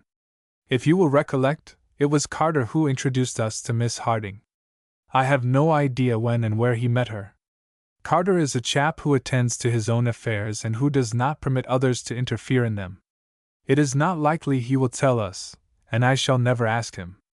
Mr. Harding sometimes calls him Jim. That goes to prove that Carter has known the Hardings for a long time. Harding once spoke of knowing Carter's father. That is not what worries me. It is Carter's air and whole attitude which puts me on guard. Carter must know, John Henry Smith, that we pay an unusual amount of attention to Miss Harding, and sometimes I almost imagine he has surmised what I have confessed to you, but it does not seem to annoy or concern him in the least. It is as if he knew just how far we can go. It strikes me as the confidence bred of assured supremacy, but of course, I may be in error, and sincerely hope I am, for your sake as well as mine. Carter and Miss Harding are much together. They take long walks, and both seem very happy in one another's company. I stumbled across them last evening while looking for a lost ball in the old graveyard. They were on a scat under a weeping willow tree, and were sitting very close together. Carter was reading something and she was looking over his shoulder. They were laughing when they looked up and saw me poking about in the grass with my club. "Hello, Smith," drawled Carter, looking at me through that monocle of his. "Lost your ball? How many times must I tell you that the proper way to play this hole is to drive over this sacred spot and not into it?" Miss Harding drew slightly away from him when she saw me, at least I imagined so, and smiled and looked innocent as could be. Illustration. Miss Harding smiled and looked innocent as could be.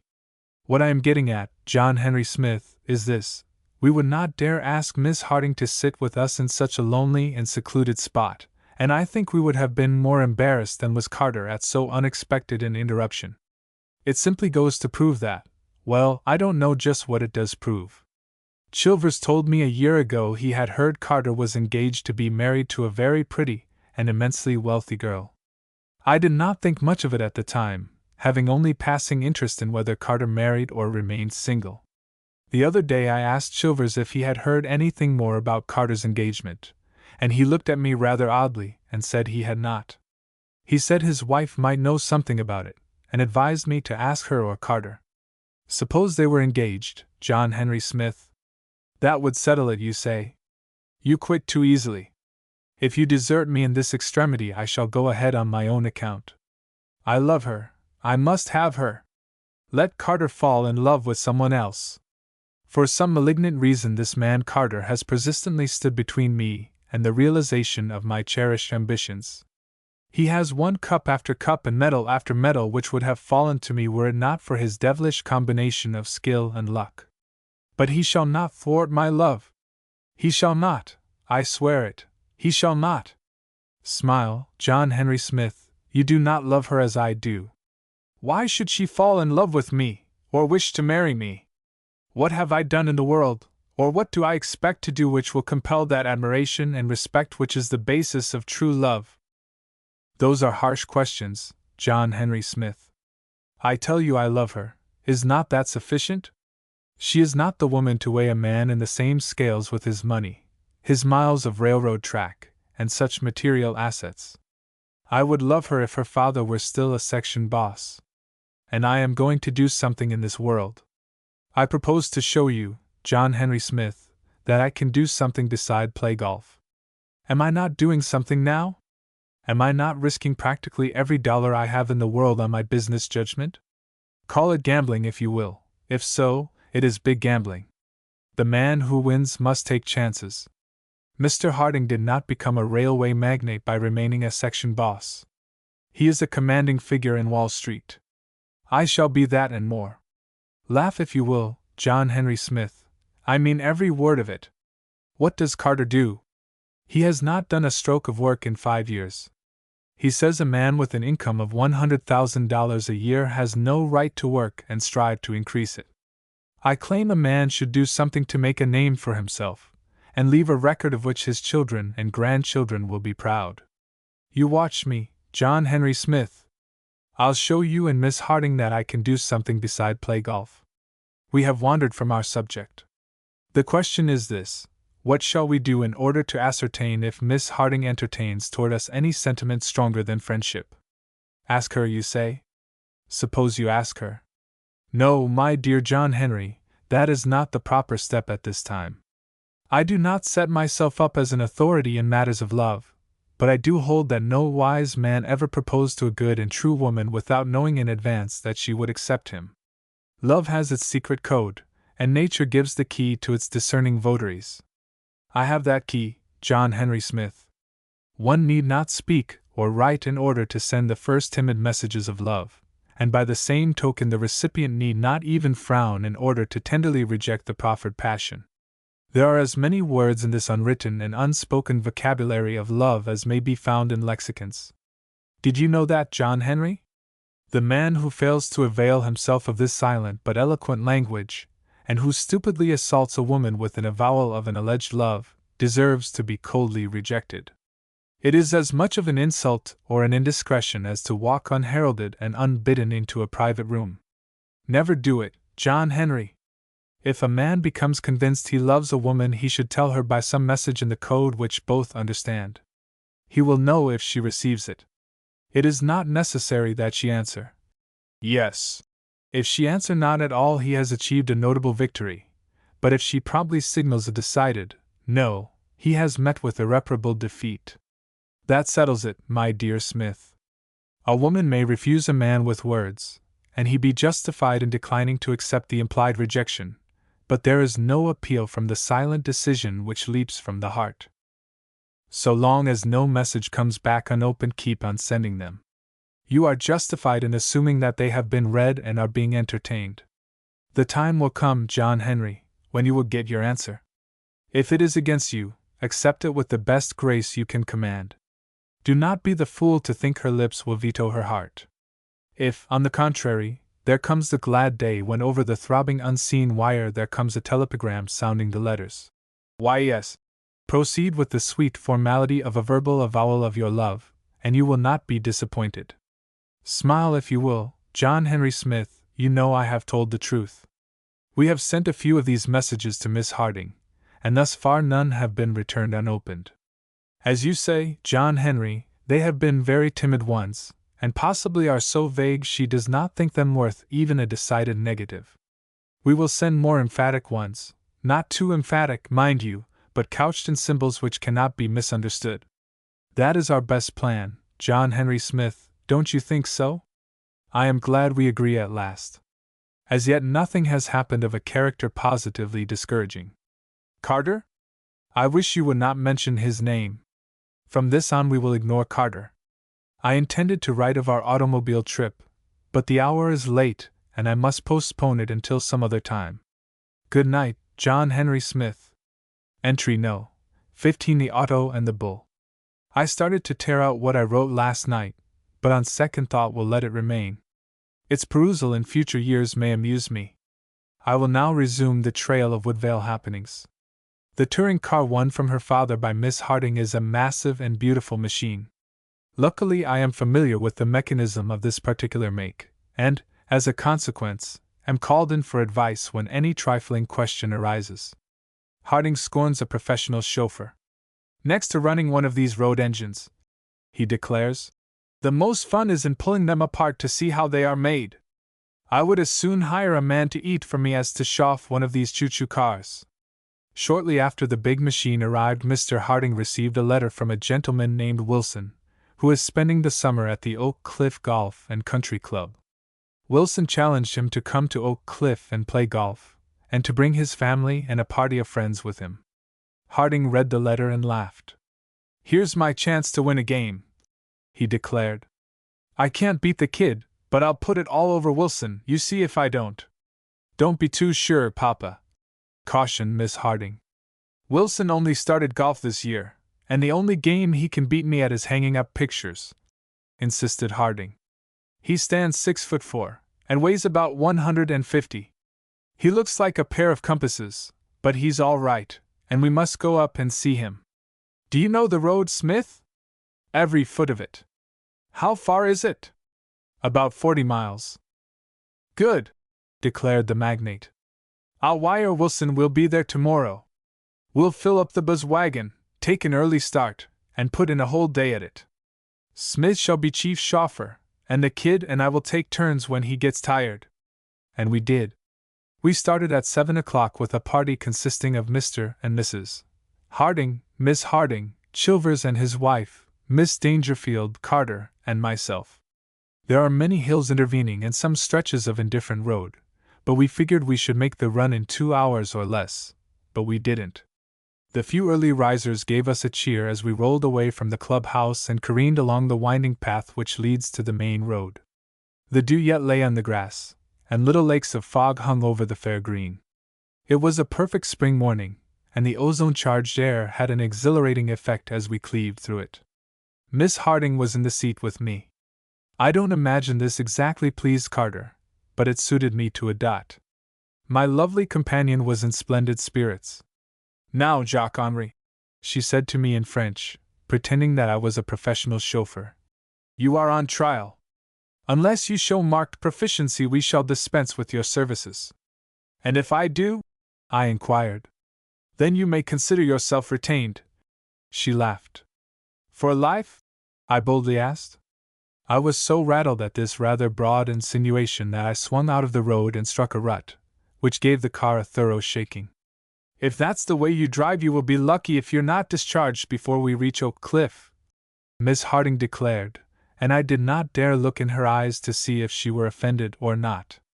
For the following minutes I attended strictly to business. The steering gear and other operating parts were a bit stiff on account of newness, but I soon acquired the feel of them, and we ate up the first 10 miles in 17 minutes. We were following a sinuous brook toward its source, now skirting its quiet depths along the edge of reedy meadows, and then chasing it into the hills where it boiled and complained as it dashed and spumed amid rocks and boulders. Hold on there, Smith! Shouted Harding from the rear seat in the tonneau. Stop, Jacques Henri! Ordered my fair employer, and then I dared look into her smiling eyes. I want to cut some of those willow switches, explained Harding, as the car stopped. What do you want of willow switches, John? Asked Mrs. Harding. Going to make whistles out of them, he said, cutting several which sprouted out from the edge of a spring. Besides, they're good things to keep the flies from biting the tonneau. Smith runs so slow that they are stealing a ride. Defend me, I said to my employer. Jacques Henri is doing as he is told, declared Miss Harding. The spring was so inviting that we sampled its clear, cold water. Harding in the meantime whittling industriously on his willow switch. When he found that his whistle would blow, he was as pleased as if he had designed a new type of locomotive. A mile farther on we passed sedately through a country village and aroused the fleeting interest of the loungers in front of the combined post office and news store. Then we entered a fine farming country, and from it plunged into a forest so dense that the overhanging boughs almost spanned our pathway. Moss-covered stone walls lined both sides of the road. Everywhere was a profusion of wild flowers, their petals brushing against our tires, and their flaunting reds, yellows, and blues brightening the gloom of the encompassing wood. A gray squirrel scampered across our path, and impudent chipmunks chattered to right and left. And then we came to a small clearing filled with the wagons, tents, and litter of a gypsy camp. "Let's stop and have our fortunes told," cried Miss Dangerfield, but my employer vetoed that proposition. It was a vivid flash of color. The brightly painted wagons with their canvas tops, the red-shirted men, black of hair and eyes, olive of skin, and graceful in their laziness, the older women bareheaded, bent of shoulder, and brilliantly shrouded in shawls, the younger women straight as arrows, bold and keen of glance, and decked in ribbons and jewelry, and on every hand swarms of gypsy children, more or less clothed. The blue smoke of their campfires twisted through the dark green of the fir trees in the background. Again the forest closed upon us. The grade became steeper, and in places our road had been blasted through solid rock. And then we reached the summit of this ridge, and like a flash the superb panorama of the Hudson burst upon us. At our feet lay the broad bosom of the Tappan Zee, its waters glistening in the sunlight, the spires of a village in the foreground, and the distance blue-girt with cliffs, hills, and mountains. I have seen it 1,000 times, but it is ever new. "Stop, Jacques-Henri!" commanded Miss Harding, and I stopped. "What's the matter?" asked Harding. "Something busted?" "We're going to sit right here a minute or more and admire this," declared Miss Harding. "Great, isn't it?" admitted Harding. "Who owns it, Smith?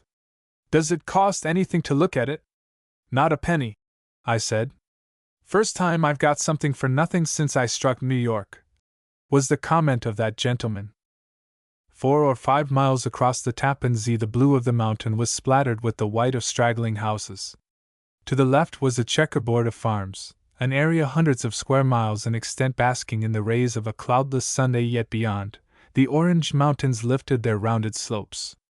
To the south was the grim line of the Palisades, blue-black save where trees clung to their steep sides. On the north Hook Mountain dipped its feet into the Hudson, and to our ears came the dull boom of explosions where vandals are blasting away its sides and ruining its beauty. "Right over there," said Carter, pointing toward Piermont, "is where André landed when he crossed the river on the mission to Benedict Arnold which ended in his capture and death. Beyond the mountain is the monument which marks the spot where he met with what our school books term an untimely fate.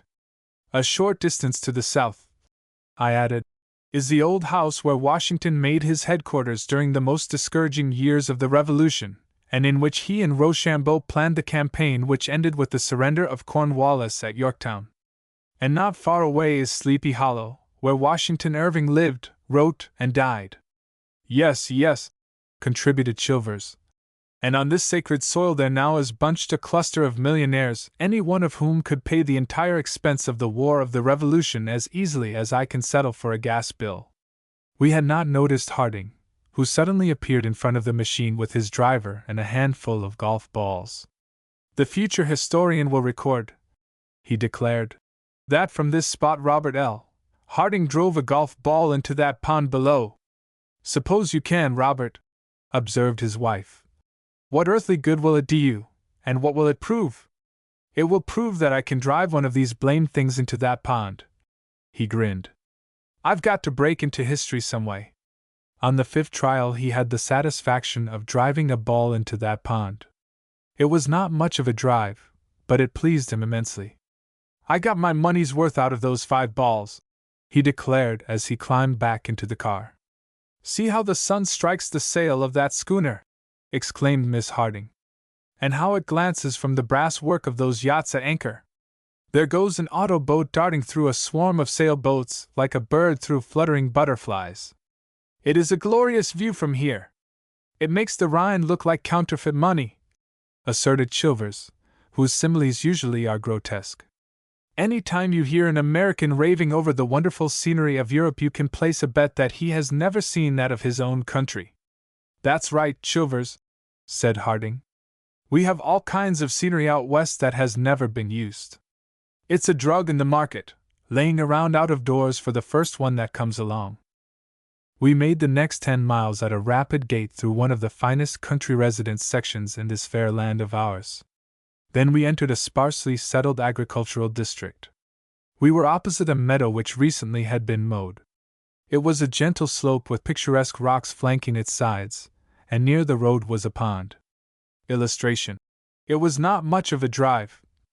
"Whoa there, Smith!" shouted Harding. I jammed on brakes and turned to see what was the matter. "What is it, Papa?" asked Miss Harding. "This is just the place I've been looking for," he said, standing and surveying the meadow with the eye of an expert. "What for?" "To paste a ball in," he asserted, reaching for his clubs. "Drive ahead, Jacques Henri," ordered my charming employer. "Papa Harding, we're not going to stop every time you see a place where you wish to drive a ball. Just this once, kid," pleaded her father. "Let me soak a few balls out there, and I won't say another word until we get to Oak Cliff." "Be good, Grace, we've got lots of time." "Very well," she consented, looking at her watch. "We'll wait 10 minutes for you. Here's where I get some real practice," he said, arming himself with a driver and a box of balls. "Come on, Chilvers, you and Carter help me chase him." "Robert Harding, you are hopeless," declared his good wife. "You have become a perfect golf crank." "Let me alone," he grinned, as he climbed the fence. "I'm on my vacation.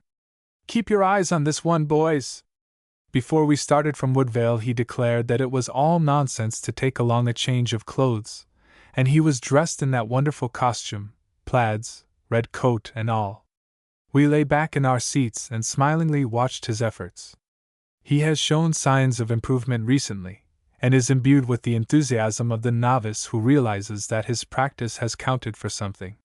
He drove the first half-dozen balls indifferently, but the next one was really a good one. "There was a beaut!" he exclaimed, turning to us as the ball disappeared with a bound over the crest of the slope. "What's the matter with you folks? Why don't you applaud when a man makes a good shot?" "That's balls enough, Papa dear," said Miss Harding. "By the time you have found them, your time will be up." "Right you are, kid," he admitted. "I'm proud of that last one, and I'm going to pace it. Help me pixie him up, boys, I'll drive him back, and then we'll go on." He started to pace the distance of the longer ball, counting as he strode along. When he reached the crest of the slope, we could hear him droning. 121, 22, 23, etc. Carter was hunting for the balls to the right and Chilvers for those to the left. The red coat and plaid cap disappeared over the hill. Miss Dangerfield was chattering about something, I know not what. I was looking at Miss Harding, and did not hear her. I did hear some sound which resembled distant thunder. A moment later I saw the top of that plaid cap bob above the hill. Then I saw the shoulders of that red coat, and the huge figure of the railroad magnate fairly shot into view. He was running as fast as his stout legs would carry him, waving his club and occasionally looking quickly to his rear.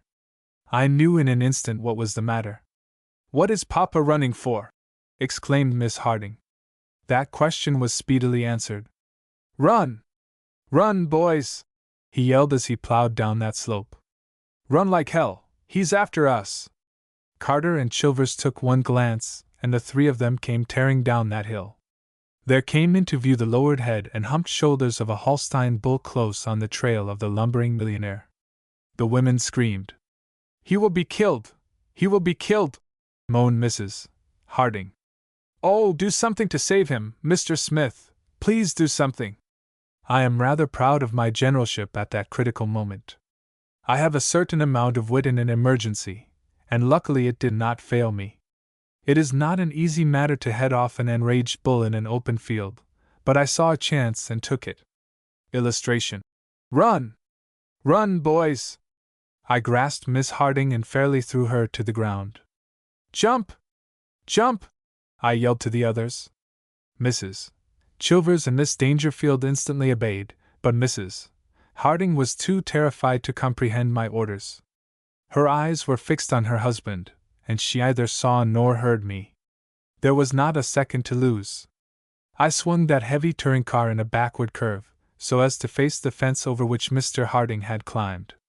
Turning on full speed, I headed for it. The powerful machine quivered for the fraction of a second and then leaped from the roadway. There was a crash of splintered fence posts and boards, a glimpse of flying lumber, and we were in the meadow. It takes some time to tell this, but it was not long in happening. When we went through that fence, Harding was probably 70 yards away and to our left. The bull was not 20 feet back of him, and gaining rapidly at every jump. I saw nothing of Carter or Chilvers. Harding had dropped his club and was running desperately. I feared every moment that he would fall. He was headed for the pond, but never would have reached it. "Drop down! Drop down!" I shouted to Mrs. Harding. We went over a hummock where a drain pipe had been laid, and I thought we were done for. The shock hurled Mrs. Harding to the floor. Beyond that point the ground was hard and fairly smooth, and our speed became terrific. Illustration. Then I struck the bull. The distance between the bull and his intended victim had decreased to so small a space that I despaired of cutting him off. I cannot tell exactly what happened. I only know that I kept my eye on that bull as religiously as one attempts to obey the golf mandate. Keep your eye on the ball. Then I struck the bull. I caught him with the left of the front of the car. The collision was at an angle of about 30 degrees, I should say. I missed Harding by not more than 6 feet. I presume we were traveling at a rate of a mile a minute, and that bull certainly was going 1/3 that fast. As the front of the machine was upon the animal, I ducked, but did not release my firm grip on the steering wheel. There was photographed on my brain an impression of a shaggy head, short and sharp horns, rage-crazed eyes, a wet nose and lolling tongue, of turf cast up by flying hooves, of a bearded face with staring eyes, of a red coat and a bewildering plaid, and then the machine was upon them. The shock of the collision was so slight that I feared I had missed my target. I shut off the power and swung sharply to the right. One glance proved that Mrs. Harding was uninjured. 2 objects were on the ground over which I had passed, and Carter and Chilvers were running toward them. Had I struck Harding? I suffered agonies in those moments, and I was the first to reach his side. As I sprang from the car, he raised to a sitting posture and attempted to speak, but it was impossible to do so. Before Mrs. Harding could reach him, he was on his feet, making gestures to indicate that he was not hurt. "He's all right!" shouted Chilvers, rushing up to us. "Don't be alarmed, Mrs. Harding, he only stumbled and fell. He's winded but will catch his breath in a minute."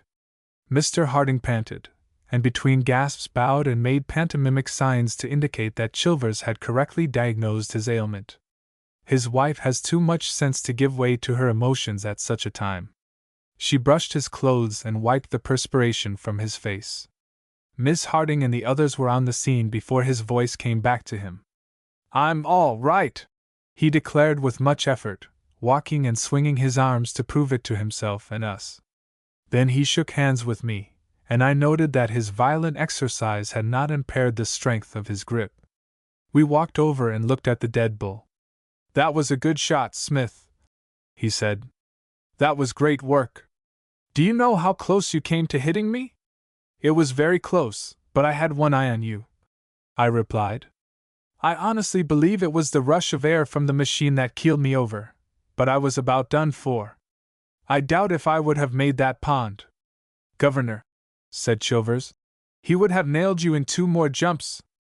That was as pretty a piece of interference as I ever saw. There was not a mark on the dead animal, whose neck must have been broken." "When you struck him," said Chilvers, "the air was full of surprised beef. That bull went at least 12 feet in the air, and he never moved after he came down. It was a glancing shot, and you could not have done better, Smith, if you made 100 trials." "Once is enough for me," I said. I turned my attention to the automobile, and as I started toward it, Miss Harding intercepted me. "That was very brave of you, Jacques Henri," she said, offering both of her hands. "You are an excellent chauffeur, and we all thank you. Don't praise me too much or I shall be tempted to demand an exorbitant salary," I declared. "I'm glad I had the sense to think of it in time. Let's see if much damage was done to the machine." It was a happy moment for John Henry Smith, and I would tackle a bull every day under the same circumstances if I knew that there was waiting for me the reward of such a glance from those eyes and the clasp of those little hands. The forward lamps were smashed beyond repair and several rods were slightly bent, but aside from these trifles I could not see that any damage had been done. Mr. Harding and the others joined us. "I suppose somebody owns that bull," he said. "Do you happen to know who runs this farm, Smith?" I had no idea. There was no farmhouse in sight, and Harding was in a quandary. He thought a moment and then produced one of his cards. "Write this for me, Smith. My hand is too shaky. Let's see." And then he dictated the following. "While playing golf I was attacked by this bull. Send bill for bull to Woodvale Club." "I should say that was all right," he said, reading it carefully.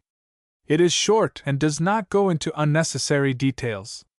We tied the card to the animal's horns, and I have an idea the owner of that unfortunate beast will be mystified to account for the fate which befell him. Having repaired the fence as best we could, we resumed our journey to Oak Cliff, and Mr. Harding was content to remain in his seat until we reached there. Later in the day Chilvers drew a diagram of this exploit on the back of a menu card, and I pasted in here as a droll memento of this incident. Illustration. Chilvers attempted to explain to Harding and the rest of us that the collision between the auto and the bull resulted in pulled or hooked shot, the bull taking the place of a golf ball and the machine serving as the face of the driver. It is quite accurate as showing the relative positions of the various factors, but I should not term it an art product. "I am familiar with the road from here to Oak Cliff," said Miss Harding when we had gone a mile or so. "You may rest, Jacques-Henri, and I'll take your place." She did so, and handled the big car with the skill of an expert. I did not talk to her for fear of distracting her attention from the task she had assumed. I was contented to watch her, to be near her, and to know that I had had the rare good fortune to do an unexpected turn for one who was near and dear to her. I will tell of our day in Oak Cliff in my next entry. Entry No. 16. Miss Harding owns up. "I demand part of my payment this afternoon," I said to Miss Harding as we neared the Oak Cliff clubhouse. "You are impatient, Jacques-Henri." She laughed. "Is it possible my credit is not good?" "Not in this instance," I returned. "I am demanding that you refuse all invitations to play in foursomes, and that after luncheon you and I make the round of Oak Cliff. That is so modest a request that I grant it," she said, and 10 minutes later I had the satisfaction of hearing her decline Carter's invitation to join in a foursome in which I was to take no part. This proves not only that all is fair in love, but that victory favors the one who strikes the first blow. It was about 10 o'clock when we reached Oak Cliff, and found Mr. Wilson waiting for us. Harding was impatient to test his skill against Wilson, and the two were ready to play when the rest of us were still chatting with Mrs. Wilson and others of their party. "We are entitled to a gallery," declared Harding. "Come on, everybody, and watch me show Wilson how this game should be played." Most of us accepted this invitation. Mr. Wilson fits the description Harding had given of him. He is wonderfully tall and slim, and I doubted if he had much skill as a golfer. His smooth-shaven features and dreamy eyes were those of the poet, but he is one of the best bankers and businessmen in the country. Harding drove a fairly straight ball, but Wilson promptly sliced into the tall grass. Miss Harding and I helped him search for his ball, and Chilvers joined in the hunt. "Ah, this is very lucky!" exclaimed Mr. Wilson, bending his long frame over some object. "Found your ball?" asked Chilvers. "The ball? No, he said, coming to his feet with something in his hand which looked to me like a weed. "But I've found a rare specimen of the Articum lapa. It is a beauty. Looks sort of familiar," said the puzzled Chilvers. "What did you say it was?" "The Articum lapa, more commonly called the burdock," explained Mr. Wilson. "If you can't find your ball, drop another one and play," shouted Harding from the other side, of course. Just then I discovered the ball, and after 2 strokes Wilson got it out of trouble, and then by a lucky approach and putt won the hole. Harding looked at him suspiciously. Illustration. "What are you looking for?" On the next hole their drives landed the balls not far apart, and neither was in trouble. I'm afraid this man Wilson can beat me, Harding said to us in an undertone as we neared the balls. Don't lose your nerve, Papa, cautioned his daughter. Wilson was away, but when he was within a few yards of his ball he looked intently at the turf, and then dropped to his knees and crawled slowly around. What are you looking for? Exclaimed Harding. There's your ball right in front of you. I know it, calmly said Wilson, running his hand over the turf. But I'm curious to know what kind of trifolium this is. Wilson, said the magnate, as the former rose to his full height and took a club from his bag. Wilson, I might as well quit and give up this game. Why? Asked the surprised banker. Let me tell you something, declared Harding. I only took up this golf business a few weeks ago, and by hard work have found out about mashies, hooks, fuzzles, cops, one-off two and all those difficult things, but I'm blamed if I ever heard of trifoliums, or whatever you call 'em, and you can't ring 'em in on me. I won't stand for it. We don't play trifoliums in Woodvale, do we, Smith? But my dear Harding, interposed Wilson, his mobile face wrinkled in a smile. Trifolium is not a golf term and has nothing whatever to do with the game. What in thunder is it? Trifolium is the genus name for the clover plant, and these are beautiful specimens, explained this amateur botanist. It is it? Laughed Harding. Well, let's see how far you can knock that ball out of that bed of trifoliums. We left them soon after and returned to the clubhouse. The ladies did not care to play before luncheon, preferring to take a rest after the exciting experiences of the trip from Woodvale. I ran across an old friend of mine, Sam Robinson, and he and I played against Carter and Chilvers. Robinson is one of the best amateurs in the country, and we defeated our opponents handily.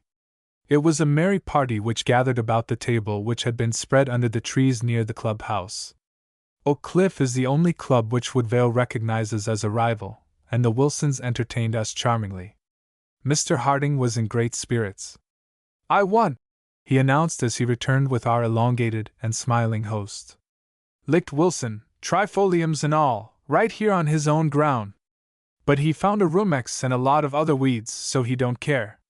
Miss Harding and I had discovered an oil painting in the club library which interested us, and when coffee and cigars had been served I asked Mr. Wilson about its history.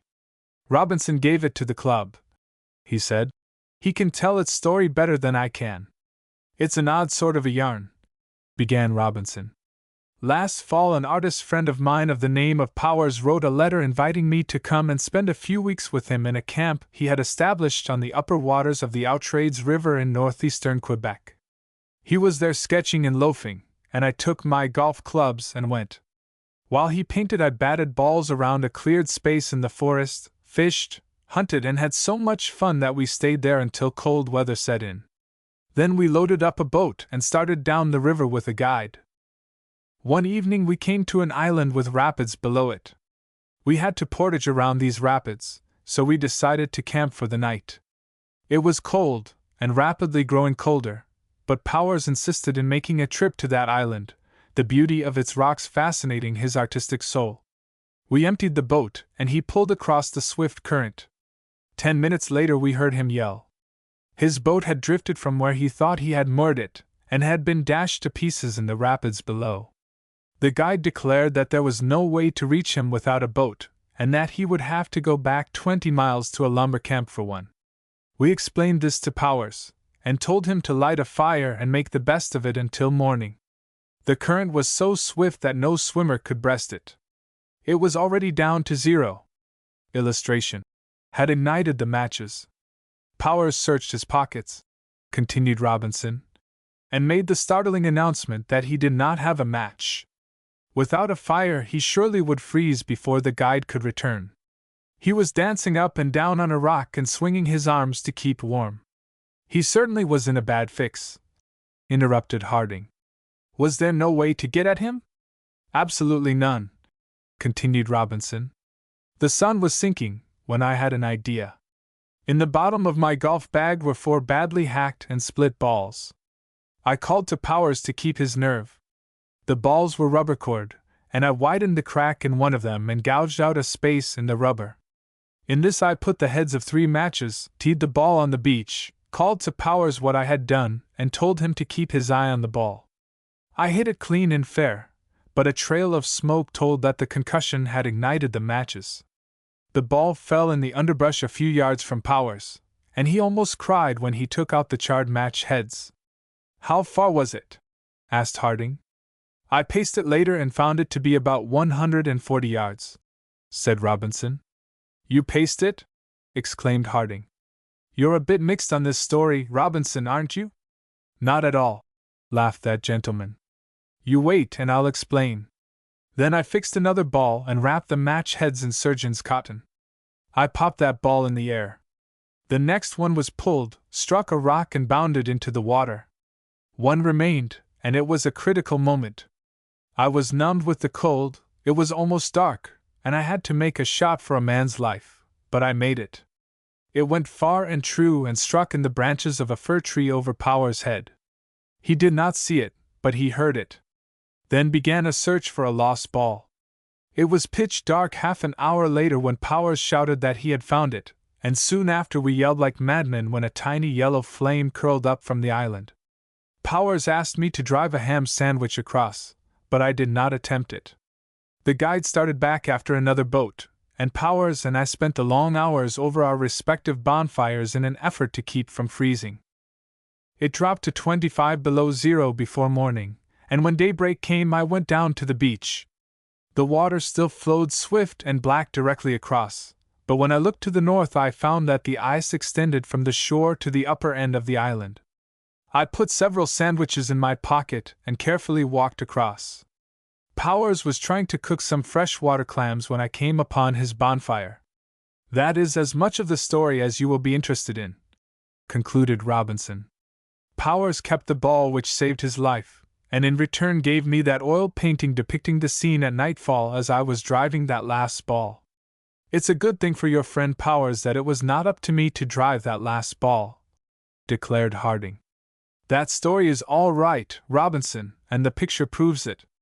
As we were leaving the table, Mrs. Chilvers called me aside. "Have you made up a game for this afternoon?" she asked, and I thought I discerned a mischievous glance in her eyes. Why, yes. I hesitated, wondering if I were to be dragged into some wretched foursome. "I have arranged to play with Miss Harding." "What, again?" she asked. "This is only my third game with her," I declared. Mr. Smith, do you remember how I warned you several weeks ago?" I remembered but did not admit it. "I told you then that sometime you would meet a golfing Venus," she said triumphantly, and without waiting for me to make a defense left and joined Miss Dangerfield. Miss Harding and I waited until we had a clear field ahead of us before we began our game. It was one of the perfect early summer afternoons when it is a delight to live. Oak Cliff is famous for its scenery and for its velvet-like greens. "I'm going to play my best game this afternoon," announced Miss Harding when I had teed her ball. "I always play my best game, don't you?" I asked. "You shall judge of that when we finish this round," she declared. It was my first game with her since the day she won the touring car from her father, on which occasion she made Woodvale and won 16. This was so marked an improvement over her former exhibition that I was at a loss to account for it. Since then Miss Harding had confined her golf to the practicing of approach shots and putting, following the instructions given by Wallace. I have been so busy with Wall Street and other affairs that I have paid little attention to golf, and smiled at her enthusiasm. "How shall we play?" I asked. "You have improved so much and are so confident that I dare not offer you more than a stroke a hole." "I shall beat you at those odds," she said. "This is a short course, you know."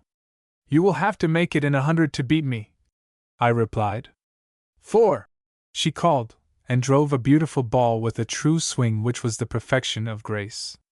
I made one which did not beat it enough to give me any advantage, and we started down the field together.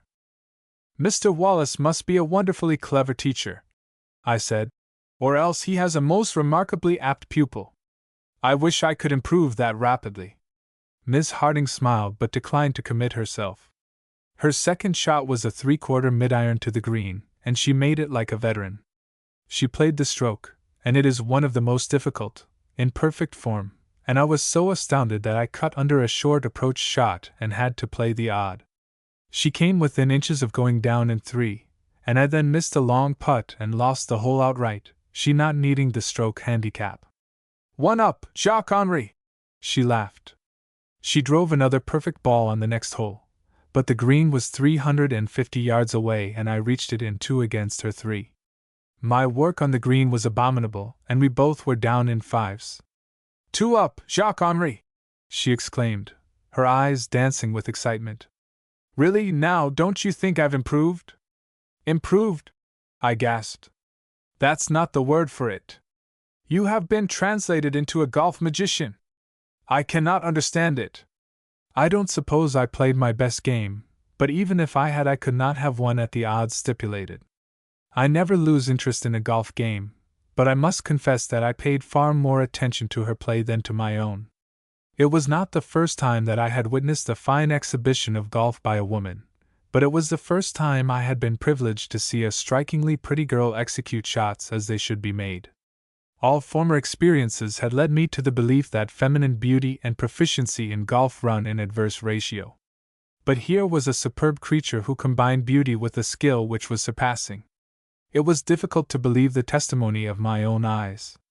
Here was a girl who had taken 15 to make the first hole of Woodvale only a few weeks preceding, who had driven 8 of my new balls into a pond which demanded only an 80-yard carry, who had told me that the one ambition of her golfing life was to drive a ball far enough so that she might have difficulty in finding it, who had repeatedly missed strokes entirely, had mutilated the turf, sliced, pulled and committed all the faults and crimes possible to a novice. Here was this same young lady playing a game which was well nigh perfect to the extent of her strength.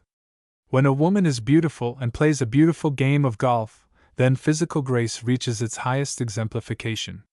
Even an ugly woman becomes attractive when she swings a driving club with an evenly sustained sweep, picking the ball clean from the turf or tee. But when a supremely charming girl acquires this skill, it is impossible to express in mere language the exquisite grace of it, and I am not going to attempt it.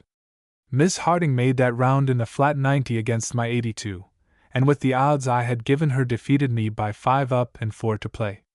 She made the same score as Chilvers, and he is a good player when on his game. The game ended, we rested in the shade of an arbor where we could watch the players on many greens. "Come now, make your confession," I insisted, looking into her face through the blue haze of a cigar. "Confess what?" she innocently asked. "Confess why it is that you deliberately deceived me regarding your game," I demanded. "Don't you suppose I know that you were not trying to play that day when you first favored me with a game at Woodvale? You know nothing about it." She laughed. "I have been taking lessons since then. Tell that to someone who does not understand the difficulty of learning this game," I responded. "Your father, for instance. Unless you confess the truth, I shall tell him that you deliberately lured him into a trap by which you won that touring car. Tell him, I dare you," she challenged me. "If he believes it, he will think it a huge joke. And you told me that you once made a 9-hole course in Paris in '91. I accused her. "I did," she laughed. "It was in a competition with one club, a putter." "Was that when you won the Gold Cup?" She shook her head. "What score did you make when you won that Gold Cup in Paris?" I asked. "The witness declines to answer," she defiantly replied. "You are guilty of contempt of court. Tell me, Miss Harding, why you played so atrociously that day." "Atrociously?" she exclaimed with mock indignation. "You told me that I was doing splendidly, and you said that with a little practice I would make a fine player. And now that I have verified your predictions, you seem vastly surprised." I was trying to encourage you," I faltered. "In other words, you were deceiving me, Jacques-Henri. Confess that you were." "I do confess," I laughed. "You were the worst player I ever saw. Now you confess why you did it." "I shall confess nothing," she declared, her eyes dropping as I gazed into them. "I shall confess nothing, Jacques-Henri. Since when has it been decreed that a lady must confess to her chauffeur? Do not forget your place, Jacques-Henri. Let's start for the clubhouse. I see Papa and others on the lawn." I have a theory of the truth, but it is too foolish to put in writing. We made a speedy run to Woodvale after a most delightful afternoon. Entry No. 17 The Passing of Percy. During the forenoon of the day following our visit to Oak Cliff, Mr. Harding, Carter, and I were sitting under the big elm tree near the first tee. We had our clubs with us, but the railroad magnate wished to finish his cigar before starting to play. A farm wagon drove up the circular roadway which surrounds the clubhouse, and the owner, after glancing doubtfully about, approached us. He was tall, angular, and whiskered. "Can any of you folks tell me if a man named Hardin hangs out round this here place?" he said, squinting at a card which I instantly recognized. "I'm Harding," said that gentleman, walking toward him. "I reckon you're the man who owns the late deceased bull?" "I surely am," said the farmer, stroking his whiskers nervously. "How much do you want for him?" demanded Harding, with characteristic promptness. "Stranger," began the man with the hoe, "if you'll tell me how in thunder you broke the neck of that critter with one of them there sticks," pointing to our golf clubs, "I won't charge you one doggone cent for doing it." We all roared, and then Harding briefly explained what had happened. "I reckon you couldn't do nothing else under what the stump speakers call existin' sarcumstances," slowly drawled the farmer. "But he was a mighty fine young bull, and I hated like all sin to lose him." "How much was he worth to you?" asked Harding. "He was a Holstein, mister, and I wouldn't 'a' sold him for $250 the best day you ever saw. He took second prize as a yearlin' at our county fair, and I was plumb sure he'd have the blue ribbon hung on him this year. But instead of a ribbon I found this here on his horns," he concluded sorrowfully, looking at the card with its strings still attached. "I'll give you $350 and call it square," said Harding. "Do you mean it, mister?" His watery blue eyes opening wide, his thin lips pursed, and his leathery face curiously wrinkled. "Do you mean it?" "Of course I mean it, but I want his head. I'm going to have it mounted." Mr. Harding opened his wallet, stripped off the bills, and handed them to the pleased farmer. "Mister," the latter said, "that's more than he was worth, and I feel kinder ashamed ter take all of it. Tell you what I'll do. I've got an old bull that's no good, but ugly as all get out, and if you'd like ter tackle him with that ordermobile of yours, I'll turn him loose in that same medder, and you can have it out with him, and it won't cost you a cent." Illustration. He was tall, angular, and whiskered. "Much obliged," laughed Harding. "But nature evidently did not design me for a matador. If Miss Lawrence does not develop into a great player, it will not be because of a lack of assiduity in taking lessons. Since Wallace has become professional at Woodmere, she has taken one, and sometimes two each day. She was starting to take one of these lessons when Harding returned. "See here, Wallace," he said with mock sternness, "I am becoming curious to know if you are professional to our charming young friend or to the club." "Why, Mr. Harding!" exclaimed Miss Lawrence, blushing furiously. "I have taken only 6 lessons, and you have no idea how I have improved." "Without doubt," observed the remorseless millionaire. "But when do I get a lesson? My game has steadily deteriorated since I hit my first ball. As Smith says, I am way off my game. I shall be glad to give you a lesson any time tomorrow afternoon, Mr. Harding," said Wallace. "All right. You and I will play Smith and Carter, and you put me right as we go along." That was satisfactory all around, and Wallace turned his attention to his fair pupil. I wonder if he is as exacting and she as interested at all times as during the few moments they were under our observation? "A little nearer the ball," he cautioned her. "Grip firmly, but keep the wrists flexible. Let the club head come back naturally. Be sure and keep the weight of your body on the heels and not on the toes. That's better. Try that back swing again. Do not go so far back. Be sure that at the top of the swing your entire weight is on the right leg, and that the knee is not bent. Do not pause at the top of the stroke. Keep the head perfectly still and your eyes on the ball, not on the top of it, but on the exact spot where you propose to hit it. Now make a practice swing." Miss Lawrence did so, and it seemed almost perfect to me, but Wallace's keen eyes detected faults. "That right shoulder dropped a little," he said. "That's a bad fault. Let the right shoulder go straight through. Ah, that was a decided improvement. Now swing and keep that right elbow at least 4 inches from the body. You let your wrists in too soon, Miss Lawrence. Do not start them to work until you are well down on your stroke. That shoulder dropped again. Don't look up as your club goes through, that is a fatal fault. Fall back on those heels. Keep the back straight, or curve back if at all. Now we will try it with a ball. Wallace teed a ball and Miss Lawrence drove a very good one for her.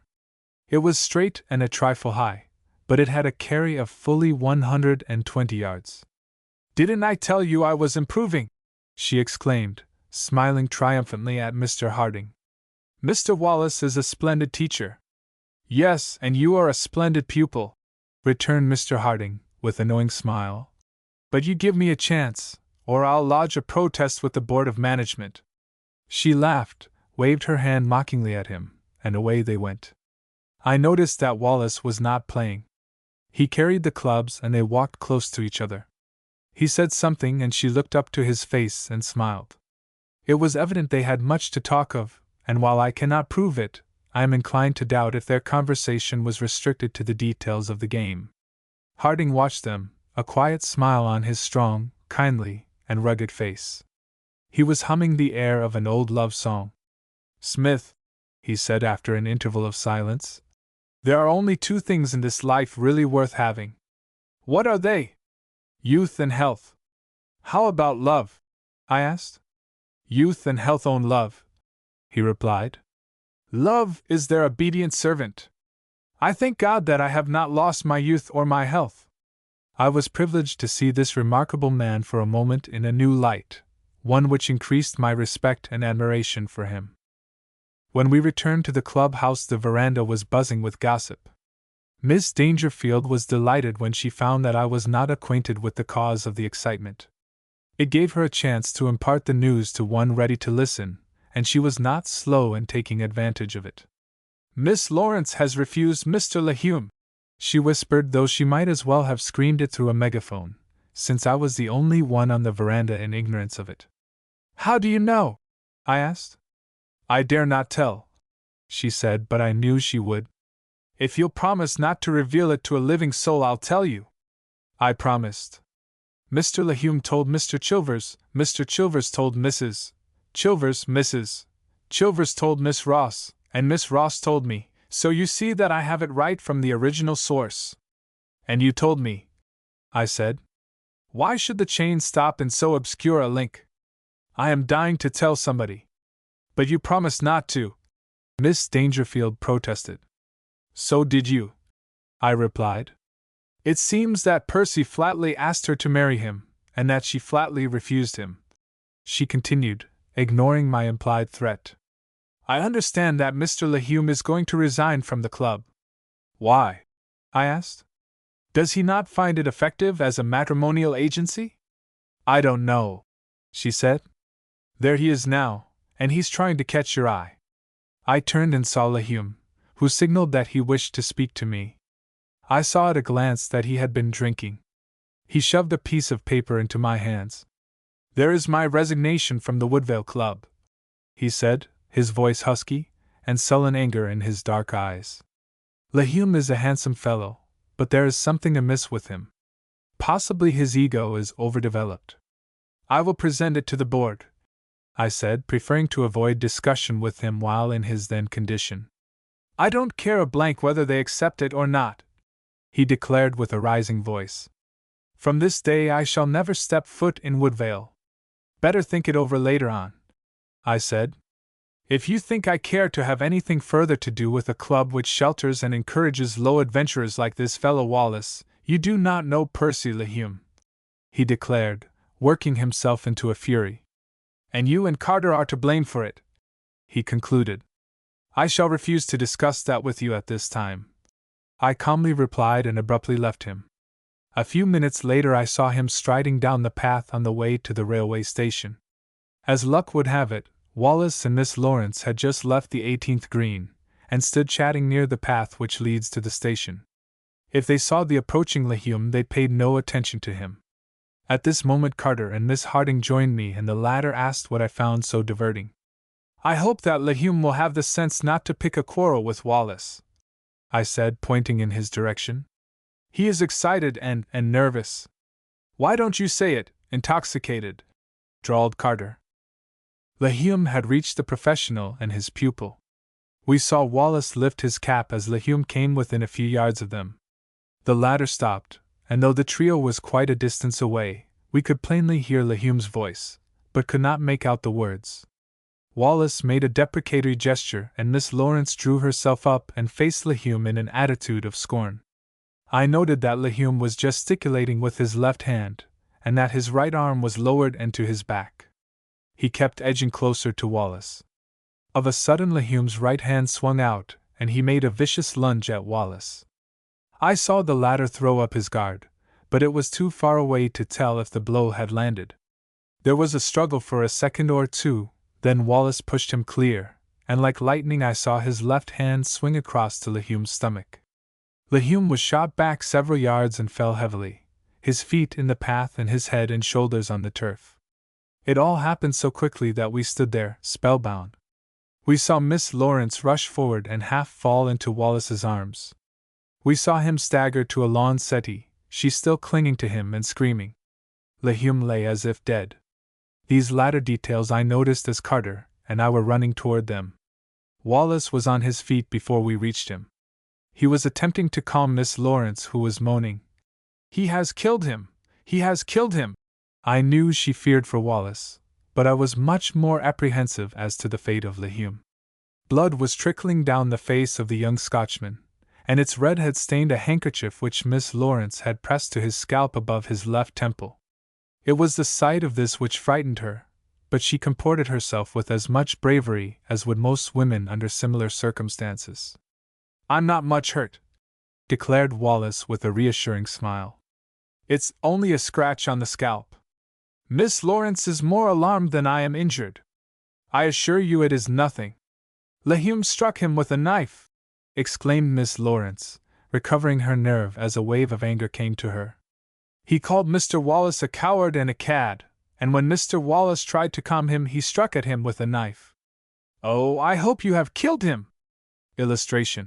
Lahum was shot back several yards. "I'm afraid your hope is realized," said Carter, bending over the inert form of Lahum. "Small fear of that," said Wallace, but I detected a note of apprehension in his voice. "I aim to disable without seriously injuring him." As he spoke, Lahum moved, groaned, and half raised himself. In the meantime a group had gathered, and in it was Dr. Barry, a member of the club. Lahum was conscious but completely dazed. We were much relieved when the doctor said that he was not permanently injured. Ordering two of the servants to take Lahum to the clubhouse and put him to bed, Dr. Barry turned his attention to Wallace. Despite the spilling of blood, the cut was a trifling one, and after giving it simple treatment, the doctor assured Wallace that he could attend to his duties as usual. An hour later the nervy Scotchman was out on the links giving Lawson a lesson. We picked the knife from the walk near the scene of the encounter. The blow had been aimed at the breast or neck, but Wallace parried it, and received the scratch before he could grasp Lahum's wrist. The quick wrench which caused the knife to fly from Lahum's hand fractured one of the small bones in his forearm, as was learned when that desperate young man had more fully recovered. It was a disagreeable incident, and I take no pleasure in recording it. Wallace immediately tendered his resignation, but Carter and I told him it would not be considered, and I am sure the management will uphold us in that action. The conduct of Miss Lawrence convinces me that she is much attached to Wallace. Of course, nothing else was talked of during the afternoon and evening. In the cool of the day Miss Harding accepted my invitation to play the brook holes, as we call them, and we climbed to the top of the Eagle's Nest to watch the sunset. I helped her up the steep rocks, and finally we stood breathless, gazing down on our little world. "At last we are alone," I said. It was one of my usual brilliant remarks. There must have been a ring of tragedy or melodrama in my voice, but really I said it only because I could think of nothing else to say at that moment. Miss Harding looked up with a curious expression in her deep brown eyes and a rather timid smile on her lips. It was as if she were wondering if I meditated hurling myself to the depths below, or if I intended to take this opportunity to launch some tender declaration. I wish I had the command of language of the garrulous and ever-entertaining hero of the popular novel. If I ever propose, it will be in writing. I can see that look of startled curiosity on her pretty face as I write these lines, and the more I think of it, the more am I convinced that she expected something far different from what followed. I wonder what she would have said or done if I had thrown myself at her feet and passionately declared the love I bear to her. I wonder if those tender lips would have murmured the words which would have raised me to the seventh heaven of happiness, or if she would have firmly said, "Oh, what is the use of wondering? No danger of being hit with a golf ball up here," I said, when she remained silent. And then she laughed. Since there was nothing witty in my remark, she must have been laughing at something else. I have an idea what it was, but I had sense enough to laugh with her. "Do you know," I said, determined to frame a rational statement, "I believe Miss Lawrence is in love with Mr. Wallace." "Indeed?" she exclaimed. "And what of Mr. Wallace?" "I believe Mr. Wallace is in love with Miss Lawrence." "What a delightful state of affairs!" she laughed. "Nothing then remains but to set the date, celebrate the event, and live happily ever afterward." "I do not say she will marry him," I ventured to qualify. "It probably started as a harmless flirtation on her part, but I really think she cares more for him than she would be willing to admit. If she liked him well enough to encourage his attentions, which is a fairly good definition of a harmless flirtation," she said quite seriously, "and later discovers that she loves him and that he loves her, why should they not marry?" I think my tactics at this point were rather clever. I saw a chance to obtain her views on a question most vital to me, and I proceeded to do so, but I hope I did not lower myself in her estimation. As I have said before, I think Wallace is good enough for any woman. "Consider the difference in their stations in life," I interposed. "She has wealth, family, and a high position in society. Of Wallace we know nothing except that he comports himself like a gentleman in reduced circumstances. I should imagine that would be the most difficult time to play such a role," Miss Harding said. "We know those who cannot be gentlemen even under the most encouraging circumstances. The greatest happiness which can come to a good woman is to marry the man she loves, and if she allows wealth, position, or any other selfish consideration to stand in the way, she does not deserve happiness." "Right you are!" I declared with an enthusiasm which may have betrayed me. "I agree with every word you have said. See those perfect yellows against that bar of vivid red," she said, pointing to the west, where the sky quivered with a naming sunset. "See how the light flashes from the windows of the club house. One would think it filled with molten metal.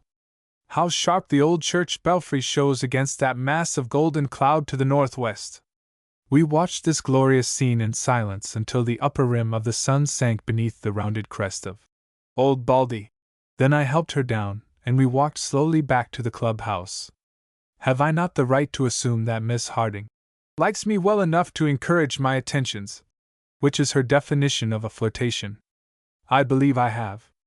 I know that other young gentlemen belonging to the club have attempted in vain to compete with me for the favor of her society. All have failed, Carter alone excepted. But recently I have been with her more than has Carter. In fact, I fear him less at the present moment than I have at any time. I shall soon know my fate. For the first time the strain of my stock operations is telling on me. I have now purchased 35,000 shares of NONG, and the market for it closed tonight at 60. If I were forced to settle at this figure, I would be about $345,000 loser. If the stock is valueless, as some of the experts are now declaring, I am liable for nearly $2 million more. I have converted everything except my equity in Woodvale into money, and counting the margins in the hands of my brokers, I find that I have nearly $3 million. I suppose I could get out with a loss of $500,000, and there are moments when my cowardice struggles against me and when I am tempted to abandon this hazardous enterprise. I shall stick it out, however. I know the conspiracy which has been hatched, and I do not believe they will dare force the price down much lower. I am going to buy another block of 10,000 shares if it continues to decline, and then await developments. If it goes to zero, I shall still have a little money left, and I shall have the income from the old farm, but I shall not have the hardihood to ask for the hand of Grace Harding. You may talk as much as you please, but money is a commanding factor in love and marriage. It is all very well for a wealthy man to fall in love and marry a poor girl, but it is an entirely different thing for a poor man to aspire to the hand and heart of a wealthy woman. Honestly, I don't believe it right that women should be permitted under the law to inherit vast sums of money, at least marriageable women. No man of ordinary means who possesses a proper self-respect will espouse a woman whose income overshadows his own. I would limit the inheritances of marriageable women to a maximum amount of $100,000. I wish Miss Harding did not have $1. The contest for the Harding Trophy, I mean the bronze, and not the real Harding Trophy, has narrowed down to 4 of us: Carter, Boyd, Marshall, and myself. I have a sort of a premonition that as that bronze gent goes, so will go everything which I hold dear. I am making the fight of my life for it. I play Marshall tomorrow morning. Entry No. 18 Mr. Harding's Struggle. I won my match with Marshall after a contest which went to the 20th hole. He had me Dormy one coming to the 18th, but by perfect playing I won it in a 5 and have the match. Nothing happened on the first extra hole, but on the following I held a 15 putt for a 3 and won a beautifully contested match. Miss Harding went around with us and was my mascot.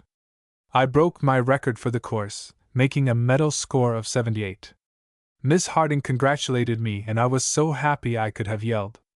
Dear old Marshall did not take his defeat the least to heart, but he is not playing for the stakes that I am. I have dreamed twice that if I won the Harding Trophy I should win everything. Carter beat Boyd handily, and the prize will go to one of us. I must beat him. I shall beat him. After having declared innumerable times that he would master the secrets of golf without aid from anyone, Harding finally surrendered and took his first lesson this afternoon. I take back everything I ever said about this being an easy game to play, he said. I'm a pretty good rule of thumb civil and mechanical engineer. I know a few things about the laws of resistances and all that sort of thing. I have watched you fellows hit that ball and have tried to imitate you, but it's no use. Now I'm going to do just what Wallace tells me, and if he can teach me to drive I'll pay him more than any professional ever made in the history of the game. Harding certainly has had a time of it. For weeks he has labored with a patience worthy of better results. He has purchased every known variety and weight of club. He has a larger collection of drivers, brassies, cleeks, mashies, midirons, jiggers, niblicks, putters and other tools than Billy Moon, and Moon is a specialist in that direction. The surrounding woods, the ponds, brooks and swamps contain unnumbered balls which Harding has misdriven. He will not waste 1 minute looking for a ball which gets into difficulty, and since his arrival our orders to the manufacturers have more than doubled. One of his ambitions has been to drive a ball across the old mill pond. It is a long carry and beyond probability that he can accomplish it, but I have seen him drive box after box of balls and give them to the caddies who have recovered them. Wallace was on hand at the appointed time to give Harding his first lesson, and we had quite a gallery for our foursome, including Miss Harding and Miss Lawrence. Wallace was to play with Harding against Carter and me, but the chief interest centered in whether Wallace could effect any improvement in the playing of his ponderous pupil. He told Harding to make several practice swings. Harding did so, and Wallace studied them closely. A man of your build should play with the left foot advanced, he said. Bend the left knee but keep the other one more nearly rigid. Keep the weight of your body on your heels or you will fall on your ball when you swing through. Do not curve your back like a letter C. Keep the backbone straight but not rigid. It is the pivot on which your body and shoulders must turn, and how can it turn true if your vertebrae is bent? I had not thought of that, admitted Harding, making a much better stroke. Unless the back is straight the right shoulder will drop, and that is fatal, cautioned Wallace. Grip firmly and evenly with the fingers, not the palms, of both hands, but let the wrists be flexible until the club head comes to the ball. Wallace corrected other errors, and after 15 minutes of instruction Harding teed a ball and for the first time in his life cleared the lane. He was as delighted as a boy who unexpectedly comes into possession of his first gun.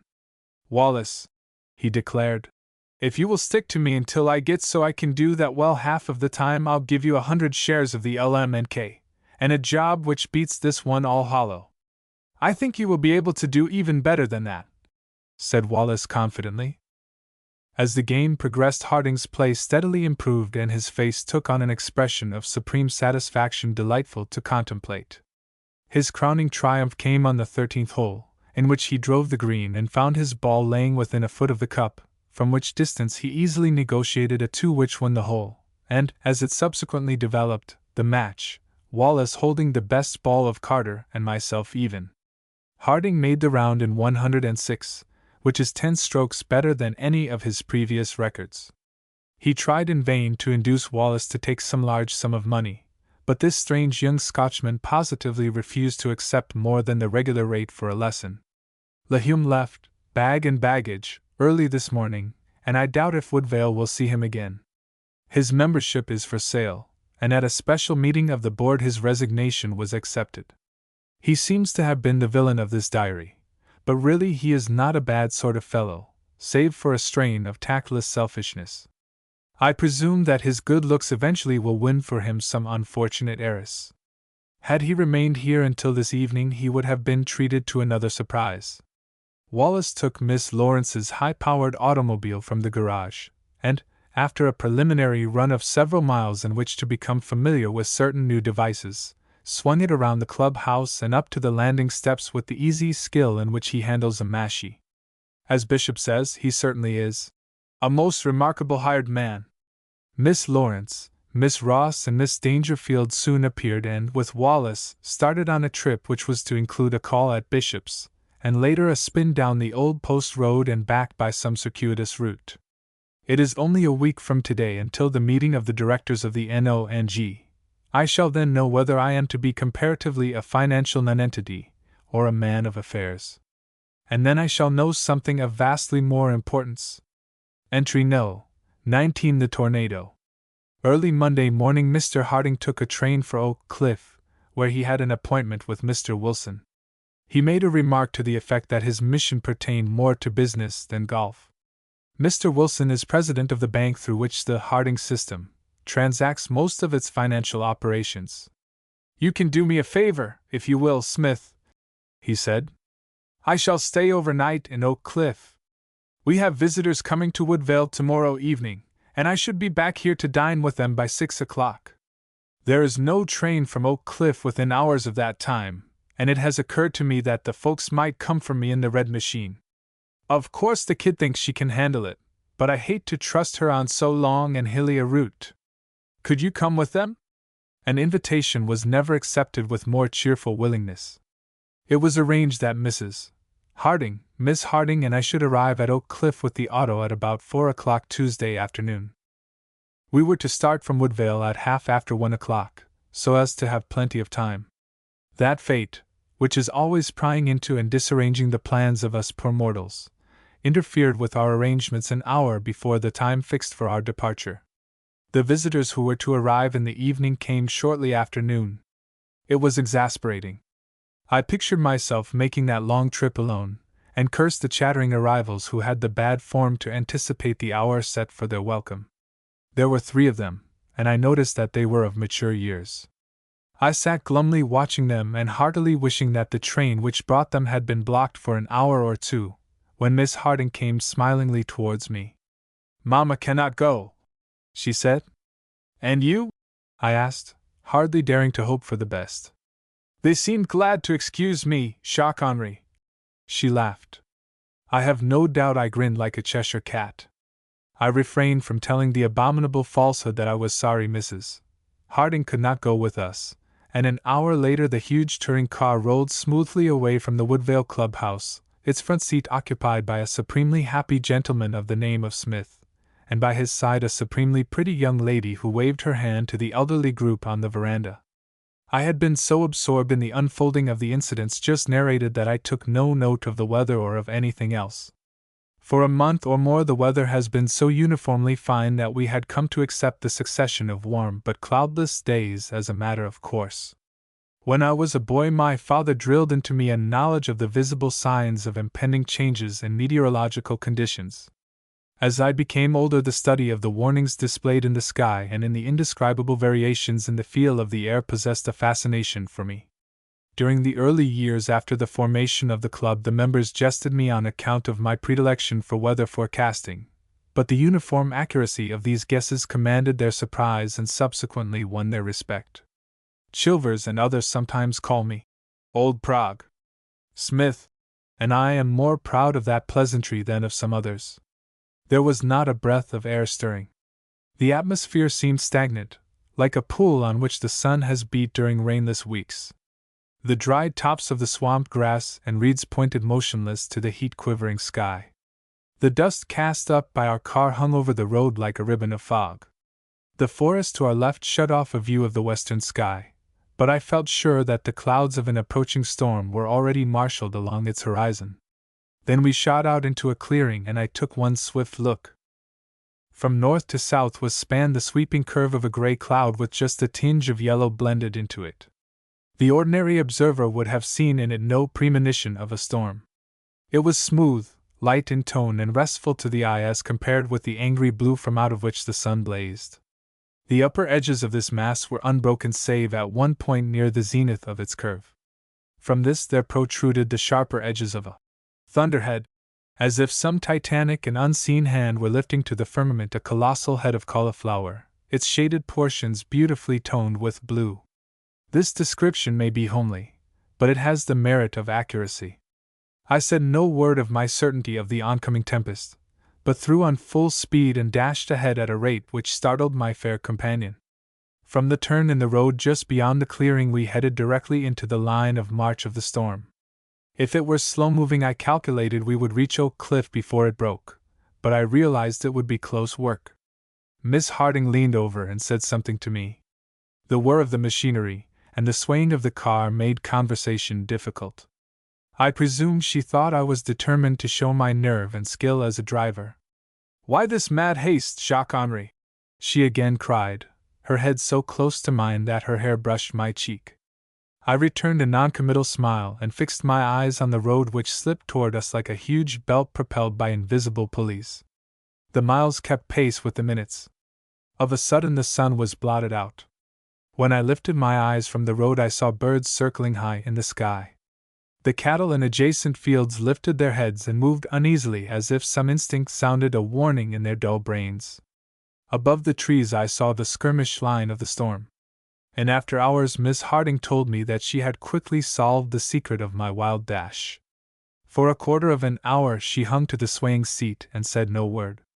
Once I looked into her eyes and read in them that she understood.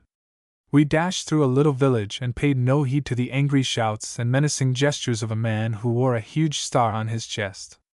Oak Cliff was only 10 miles away. Could we make it? The restful grays of the cloud had disappeared, and low down on the horizon I saw a belt of bluish black, and as I looked, a bolt of lightning jabbed through it. We were now running parallel to the storm, and I believed I could beat it to Oak Cliff. I felt certain I could reach the little hamlet of Pine Top, and from there on it would be easy to get to shelter. Between us and Pine Top was practically an unbroken wilderness, a part of the country reserved as a source of water supply for the great city far to the south of us. Into that wilderness we dashed. We were taking a hill with the second speed clutch on when a grating sound came to my alert ears, and with it an unnatural shudder of the machinery. I threw off power and applied the brakes. As the car stopped, the deep rolling bass of the thunder rumbled over the hills. "We are caught," declared Miss Harding, but there was no fear in her voice. "Not yet," I asserted, springing from the car and making a frenzied examination of the cause of our breakdown. I knew it was not serious, and when I located it I joyously proclaimed it a mere trifle. But automobile trifles demand minutes, and nature did not postpone the resistless march of its storm battalions. As I toiled with wrench and screwdriver I cursed the folly which induced me to plunge into that desolate stretch of forest and marsh. The roar of the tempest's artillery became continuous. The low scud clouds traveling with incredible velocity blotted out the blue sky to the east and darkness fell like a black shroud. I could not see to work beneath the floor of the car, and lost another minute searching for and lighting a candle. In the uncanny gloom I saw the fair face of the one whose safety now was menaced by my bold folly. I saw her form silhouetted against the black of a fir tree in the almost blinding glare of a flame of lightning. "Just 1 minute, and I will have it fixed," I said, and she smiled bravely but said nothing. Still not a breath of air. The spires of the pine trees stood rigid as if cast in bronze. This is the time when a storm strikes terror to my soul. With the first patter of the rain and the onrushing of the wind I experience a sensation of relief, but it is nerve-wracking to stand in that frightful calm and await the mighty charge of unknown forces. As I bolted the displaced part into its proper adjustment, I reflected that had it not been for the 10 minutes thus lost we would have been in Oak Cliff. My calculations had been accurate, but again fate had introduced an unexpected factor. I started the engine and leaped into the car. "Only a mile to shelter!" I exclaimed. "I think we can make it. Where are the storm aprons?" "We forgot them," she said. "I forgot them, you mean," I declared. "Hold fast. It is a rough road." The red car leaped forward. I remembered that there was a farmhouse a mile or so ahead. Never have I witnessed anything like the vivid continuity of that lightning. With a crash which sounded as if the gods had shattered the vault of the heavens, a bolt streamed into a tree not 100 yards ahead, and one of its limbs fell to the roadway. It was impossible to stop. She saw it and crouched behind the shield. With a lurch and a leap we passed over it. I felt a drop of rain on my face. The trees swayed with the first gust of the tempest. We were going downhill with full speed on. A few 100 yards ahead was a stone culvert spanning the bed of a creek whose waters years before had been diverted to a reservoir a mile or so to the east. Save at rare intervals, the bed of this creek was dry. As the recollection of this old culvert came to me, I raised my eyes and saw something which drove the blood from my heart. A quarter of a mile ahead was a gray wall of rain, and dim through it I saw huge trees mount into the air and twist and gyrate like leaves caught up in an air eddy. Holding our speed for a few seconds, which seemed like minutes, we surged toward the old culvert. Jamming on the brakes, I swung to one side of the embankment and stopped almost on the edge of the dry bed of the creek. Miss Harding leaped to the ground and stood for an instant dazed. I stumbled as I jumped, but was on my feet like a flash. The arch of the culvert was not 30 feet away, but had we not been protected by the embankment we should have been beaten down and killed ere we reached its shelter. The stones and gravel from the roadway above were dashed into our faces by the outer circle of the tornado. Grasping Miss Harding by the arm, I dragged or carried her, I know not which, to the yawning but welcome opening of the old stone archway. I cannot describe what followed. It was as if the earth were in its death throes. We were tossed back and forth in this tunnel, a resistless suction pulling us first toward one entrance and then to the other, only to be hurled back by buffeting blows. There was a sense of suffocation as if the lightning had burned the air. Our nostrils were filled with the fumes of sulfur, and we looked into each other's frightened eyes only when some near flash penetrated the awful blackness of what seemed our living tomb. A tree fell across the west opening, one twisted limb projecting well into the tunnel of the culvert. We could not distinguish the crashes of thunder from that of hurtling trees or the demoniac roar of the tornado.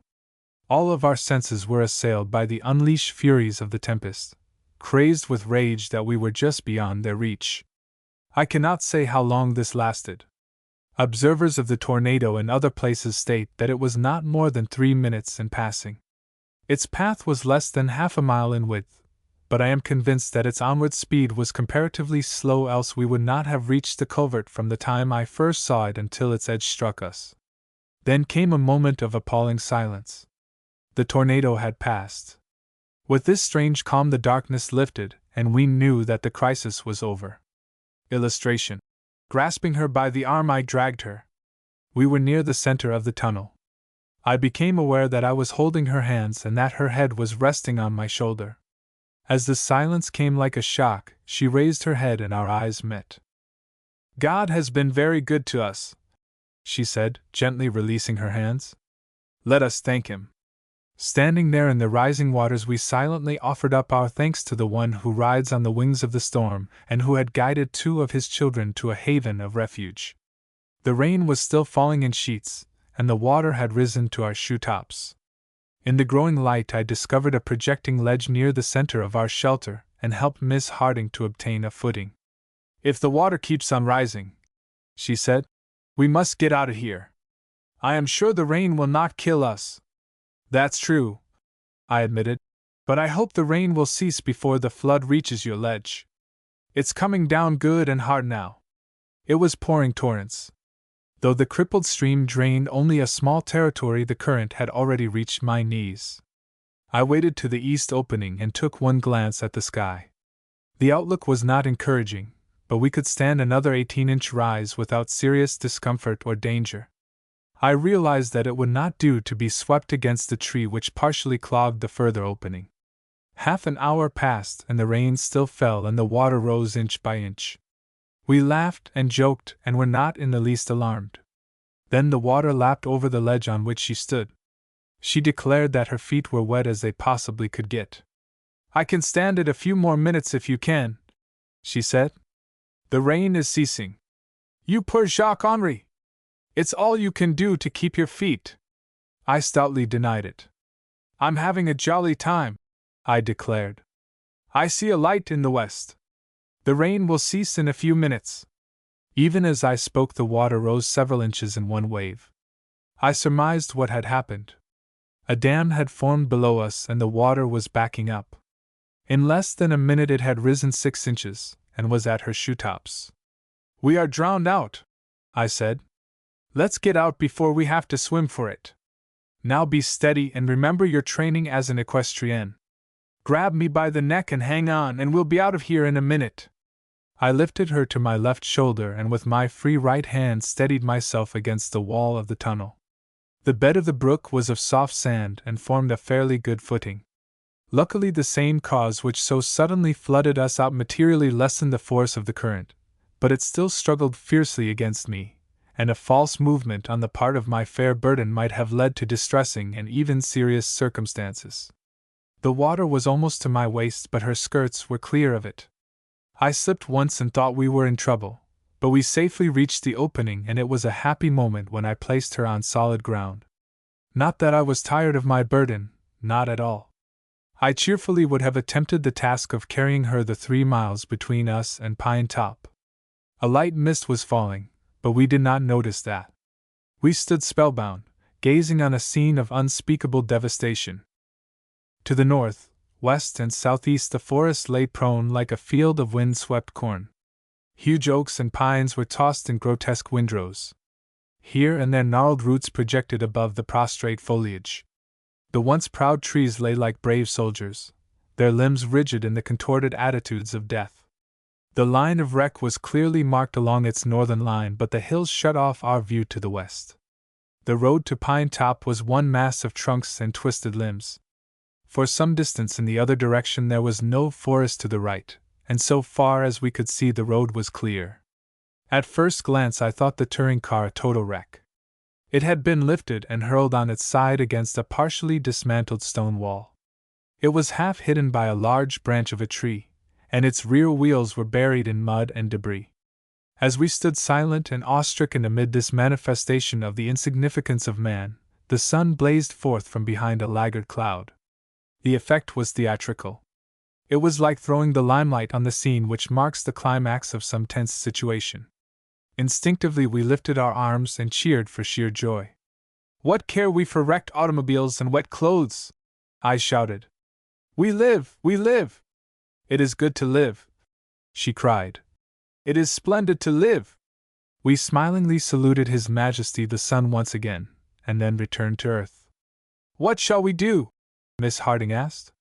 My most vivid impression of this charming young woman at that instant was that her shoes gave forth a chugging sound as she walked, convincing oral evidence that their spare spaces were occupied with water. I also recall that her hat was a limp and bedraggled wreck from being jammed for an hour or more against the roof of the culvert. "I don't know," I frankly admitted. "It is certain we cannot take this road to Pine Top. I have an idea that our back track is clear. I suggest that I proceed to ascertain if this machine is dead beyond hope of resurrection. If it isn't, we'll take it back to civilization." If it is, we'll abandon it and walk. It is now 3:30, she said, looking at her watch. Even if we are late in getting to Oak Cliff, we must go there if possible, for I know Papa will wait for us and be worried if we do not come. I'll do the best I can, I said, hesitating a moment and vainly attempting to think of some discreet way in which to express what was on my mind. It will take some time, I finally said, and in the meanwhile you had better. Oh, I'm going to. She laughed, and before I could look up she was on her way to the sunny side of the embankment on the further approach of the culvert. 10 minutes later I turned and saw her a few paces away silently watching me, and the same glance revealed a pair of dainty shoes on the top rail of the old bridge, and I presumed that in some place was a pair of stockings so disposed as to give soles rays a fair chance to do their most effective work. I think I can fix it inside of an hour, I said. That will be splendid, she exclaimed. The sun was blistering hot, and I worked like a Trojan, but again was it my fate to disappoint her. The working parts were clogged with sand and mud, and I had underestimated the magnitude of my task. I know now that our best course would have been to abandon the machine and to walk to Pine Top, but perhaps what happened was just as well. It was 5:45 before the machine gave its first sure signs of returning consciousness. Miss Harding gave a glad cry, and a quarter of an hour later, when the red monster stood coughing in the muddy roadway, those dry shoes were where they belong. With light hearts we waved farewell to the kindly old culvert, and set our pace toward Woodvale. It was our plan to take the first crossroad leading from the path of the tornado, and if possible make our way to Oak Cliff. We passed a small hut which nestled in the shelter of the rocks. In our mad rush I had not noticed it, but it seemed vacant. A little farther on the road turns sharply to the right and re-enters the forest. As we came to the top of a knoll I looked ahead and saw at a glance that we were again nearing the path of the tornado. But I went on until the trunks of the stricken trees brought us to a halt. We are trapped, Miss Harding, I said, after an examination which proved that even foot travel was well nigh impossible. We are in the segment of a circle closed at its ends by fallen trees, and the worst of it is this: there remains to us positively no outlet to the road. It was an exasperating situation. We decided to return to the hut in the hope that its occupant, if it had one, might be able to show us a trail through the woods to the west. As we came near the hut we saw smoke coming from its stovepipe chimney. It looked mighty cheerful. I knocked on the door and a big, good-natured Norwegian opened it. He is one of the watchmen employed by the water commissioners to keep trespassers off the lands reserved for water supply. I briefly explained our predicament. He informed me that there was no wagon road leading to the east or the west, and said, with a wide grin, that our auto could not possibly get out until the road was cleared. Miss Harding joined us and made a despairing gesture when told the situation. This man Peterson said that the tornado had missed his hut by a few hundred yards. He was in Pine Top when it swept through the edge of that village, killing several persons. Where is the nearest railway station? Asked Miss Harding. Pine Top. How far is it? I asked.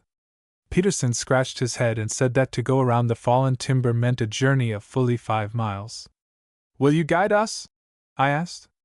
I will pay you, I added, naming a liberal sum. Peterson said he would when he had cooked and eaten his supper. It was then after 7 o'clock, and the thought occurred to us that we were hungry. Peterson agreed to do the best he could for us in the way of a meal, and he did very well. We were lamentably shy on dishes and knives and forks. We had bacon and eggs, fried potatoes, bread and butter, and some really excellent coffee. There was only a single room in the hut, but it was clean and fairly tidy. Peterson explained that he never had company, and apologized for his lack of tableware.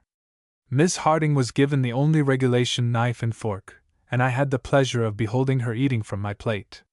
There was only one plate, Peterson using the frying pan and a carving knife. What fun we had over that humble but wholesome meal! Miss Harding praised our host's cooking, and his honest blue eyes glistened at the compliment. Miss Harding and I sat on a board which rested on 2 nail kegs, while Peterson, against his protest, had the one chair in the house. It was growing dark ere the meal was ended. I ran the touring car into the little yard and sheltered it as best I could under the projecting ledge of a rock. Peterson produced a big strip of heavy canvas which I put to good service by protecting the vital parts of the mechanism. Peterson assured us that the car would be safe, and with a parting look at it we entered the forest. It was a long, tortuous, and in places dangerous journey. While we were not in the track of the tornado, the storm had been severe over a wide territory.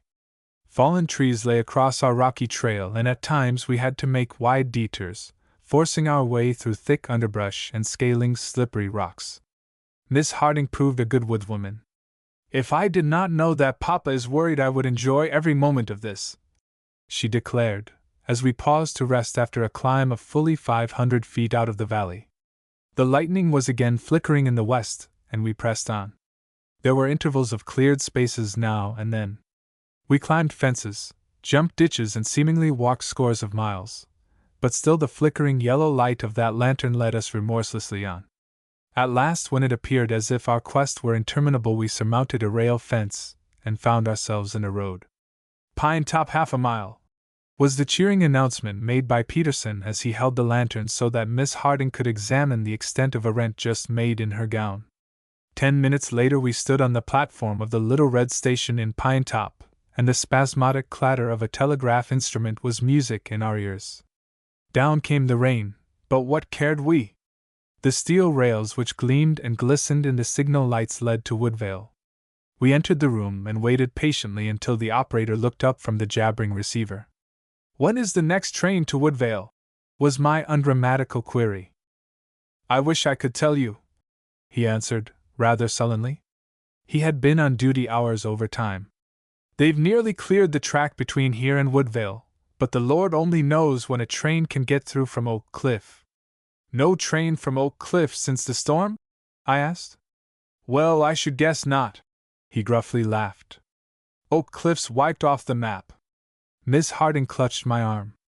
There was startled agony in her eyes, her lips trembled, but she bore the shock bravely. "Did you get a message to that effect?" I demanded in a voice which must have surprised him. "No, the wires are down between here and Oak Cliff, but a man came by here an hour ago who said it went through the village." "Did it strike the Oak Cliff clubhouse?" I asked. "He didn't say," replied the operator, and then the instrument demanded his attention.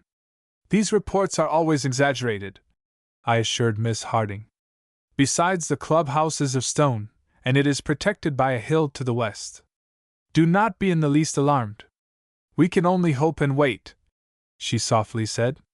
We heartily thanked Peterson and watched him as he disappeared in the darkness, tramping stolidly in the face of a driving rain.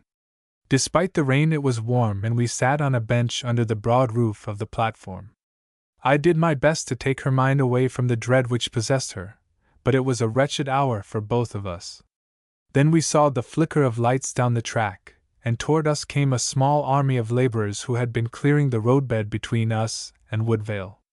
They stopped a minute in front of the station. These hardy Italians stood in the drenching rain, axes in their hands or over their shoulders, their clothes smeared with mud, water running in streams from the rims of their broad hats. There they stood and laughed, chattered, jested, and indulged in rough play while their foreman received his instructions from the telegraph operator. And then, with a cheer and a song, they started on their way to Oak Cliff. Happiness and contentment are gifts, they cannot be purchased. Something to the south burned a widening circle in the mist and rain, and from its center we made out the headlight of a locomotive. It was a passenger train, and as it crawled cautiously to the platform, 2 men leaped from it and came toward us. I recognized Carter and Chilvers. They had heard of the tornado and had constituted themselves a searching party. "Naturally, your mother is alarmed," said Carter, "but I assured her that it was nothing more serious than delayed trains. She knows nothing of the tornado." We were informed that the up train would be held on a sidetrack until the one from Oak Cliff got through. There was nothing to do but wait. It was past midnight when we heard the blast of a whistle to the north, and when the train from Oak Cliff pulled in, Mr. Harding was the first one to swing to the station platform. "Well, well, well!" he exclaimed, releasing his daughter's arms from his neck, holding her at arm's length, and then kissing her again. "Is this the way you called for me at 4 o'clock? Where's Smith? Hello, Smith! Where's the red buzz wagon? Over there, I said. And then we all talked at once. Chilvers danced a clog step to the delight of the grinning train men. Carter removed his monocle and polished it innumerable times. Miss Harding laughed and cried by turns. Mr. Harding dug cigars from pockets which seemed inexhaustible, and gave them to the railroad men, and I furiously smoked a pipe and put in a word whenever I had a chance. It was an informal and glorious reunion. The wires were working to Woodvale, communication having been made while we stood there, and the conductor was honored that he had the privilege to hold the train while the famous Robert L. Harding sent a reassuring telegram to his wife. It was nearly 2 o'clock when we arrived in Woodvale. I asked Mr. Harding how near the tornado came to the Oak Cliff Clubhouse. Smith, he said, laying his hand on my arm, it passed so close that I could have driven a golf ball into it, and I was tempted to try. That's the best chance I'll have to get a long carry. Entry No. XX Fat Use and Sharp Knives. At last I have the spare time in which to bring this diary up to date, but where shall I begin? One romance is ended. It was very pretty and interesting while it lasted, but all things must have an end, especially flirtations. Miss Olive Lawrence has left Woodvale. The season has only started, but she confided to Miss Dangerfield that she was wearied with golf and Woodvale. So with a smile to all, and having settled in full with Wallace for a dozen or more lessons, she left for the south with an assortment of trunks which tested the capacity of the baggage car. I feel rather sorry for Wallace, though I give him credit for enough sense to have realized that her interest in him could amount to nothing more than a desire to amuse herself. It does not speak well for fascinating qualities for our Woodvale gallants that Miss Lawrence selected this unknown outsider even as a target on which to practice flirtation archery, but, in common with most men, it is beyond my ken to fathom the caprices of a pretty woman. Illustration. She left for the south. Wallace says nothing, but I can see that he takes it to heart. He spends most of his spare time at Bishop's, but attends strictly to his business. He is the best professional we have ever had, and it is fortunate for the club that he did not gain the fair prize which many of us thought was within his grasp. I have won the Harding Trophy. Carter and I played for it last Thursday. I had absolute confidence that I should win, and when Miss Harding smilingly told me that she was pulling for me, I had no more doubt that I could win than I had that I was alive. We had the largest gallery that ever has followed a match in Woodvale. The betting was 2-1 against me. I beat Carter 4 up and 3 to play, and made a medal score of 76, breaking the amateur record for the course. That statement is quite sufficient to tell the story of the game. I gave a dinner in honor of my victory, and at its conclusion Miss Harding presented the bronze gent, as Chilvers calls this beautiful statuette. She made a graceful speech, and we cheered her wildly. How charming she looked as she stood beside the huge bulk of her proud father.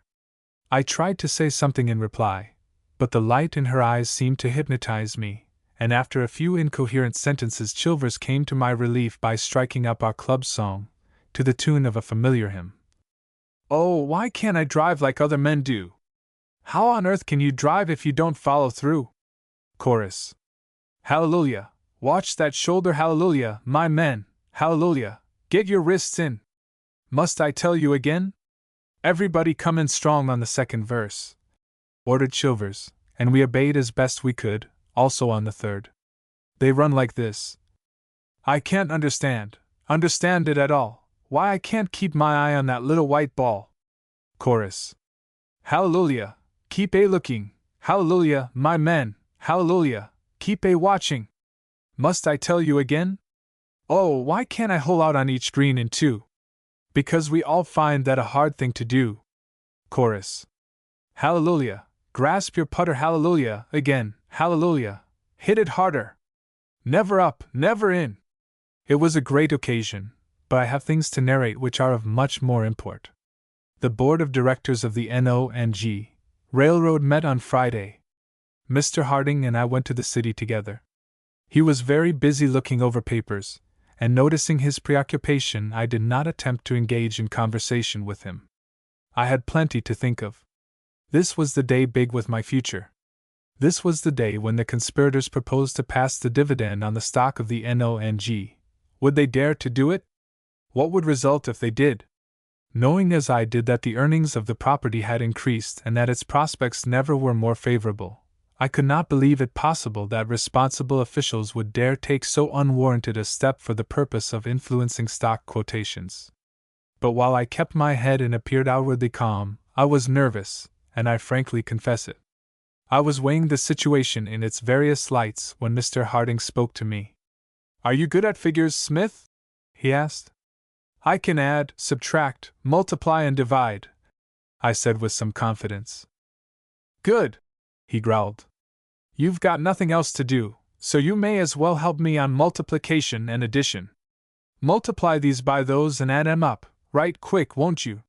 He passed to me a piece of paper containing the following memorandum: 568-1/2, 1167-3/4, 4067-1/2, 366-7/8, 666-1/2, 1765-1/2, 264, 2363-1/2, 1062-3/4, 561-1/4, 3060-1/2, 1259, 359-1/4, 158-7/8, 458-1/2,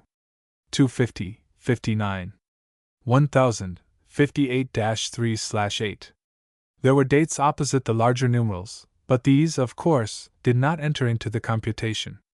Harding handed me a blank pad and resumed his study of other papers which from time to time he produced from a large, black-covered folio. It took me some time to finish this calculation, but at last my task was ended and I gave the slip to him. "Sure that's right, Smith?" he asked, looking at the footing. "Your 18,450 shares of NONG stock cost you exactly $1,174,815, Mr. Harding, not including the commissions to your brokers," I said calmly as possible. His big head swung quickly and he gazed at me with an expression of abject surprise.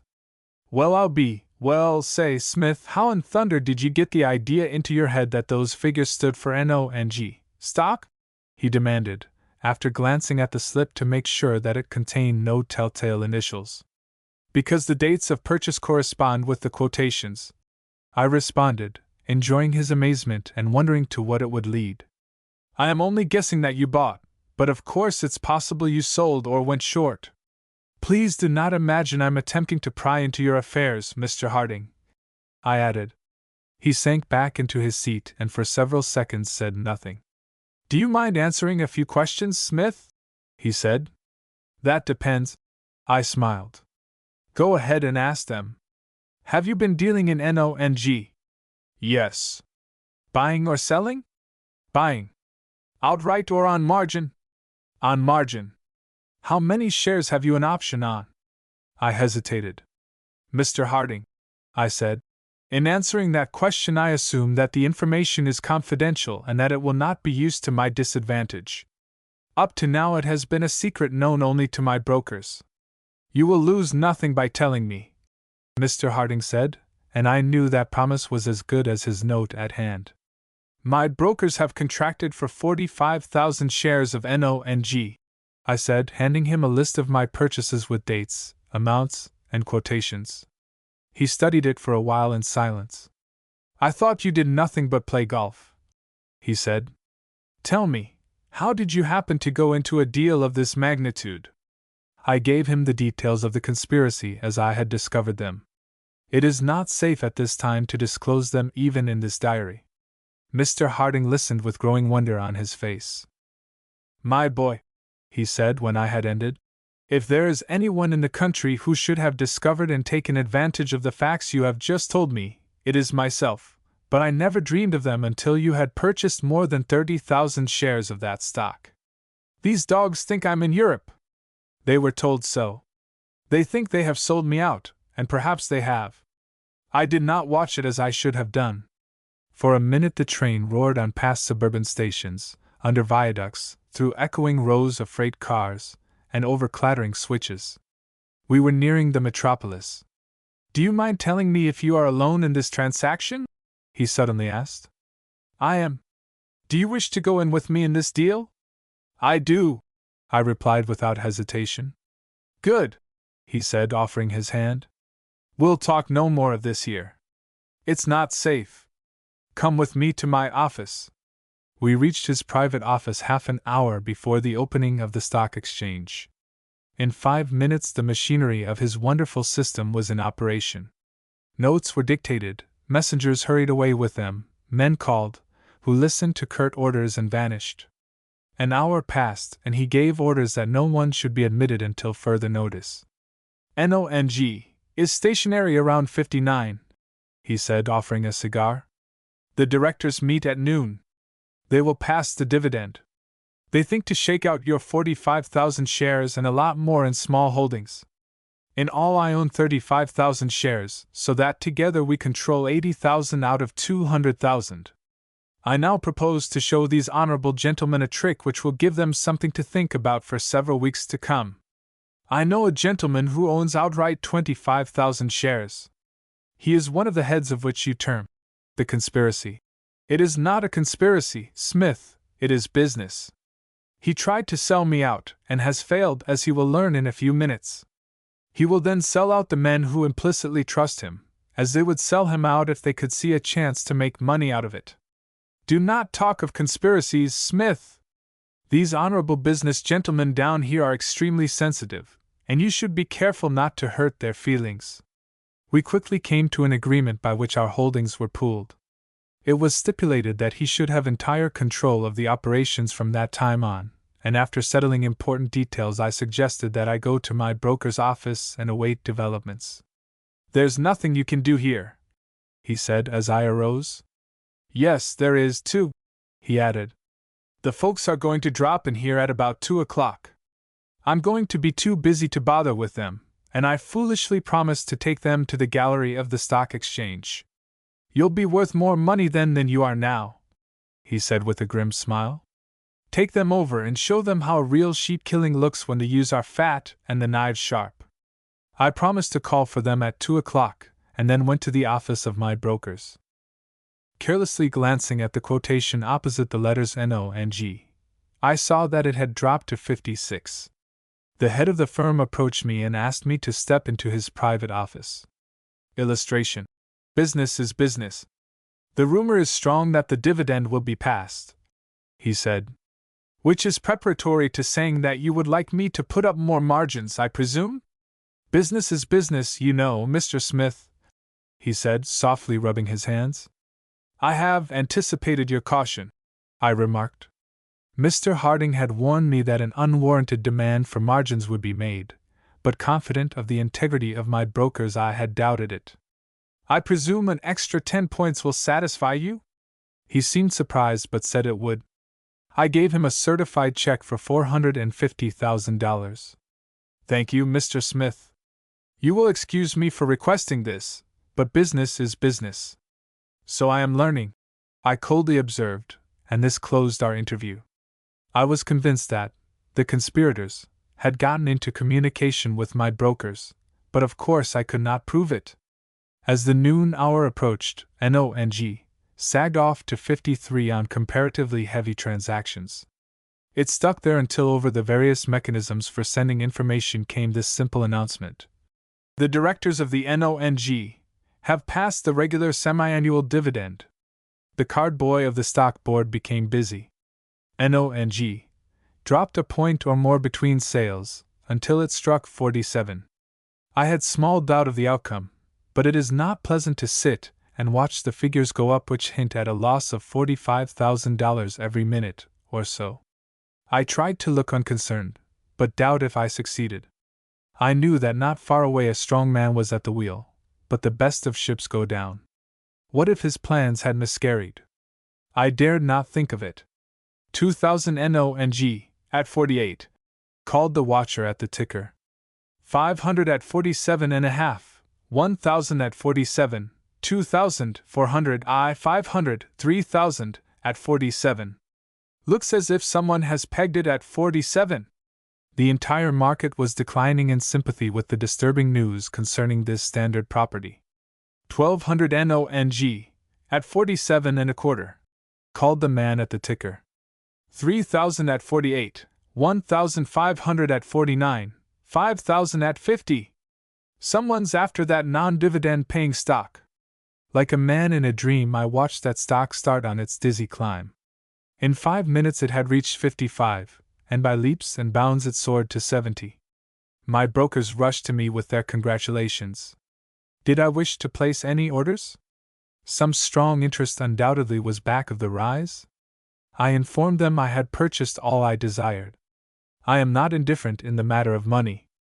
I am ambitious to possess it for the prestige it gives and the power it grants, but it is the simple truth to say that in those triumphant moments, and in the subsequent hours, the thought which held possession of me, and which made me superlatively happy, was the consciousness that so far as material assets were concerned I had a right to aspire to the hand of Grace Harding.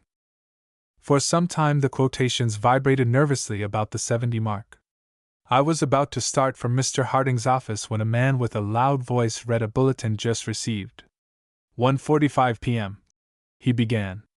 Robert L. Harding authorizes the announcement that in conjunction with John Henry Smith he has purchased a majority of the stock of the NONG Railroad, and that it will be operated as a part of the system with which Mr. Harding is identified. Who in thunder is John Henry Smith? Asked a veteran stock gambler. I hurriedly left the room. In the inner offices of Mr. Harding's headquarters I found Mrs. and Miss Harding. We have heard the news, exclaimed Miss Harding. Isn't it splendid? I congratulate you, Mr. Smith. Mr. Harding appeared at this moment, a broad smile on his face. Not so bad, S. Smith, he said, shaking hands. The fierce light of battle was in his eyes. They're headed for the tall timber, but we still have their range. Did you hear the last quotation? The last figure I saw was 73. I said. 73? He laughed. I just bought 1,000 shares for 91. Take the folks over to the visitors' gallery and let them watch the animals. I'm going to begin to feed them raw meat in about half an hour. As we walked toward the exchange, Mrs. Harding said to me, I think it's perfectly wicked the way you men gamble. Bless her dear heart, so do I, but what could I say except to utter some commonplace? The huge box of marble and gold where this gambling is done already was seething with maniacs who had reached a stage of delirium pitiful to those who witnessed such scenes for the first time. It was as if 1,000 human rats had been hurled into a pit, with heaven and earth offered as prizes to those who survived. The swaying forms, the tossing arms, the frantic uplifted faces of aged men, the football rush of impetuous youths, the shrieks, howlings and bellowings of the combatants, the tramp of feet on the paper-strewn floor, the clatter of innumerable instruments, the tinkle of myriads of bells, and through the opened windows God's pure sunlight illumining this hell on earth, such was the scene they looked down upon. I knew the signs which told when Harding threw the first bits of raw meat into this gilded corral. I knew that he long since had cornered NONG, and that he would whet the appetites of his victims as only he knew how. But I did not know that it was his day of reckoning for other conspirators, equally as grasping as those with whom I had measured my puny sword. As the hands of the clock slowly crawled to the hour of 3, the frenzy of the mob in the center of the pit became maddening. I had no way of knowing from where we stood whether prices were moving up or down, but it was evident that Harding was feeding the animals. Then the gong boomed the signal that the session was ended. The tumult rose to one resounding crash, hesitated, subsided, and died away. The struggling groups dissolved and partial sanity resumed its sway. I was ushered into Mr. Harding's private office immediately on our return. The magnate was in his shirt sleeves. His mouth was set in stern lines and his dark hair tousled as if he had just emerged from deadly physical combat. As I entered the room his features relaxed, and then he laughed. It was the roar of the lion who raises his head for a moment from his stricken quarry. We won this foursome, Smith, 10 up and 8 to play, he said. Sit down and I'll tell you how we stand. I put the market up to 175. Could have put it to 1,000 if it had been necessary, but what's the use? There is a short interest of 60,000 shares. Most of them are in the outer offices waiting to come in and settle. I'm going to let 'em off easy, Smith. Those who were extra dirty will settle at 200, and I've made a sliding scale down to 150, which is about what NONG is actually worth as an investment. Outside of your original 45,000 shares, you have profits coming to you on about 20,000 shares which I bought for you at various figures on the way up. Roughly speaking, it will net you somewhere between $1.5 million and $2 million, depending on how merciful we are to your conspirators.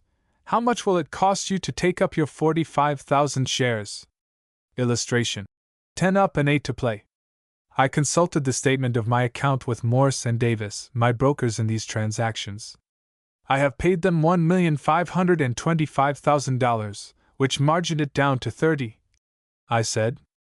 In order to take the stock up, I must pay them about $1,375,000 more, making my investment in NONG a total of $2,900,000. Tell you what I'll do, Smith, said Mr. Harding. If you care to get out of this deal, I'll take that block of 45,000 shares off your hands at $150 a share. That's $6,750,000, he concluded after making a rapid calculation. Thank you, I said, but I've decided to hold it as an investment and go into the railroad business. Good for you, Smith, he heartily exclaimed. Mark my prediction, NONG will go to 200 before the first of the year. You've done fairly well for a beginner, my boy. Your investment and the contributions of the wicked conspirators net you between 5 and 6 millions. That's better than sweating over that bronze gent, now isn't it? The magnitude of my winnings nearly took my breath, and I fear that my expression and words showed it. You'll have to get out of here now, Smith, said Mr. Harding, glancing at his watch. Take the folks for a ride or something to entertain them, and come back here at 5:30. Then we'll all go to dinner somewhere and take the 9 o'clock train for Woodvale.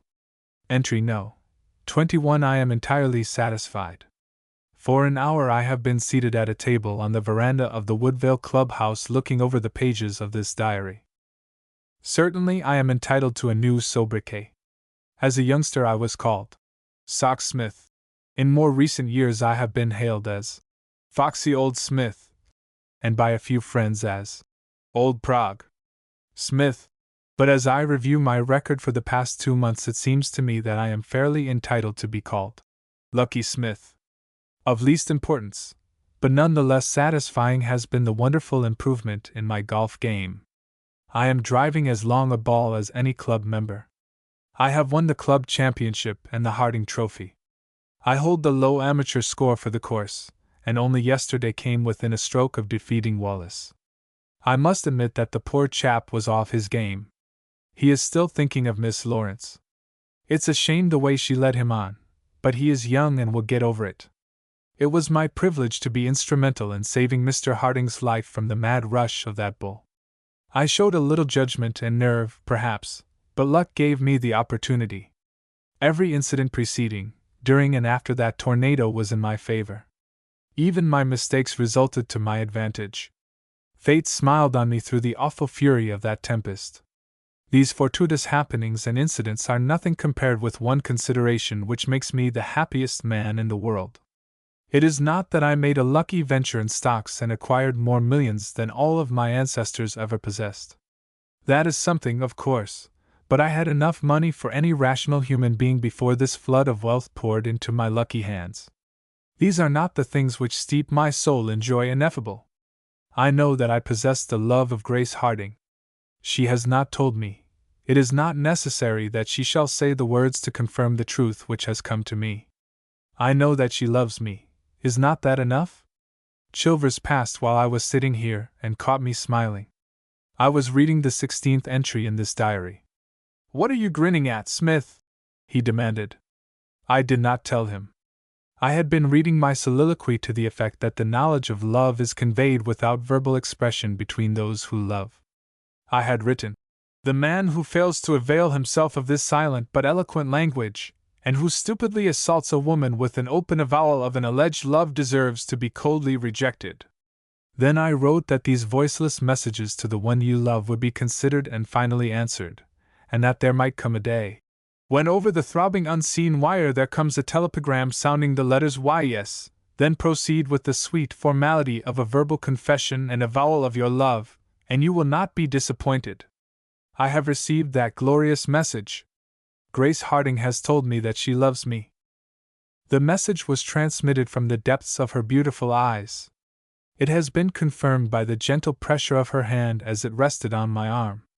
It has been echoed in the accents of her sweet voice. I have read it in the blush which mantles her cheek as I draw near, and I know it from 1,000 little tokens which my heart understands and which my feeble words cannot express. I am. Entry No. 22. I am utterly miserable. On board. Oceanic. Eastbound. I may as well finish the sentence which ends brokenly in the preceding entry. I am an ass. 3 weeks have passed since I finished that entry with the most appropriate words. I am. They fittingly express the consummate egoism with which I was then afflicted. I have recovered, partially at least. I am. There goes that I am again. I am on the Oceanic, pointed for London. Unless we sink, and I care little whether we do or not, I should be in that city inside of 48 hours. In looking over my luggage I found this diary. I gave it to my room steward and told him to throw it overboard. Then it occurred to me that it would be my luck that it would be picked up and published as the mental meanderings of an idiot, so I called him back and took it away from him. This steward of mine discovered my mental unbalance the first day out, but considers me harmless and treats me accordingly. I have decided to bring this diary up to date, retain possession of it pending certain developments, and then incinerate it with appropriate ceremonies. So I will begin at the beginning, which is the ending of the last entry with its immortal declaration. I am. I have forgotten what I intended to write when I started that sentence, and what it was cuts no figure. I only know that just at that instant Chilvers, Marshall, and Carter appeared, dragged me from my chair and insisted that I join them in a foursome. There was no escape, so I got ready and in a few minutes was with them at the first tee. On my way there I met Miss Harding, Miss Ross and Miss Dangerfield. I chatted with them for a moment, and went on. I remember, oh, do I not remember, that I called Miss Harding aside and reminded her that we were to take a moonlight spin in my new automobile. She smilingly replied that she had not forgotten it, and with a look into each other's eyes which thrilled my very being I turned to join those golfers. How can I write this? It is like pouring a burning acid into a wound. I have forgotten who won the game. I know I played vilely for I was not thinking of golf. I was counting the minutes which must elapse before I could be by her side and tell her that I loved her. I was rehearsing the words I should whisper to her as we paused on the smooth crest of Old Baldy. I was picturing the fairy landscape shimmering in the moonlight, its rays falling on her fair face as I took her hand in mine. I saw it all as plain as I see this page in front of me. I felt it vividly as I feel the heaving of this great ship and the vibrations of its engines. How could I play a decent game of golf under such circumstances? On returning to the clubhouse, one of the attendants handed me a telegram which had just been received. I opened it carelessly and read, Albuquerque, New Mexico. To John Henry Smith, Woodvale. If you wish to see your Uncle Henry alive, come at once. Dr. L. Clark. I had an hour in which to get ready to catch the last train to the city and make the proper connections. I called my man and gave him the necessary instructions. Then I began a search for Miss Harding. I suddenly resolved to declare my love that day if the opportunity presented. I was delighted when I found her alone in the library. She did not hear me as I softly entered the room. She was seated near a window, an open book in her lap, but her gaze was not on its print, and it was evident her thoughts were far away. I gently touched her shoulder, thinking to surprise her. I shall never forget the changing expressions in her eyes as they met mine. I beg pardon, Miss Harding, I began. I am. She rose to her feet, the book falling to the floor. Her pretty head was erect, her shoulders thrown back, her eyes flashing and her face deadly pale. "Do not address me, sir!" she exclaimed, drawing away from me as if I were some repulsive animal. I stood transfixed. I knew she was not dissembling. I could not think. I could not speak. The floor seemed flying beneath my feet, and I must have reeled. "Leave me, sir! Leave me, sir, and never speak to me again!" My voice came back to me. "But, Miss Harding, there must be some mistake," I stammered. "I beg of you." "There is no mistake," she cried with intense bitterness, pushing past me. "If you were a gentleman, you would grant the last request I shall ever ask of you." I stood as in a trance and watched her sweep proudly from out the room. I fell back into the chair she had vacated. I do not know how long I remained there or what tumultuous thoughts crashed against me like breakers storm lashed on a rock-girt shore. I only know that my man found me there and told me that my train was due in 15 minutes. I went to my room and changed my golf for a traveling suit. The next I remember is that I was on the train rushing toward the city. Illustration. She rose to her feet. No sleep came to my eyes that long and awful night as the miles spun out which separated me from the one I loved so madly. Yes, I loved her then, and I love her now. Like a caged and wounded animal, I paced the narrow confines of my stateroom. 10,000 times I asked for the disclosing of this pitiful mystery, and 10,000 times a mocking laugh came back in the roar and shriekings of the train. The car wheels chuckled in rhythm, the air brakes hissed in derision, and the engine whistle hooted in scorn. It was daybreak when I threw myself on the couch and closed my eyes. I think I slept for an hour or so. To my surprise and disgust, I found when I awoke that I was hungry. I had thought I should never care to eat again. It was necessary to wait several hours when 1,000 miles of my journey had been made, and I employed them in writing a letter to her. It was a long letter, and I poured my heart into it. I told her I loved her, and that I was innocent of offense toward her by thought, word, or deed. I could think of only one thing over which she might have taken offense, and this was so absurd that I regretted later to have dignified it by mentioning and apologizing for it. I recalled that I had touched her on the shoulder, the left shoulder. It was an ill-bred and thoughtless act, but as I knew, when I had pondered the matter more calmly, Miss Harding has too much sense and poise to exhibit such anger at what at its worst was merely a boorish indiscretion. It was the only straw on which I could float an apology for a concrete act, but I thought later on I did not help my case by mentioning it. Imploring her to enlighten me as to my offending, and assuring her of my undying love and abject misery, I closed an appeal which exhausted the persuasion, eloquence, and rhetoric at my command. I may as well say now as at any other time that I received no answer to it. Uncle Henry died on the 4th day after my arrival. Before he passed away, he expressed a wish that he be buried in the little eastern town where he was born. He had forgiven me for turning the old farm into golf links, and aside from a few small bequests, I was his heir. Thus, by the death of this good man, I come into possession of money, estates, stocks, and other property for which I have no use. Of what special use is property to me? It does not help secure the one thing on earth I desire. I would rather— oh, what's the use of writing that? As soon as my uncle was put underground, I hastened to Woodvale. I arrived there 19 days after my hurried departure. It seemed years, and I was surprised when I searched in vain for gray hairs in my head. I gazed anxiously out of the car window for a glimpse of the clubhouse, and my heart gave a bound when its tower came in sight. She was there. Would not the knowledge of my bereavement soften her heart toward me? Surely she did not know all that I had suffered. As the train crossed the road over which we had sped on our way to Oak Cliff, I recalled that it was at this exact spot where she first had called me Jacques Henri. How happy I was that day! I thought of the terrors of the tornado, and would have given all that I possessed to live through it again with her. Handing my bags to the porter, I hastened toward the clubhouse. I was hurrying across the edge of the 18th green when someone shouted to me, "Hello, Smith!" I turned and saw Marshall and Chilvers. Marshall pitched his ball to the green with more than his usual deliberation, and then they came toward me and I advanced to meet them. "Where in thunder have you been?" asked Chilvers, and it suddenly occurred to me that I had told no one of my mission, either had I left my address. The next instant I realized that Miss Harding had not told of the receipt of my letter.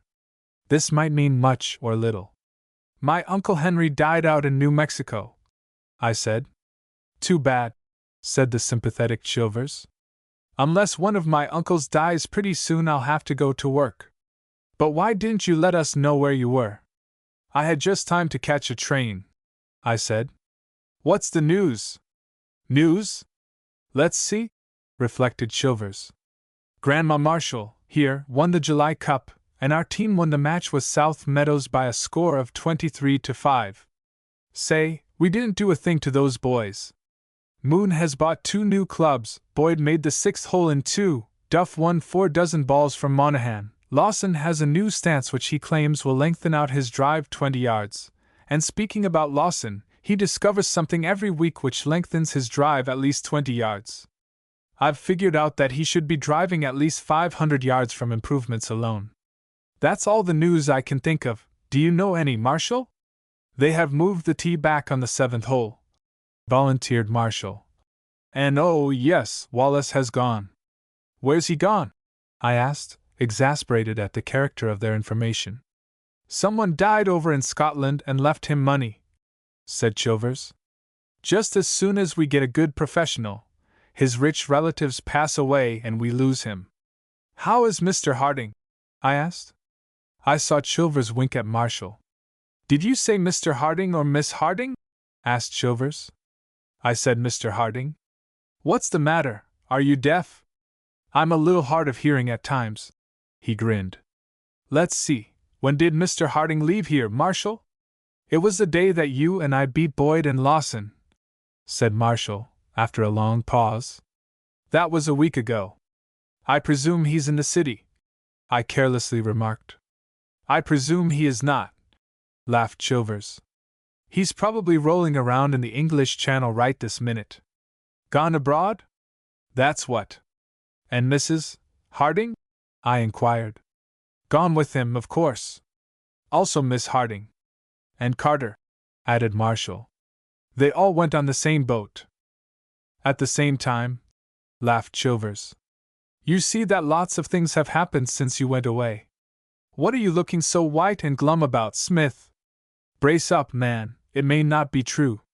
Come up to the clubhouse. We've got a new brand of scotch, and it's great." I don't know whether my laugh sounded natural or not, but I cheerfully could have murdered both of them.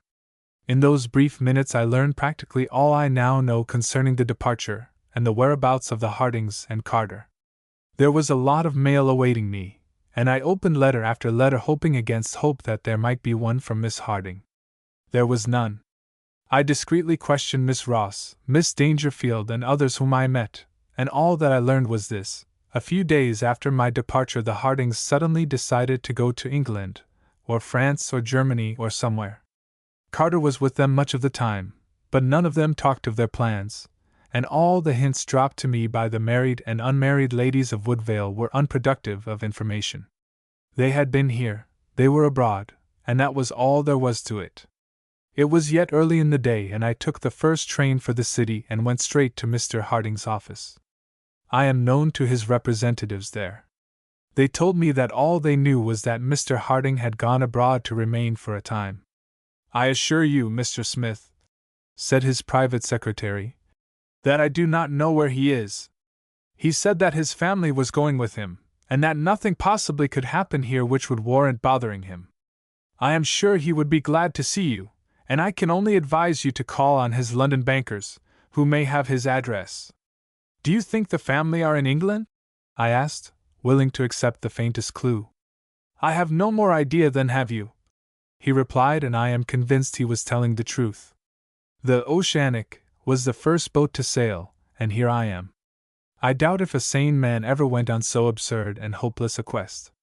I have had nothing to do for several days but think over this situation, and the mystery of the sudden departure resolves itself into these two possibilities: first, that they have gone abroad to keep away from me, and second, that they have gone to England for the purpose of celebrating the marriage of Carter and Miss Harding.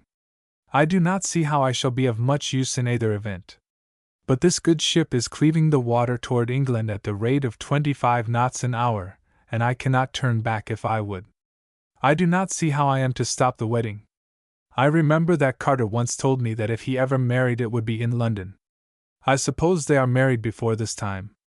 Perhaps they will assume that I came across on purpose to congratulate them. I cannot understand why Mr. Harding did not leave some word for me. Surely I have not offended him? Illustration. I cannot turn back if I would. I met and chatted with him a few minutes before Miss Harding said the words which have made me the most miserable of human beings. This thing is past my solving. I only know that whatever she has done or whatever she may do, I love her, and ever shall love her. Entry No. 23. A few closing confessions. On my arrival in London, I lost no time in presenting myself to Mr. Harding's bankers. I also presented a letter of introduction from that gentleman's private secretary, and I presume these London financiers called a meeting of the board of directors to consider this weighty matter. I waited for hours, and was finally ushered into a private office. It was as dingy and inadequate as are most London offices, and I was properly impressed with its age, traditions, and smells. An old gentleman looked at me for a minute or two, and then took my letter of introduction from his desk. He read it carefully again, wiped his glasses, and asked me if I were John Henry Smith. I assured him that to the best of my knowledge and belief I was. He looked doubtfully at me, hesitated as if determined to make no mistake, sighed, and then informed me that Mr. Harding had not left his address in their care. I was tempted to express the opinion that Mr. Harding showed rare judgment in declining to leave it with them, since it doubtless would require an action at law to recover it in the event he should have use for it. But I thanked the aged man for all that they had done for me, and emerged from this gloomy den into the street. Illustration. He looked doubtfully at me. This reed had broken. I never had much faith in it. I had more confidence in a plan I then set in motion. I have a friend in London of the name of Flynn.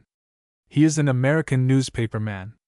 Flynn says he would like to be a journalist, but needs the money, therefore he continues to be a newspaper man, and he is a good one. Flynn is connected with one of the big news associations, and after drifting with the tide of cab and omnibus traffic which gorges on Fleet Street, I finally located him in an office in New Bridge Street. I had not seen him in 5 years. "Hello, Smith!" he exclaimed, placidly, as if we had spent the preceding evening together. "When did you strike town?" "Last night," I said, heartily shaking hands. "I see that you recently put a crimp in that Wall Street gang," he observed, lighting a cigarette and leaning back in his chair. "You were in with Harding on that deal, weren't you?" "Yes," I said, "and I'm looking for him." I briefly told him of the death of my uncle, and explained that Harding had left suddenly, and that it was necessary I should locate him without delay. "He was in London stopping at the Savoy a week ago," said Flynn, after consulting a record book. "I sent a man to see him, and he wouldn't be seen. No use for you to go there, they won't tell you where he went." "But can you help me locate him?" I eagerly asked. "Certainly I can, provided you stand the tolls," he said. "Electricity is as rapid here as in the United States, and if this magnate is on one of these islands we can get his address in 4 or 5 hours, if we have any kind of luck. Suppose we wire the 20 larger cities and towns, about the same number of summer resorts, and the leading golf centers?" "Great scheme, Flynn!" I declared. "You're a natural detective." "Natural nothing," growled that clever individual. "It's a part of the regular grind. It should be no great trick to find a man worth 30 millions in an area not much bigger than Illinois." He wrote a telegram, dictated the list of places to his stenographer, and turned to me. "Any engagement for dinner?" he asked, and when I said I had none, he suggested we go to the Savage Club. We did so, and that dinner was the first enjoyable episode in many dismal weeks. The quiet charm of the old club, together with its famous ale, had a soothing effect on my nerves, and after several pleasant hours we took a cab back to his office. Flynn disappeared for a minute, and when he returned he handed me a stack of telegrams. "There are some reports already in," he said. "Look them over while I attend to the work for which I'm supposed to draw salary." I read them hurriedly. There was no news of the Hardings from Birmingham, Manchester, Nottingham, Leeds, Liverpool, Brighton, Blackpool, and a score of other places. Then I opened one from Glasgow. They had been in Glasgow, but had left. I was on the trail, and announced the news to Flynn. He smiled and again bent over his work. In a few minutes a boy came in with more telegrams. They had been in Edinburgh on the day following their visit to Glasgow, but were not there now. They were in Edinburgh 4 days ago, I declared. Probably headed for St. Andrews, said Flynn, stopping in the middle of a sentence he was dictating. Don't bother me, Smith, I'm busy. I spent the next half hour studying a map of Great Britain on which I mentally traced her course from London to Glasgow, and from there to Edinburgh. Another batch of telegrams from Plymouth, Hull, Dublin, Southampton, Newcastle, York, Hastings, and lesser places was silent concerning the missing Hardings. It was 10 o'clock in the evening when the boy handed me 3 envelopes. I read the first 2 and threw them on the floor. Without glancing at the date line, I read the third one. It ran: Robert L. Harding, wife and daughter at the Caledonia. Jones. It was dated St. Andrews. I've found them, I declared. Flynn was just closing his desk. His day's work was ended and he was in better humor. Where are they? He asked, throwing a mass of stuff into a wastebasket. St. Andrews. Of course. Every American golf crank heads for St. Andrews from the same fanatical instinct which impels a Mohammedan to steer for Mecca. A study of the timetables showed that I could take a late-night train which would place me in Edinburgh early in the morning. I'm indebted to you for this more than you realize, I said to him. Don't mention it. How much do I owe your concern for this service? Couldn't tell you, asserted Flynn. Won't know until the bills come in, and that will take a month or more. I'll have them tabbed up and send you a statement. You send a check and that will end it. If there is anything I can do for you, Nothing, interrupted Flynn. Unless you should happen to run across the New York plutocrat who hires me. You might tell him that unless he tilts my salary, he is likely to lose the most valuable man who ever produced dividends for him. I'll do that, I declared, and I meant it. 2 hours later my train rumbled out of the station and headed for Scotland. I had been supremely satisfied with my progress during the day, but when I began to analyze the situation I was unable to discover any sound basis for self-congratulation. I merely had ascertained her probable location. That did not improve my prospects. I had not the slightest reason to believe that she had changed her attitude toward me, and I had no right to assume that she would receive, much less listen to me. She might be married, and probably was. I thought of these things and fell from the fool's heaven to which I had climbed. But on I went toward Scotland. I would drink the cup to its lees. I fell into a troubled sleep, and after a miserable night did not know whether to be pleased or scared that I had finished the longer stage of my journey. The early morning train from out Edinburgh's dingy station carried one passenger who paid small attention to the scenery between the beautiful capital of Scotland and its famous university town. My one thought when we crossed over the great bridge which spans the Firth of Forth was that it was unconscionably long, and that the train slackened its speed in taking it.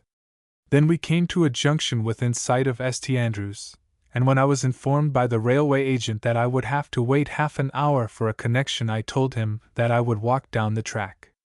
He informed me that this was against the law. Having some familiarity with the monotony with which the laws are enforced in Scotland, I smoked and waited. The railroad skirts the links of St. Andrews, and from its pictures I recognized the clubhouse. Disdaining to ask questions or take a carriage, I ordered my luggage to a hotel and started on a brisk walk, hoping thus to brace myself for the ordeal ahead of me. She was here. Somewhere in this picturesque old town she was living and breathing that very moment. She had passed through the street which then resounded with my brisk footsteps. Her name had been Grace Harding. Was it yet Grace Harding? I ran square into Carter. Why, my dear Smith!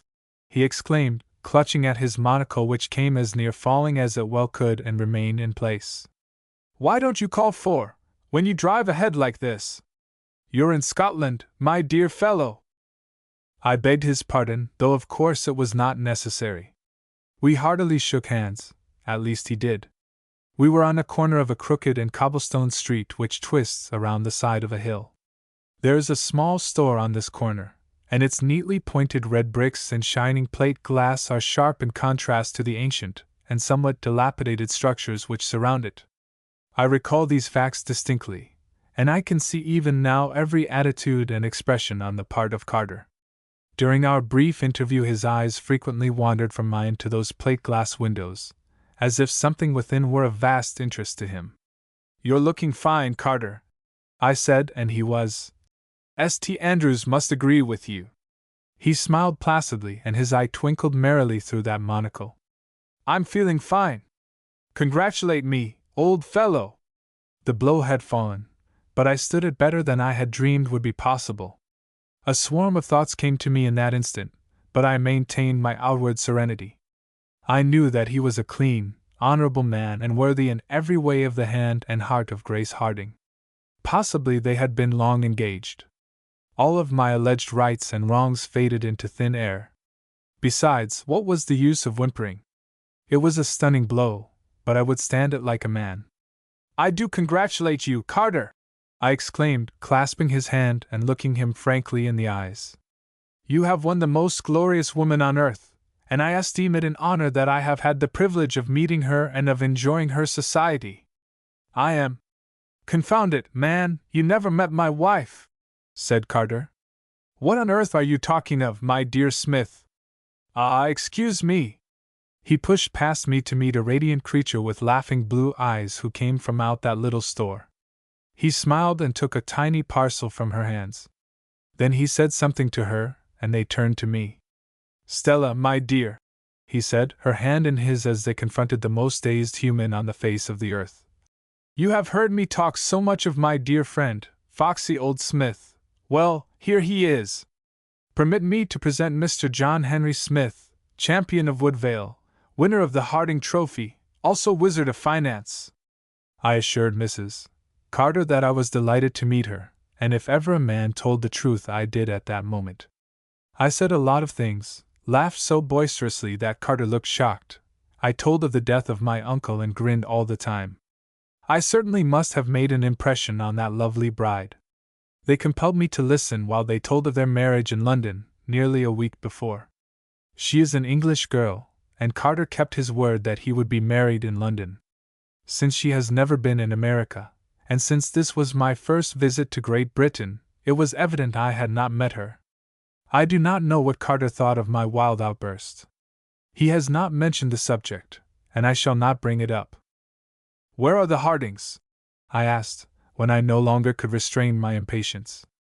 "They are stopping at the Caledonia," said Carter. "You probably will find the governor out on the links. He has struck up a great friendship with old Tom Morris, and doubtless is playing with him right now." "I think I will go and look him up," I said, as we came to a cross street. "I have an important business matter in which he is interested. I'll see you at dinner. The clubhouse is yonder," said Carter, pointing down the hill. With a bow and my uncontrollable grin, I parted from them and, armed with a card which Carter had given me, hastened toward the headquarters of the Royal and Ancient Golf Club of St. Andrews. The sedate gentlemen who were lounging about, waiting for the prearranged times when they are privileged to drive from the first tee, must have identified me as the typical American from the manner in which I hastened from one room to another. I explored the locker rooms, the cafes, reception hall, library, billiard room, the verandas, and every nook and corner of the structure. There is one sacred retreat called the Room of Silence. Here are displayed the famous relics and historical curios of the game, including clubs used by King James, also strange irons once wielded by champions whose bones have been moldering for generations. In this awesome place one must enter with sealed lips, and sit and silently ponder over his golf and other crimes. It is sacrilege to utter a word, and not in good form to breathe too rapidly. An elderly gentleman who looked as if he might be a mine of information was seated in a comfortable chair. He was the sole occupant of the room. I had not asked a question since I had entered the building, and here was my chance. "Do you happen to know an American gentleman named Harding, Robert L. Harding?" I asked deferentially. He did not move an eyelash. I pondered that it was just my luck that the first gentleman I had addressed was deaf and dumb. As I crossed the threshold, I caught an indignant mumble. Talkative chap that, he must be an American. I fled the clubhouse and started down the course. There are 3 links, but I was certain that Harding would be playing on the regular one, and since it is rather narrow, I had no difficulty in following it. For the first time, I was possessed of no ambition to play. Several indignant golfers shouted, 4! But I pursued my way, keeping a sharp lookout to right and left. When about a mile from the first tee, I saw Harding. His head and shoulders showed above the dreaded trap of Strath's bunker, and not far from him was a white-bearded old gentleman with twinkling blue eyes who was smiling at Harding's desperate efforts to loft his ball out of the sand. Illustration. This takes the cake. Thought will not do, oh man, I heard him say as I neared the scene of this tragedy. Take your niblick, man, and kumrick doon on it. Out of a cascade of flying sand I saw his ball lob over the bunker, and with various comments Mr. Harding scrambled out of this pit, brushed the sand off his clothes, and then turned and saw me. Of all the damned places to get in trouble, Smith, this takes the cake, he exclaimed, mopping the perspiration from his face. Do you know, he added, looking about for his ball, that it took me 5 strokes to get out of that cursed sand pit. He looked in his bag for another club, played his shot, and made a fairly good one, and then appeared to recall for the first time that he had not recently seen me. Hello, Smith, when did you strike town? He said, a welcoming smile on his face as he offered his hand. About an hour ago, I said. Well, well, I'm glad to see you. Why didn't you wire you were coming? We'd have come for you in our new machine. Bought a new one since we came over here and have been traveling around in it. It's more comfortable than these confounded English trains. They're the limit, aren't they? Well, how are you? Seems to me you look a bit peaked. I'm all right, I insisted. How is Mrs. Harding? Never better in her life. And how is Miss Harding? We were on the edge of the green, and Harding had played his ball so that we passed near the old gentleman who was Harding's opponent. Smith, said that gentleman, I want you to know old Tom Morris. Of course, you have heard of him, every golfer has, and all that I ask is that I may be able to play as good a game and be as good a fellow when I am 85 years old. Mr. Morris, this is my young friend, John Henry Smith, of America. I greeted this famous character with some commonplace remarks, and remained silent while they putted out. I made no further attempt in the conversational line until they had driven the next tee. How is your daughter, Mr. Harding? I asked. Grace? The kid? He hesitated. She's pretty well, but this climate don't seem exactly to agree with her. We must get her started on golf again. She hasn't played a game since she has been here. My heart gave a bound when he said that little word. We. Surely he knew nothing of the trouble which had come between us. If she were married, he surely would have said something about it, and up to that minute I had a lingering fear that I might have lost her to some suitor other than Carter. And she has never played the course? I asked, not knowing what else to say. Not once, he declared. As a matter of fact, Smith, women are not very popular around here. They herd them off on a 3rd course which is set aside for them. I looked it over, and it's a scrubby sort of a place. That's an outrage, I declared. Oh, I don't know, he returned. They can hack around over there and do no great damage. Between you and me, Smith, I think women are more or less of a nuisance on a course frequented by good players. I recalled that I once held the same opinion, and in looking back to the opening pages of this diary I find that I expressed it even more brutally than did Mr. Harding. But I was in no mood to argue the matter with him. I presume Mrs. and Miss Harding are at the hotel? I carelessly remarked.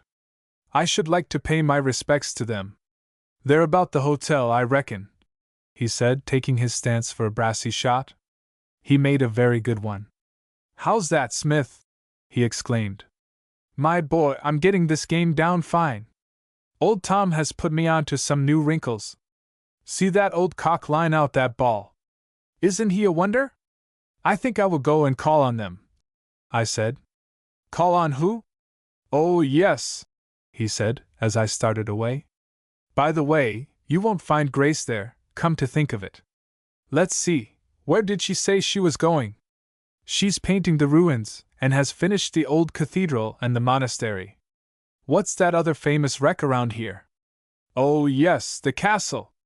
I remember now that she said she was going to paint the castle today. Somebody ought to paint it. I understand it hasn't been painted for more than 800 years. His roar of laughter sounded like old Woodvale days. What's your hurry? He asked. Tell you what let's do. I'll fit you out with a set of clubs and we'll play a few holes on the second course. Then we'll go to the hotel, talk over the news with the women folks, and this afternoon we'll drag Carter away from his bride, and you and he can play Tom Morris and me a foursome. How does that strike you? I cannot play this forenoon, I promptly said. I must attend to my luggage, shave, write some letters, send telegrams, and do a lot of things. How about this afternoon? He asked.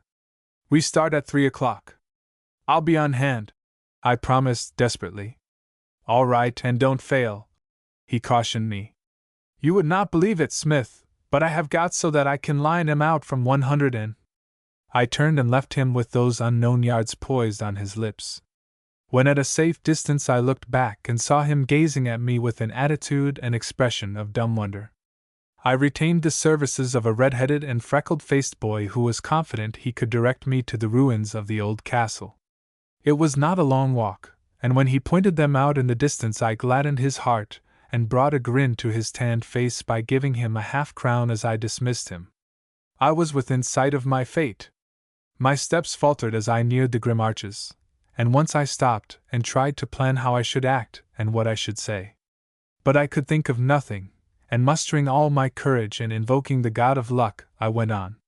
In a few minutes I stood within the shadow of the gray and crumbling walls, undecided which way to turn.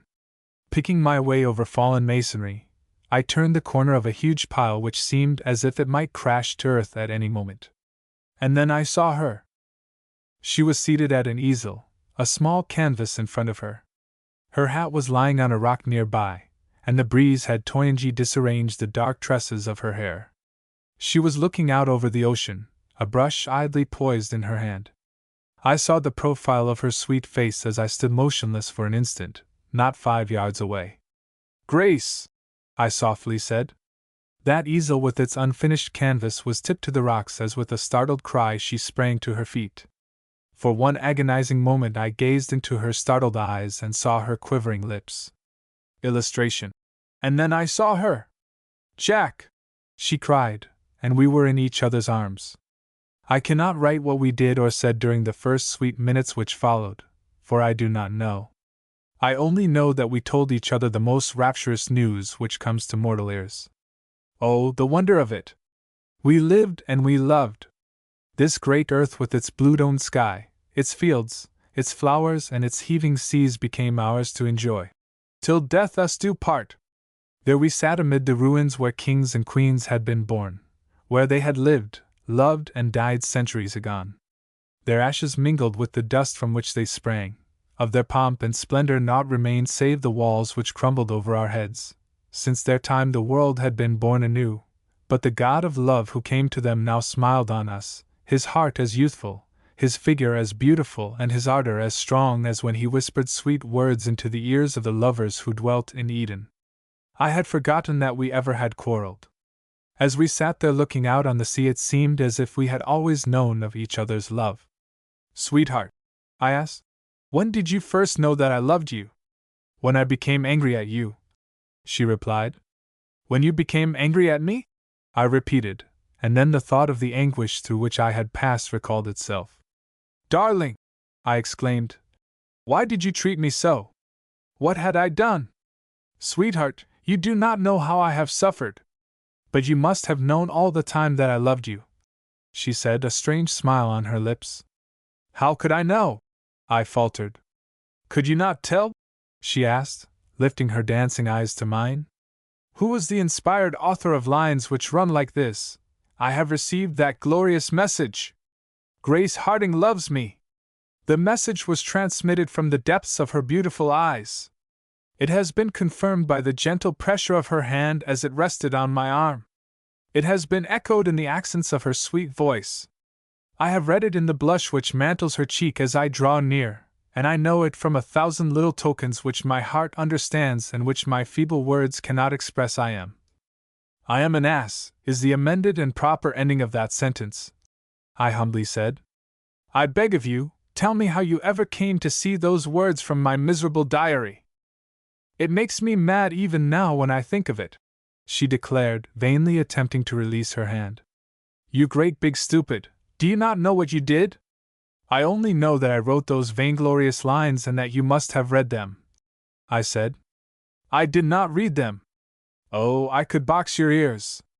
While you were composing that rhapsody, Mr. Chilvers and others came along and asked you to play golf with them. Golf being more important than anything else on earth, you rushed upstairs for your clubs and left that diary on the table. Do you remember that on your way to the first tee you met Miss Ross, Miss Dangerfield, and me? I remember it. When we arrived on the veranda, she continued with rising indignation, Miss Dangerfield picked up that literary treasure of yours and of course opened it to the page from which I have been quoting. And then she read it to us. I never was so mortified and angry in my life. I rushed away from them, and when you found me I was so angry that I could have killed you. It was not a declaration of your love for me. It was a declaration of my love for you. I could not help laughing, and then she did box my ears. That little minx of a Miss Dangerfield busied herself until your return from your golf game in copying from your diary its choicest extracts, continued Grace, after we had made up, but I managed to get them away from her, and I have them yet. Some of them were, well, they were nicer than the one Miss Dangerfield read. Which one, for instance? I won't flatter your vanity by repeating them. But when I received your letter and had thought it over several days, I decided to forgive you, Jack, and so I wrote you that letter. But I never received a letter from you, I exclaimed.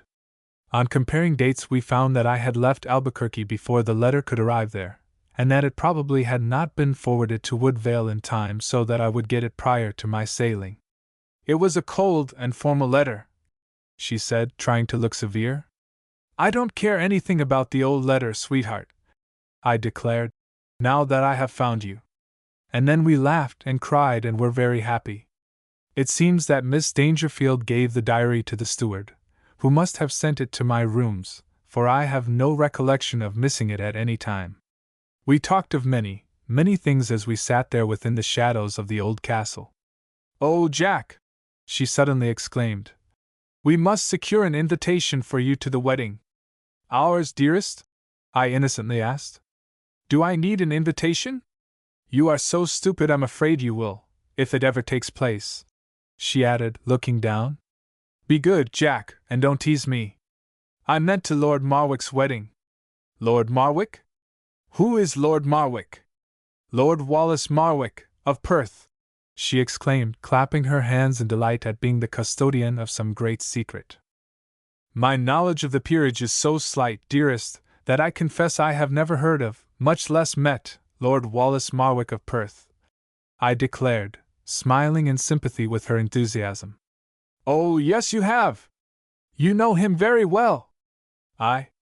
Yes, you dear old stupid. Who on earth is Lord Wallace Marwick, or whatever his name is? Bishop's hired man.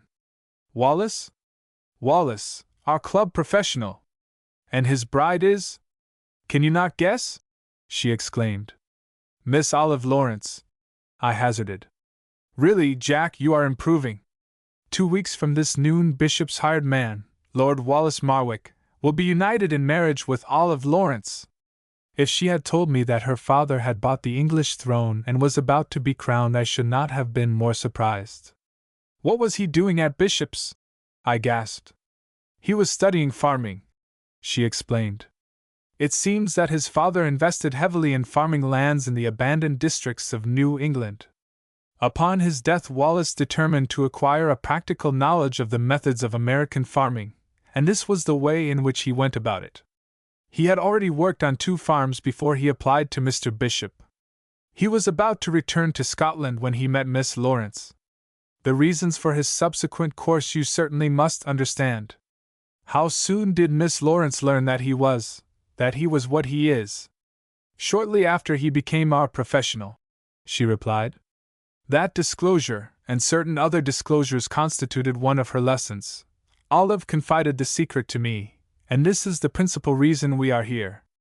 Sweetheart, I said, after an interval of silence, would it not be splendid to have our wedding at the same time? I have always been partial to double weddings. I do not know, she whispered, looking intently at the tip of her dainty shoe. Perhaps, I don't know what Papa and Mama would think about it. I heard the crunching of gravel. Don't you folks ever eat? Demanded a familiar voice, and Mr. Harding bore down upon us. We said nothing. Do you know what time it is? He added, with an impatience which puzzled me. I have not the slightest idea, I truthfully replied. Well, it's nearly 2 o'clock, he declared, looking at his watch. I've been looking everywhere for you, Smith, and then I began to be worried about you. Turning to his daughter. Why, kid, you've had time to paint this old stone shack 2 coats. I imagine I'm to blame, I interposed. Have you forgotten, Smith, that you have an engagement to play a foursome with old Tom Morris, Carter, and myself this afternoon? He said, looking at us rather suspiciously, I thought. I have another engagement, I returned, mustering all my courage. What's that? I have an engagement with Grace for life, and we wish to know if you will give your consent to our marriage 2 weeks from today. He gazed at us for a moment, a grave look on his rugged and honest face. He dropped his cane, took our hands in his, and said, Children, you didn't fool your old dad for 1 minute. Take her, my boy, and God bless both of you. Your mother knows it, Grace, and she sends her blessing. We almost overcame him with our expressions of gratitude. As we started back to the hotel, he glanced at us and chuckled. I suppose you two have not quit eating? He suggested. We promptly admitted we were hungry. And I presume you will play golf once in a while? We assured him that we certainly should. Well, suppose we go to the hotel, get a bite to eat, and then go out and play that foursome with old Tom Morris and Carter, he pleaded. There is one green out there which is called the Garden of Eden, and I want to show it to you. You, Grace, and Mother and Mrs. Carter can go along and be the gallery. I'll promise not to say a word or give a hint about what has happened. Oh, that happy afternoon on the turf, sand dunes, braes and greens of old St. Andrews. The seagulls circled over our heads, the foam-flecked surf crooned its song of love, the river Eden wound about our pathway, and the blue sky smiled down upon us. Sweetheart, I said, there is one confession you have not made to me. What is it, Jack? Why did you play so wretchedly that first game in Woodvale? Old Tom Morris looked back and smiled in sympathy with her joyous laugh. They told me that you were a confirmed woman-hater, and that nothing so exasperated you as to be compelled to play with a girl who was a novice. I wished to see if it were true. You are not a woman-hater, are you, Jacques-Henri? No longer, I declared. And you take back all the mean things you wrote about us in your diary? Every word of it, sweetheart. Oh, Jack, I thought I should die of laughter when I drove those 8 new balls in the pond. And when you never said a cross word, and smiled and tried to encourage me, then I suspected that you loved me. I wouldn't have cared if you had driven me into the pond, I said, and then I missed my 4th brassie. 2 weeks from that day there was a double wedding in the fine old drawing-room of Marwick Mansion. From the wedding feast which followed, cablegrams went to our friends in Woodvale, also one to Mr. James Bishop, farmer near Woodvale, informing him that sometime next season all of us, including the hired man, would be with him for dinner and another dance in the new Red Barn. We have been cruising in the Mediterranean, and now are anchored in the beautiful Bay of Naples. Mr. Harding has been pacing the deck and gazing at the smoke-wreathed crest of Vesuvius. Illustration. I believe I can carry it. Jack, he has just remarked. That is quite a bunker, but with a little more practice I believe I can carry it. End of Project Gutenberg's John Henry Smith, by Frederick Upham Adams.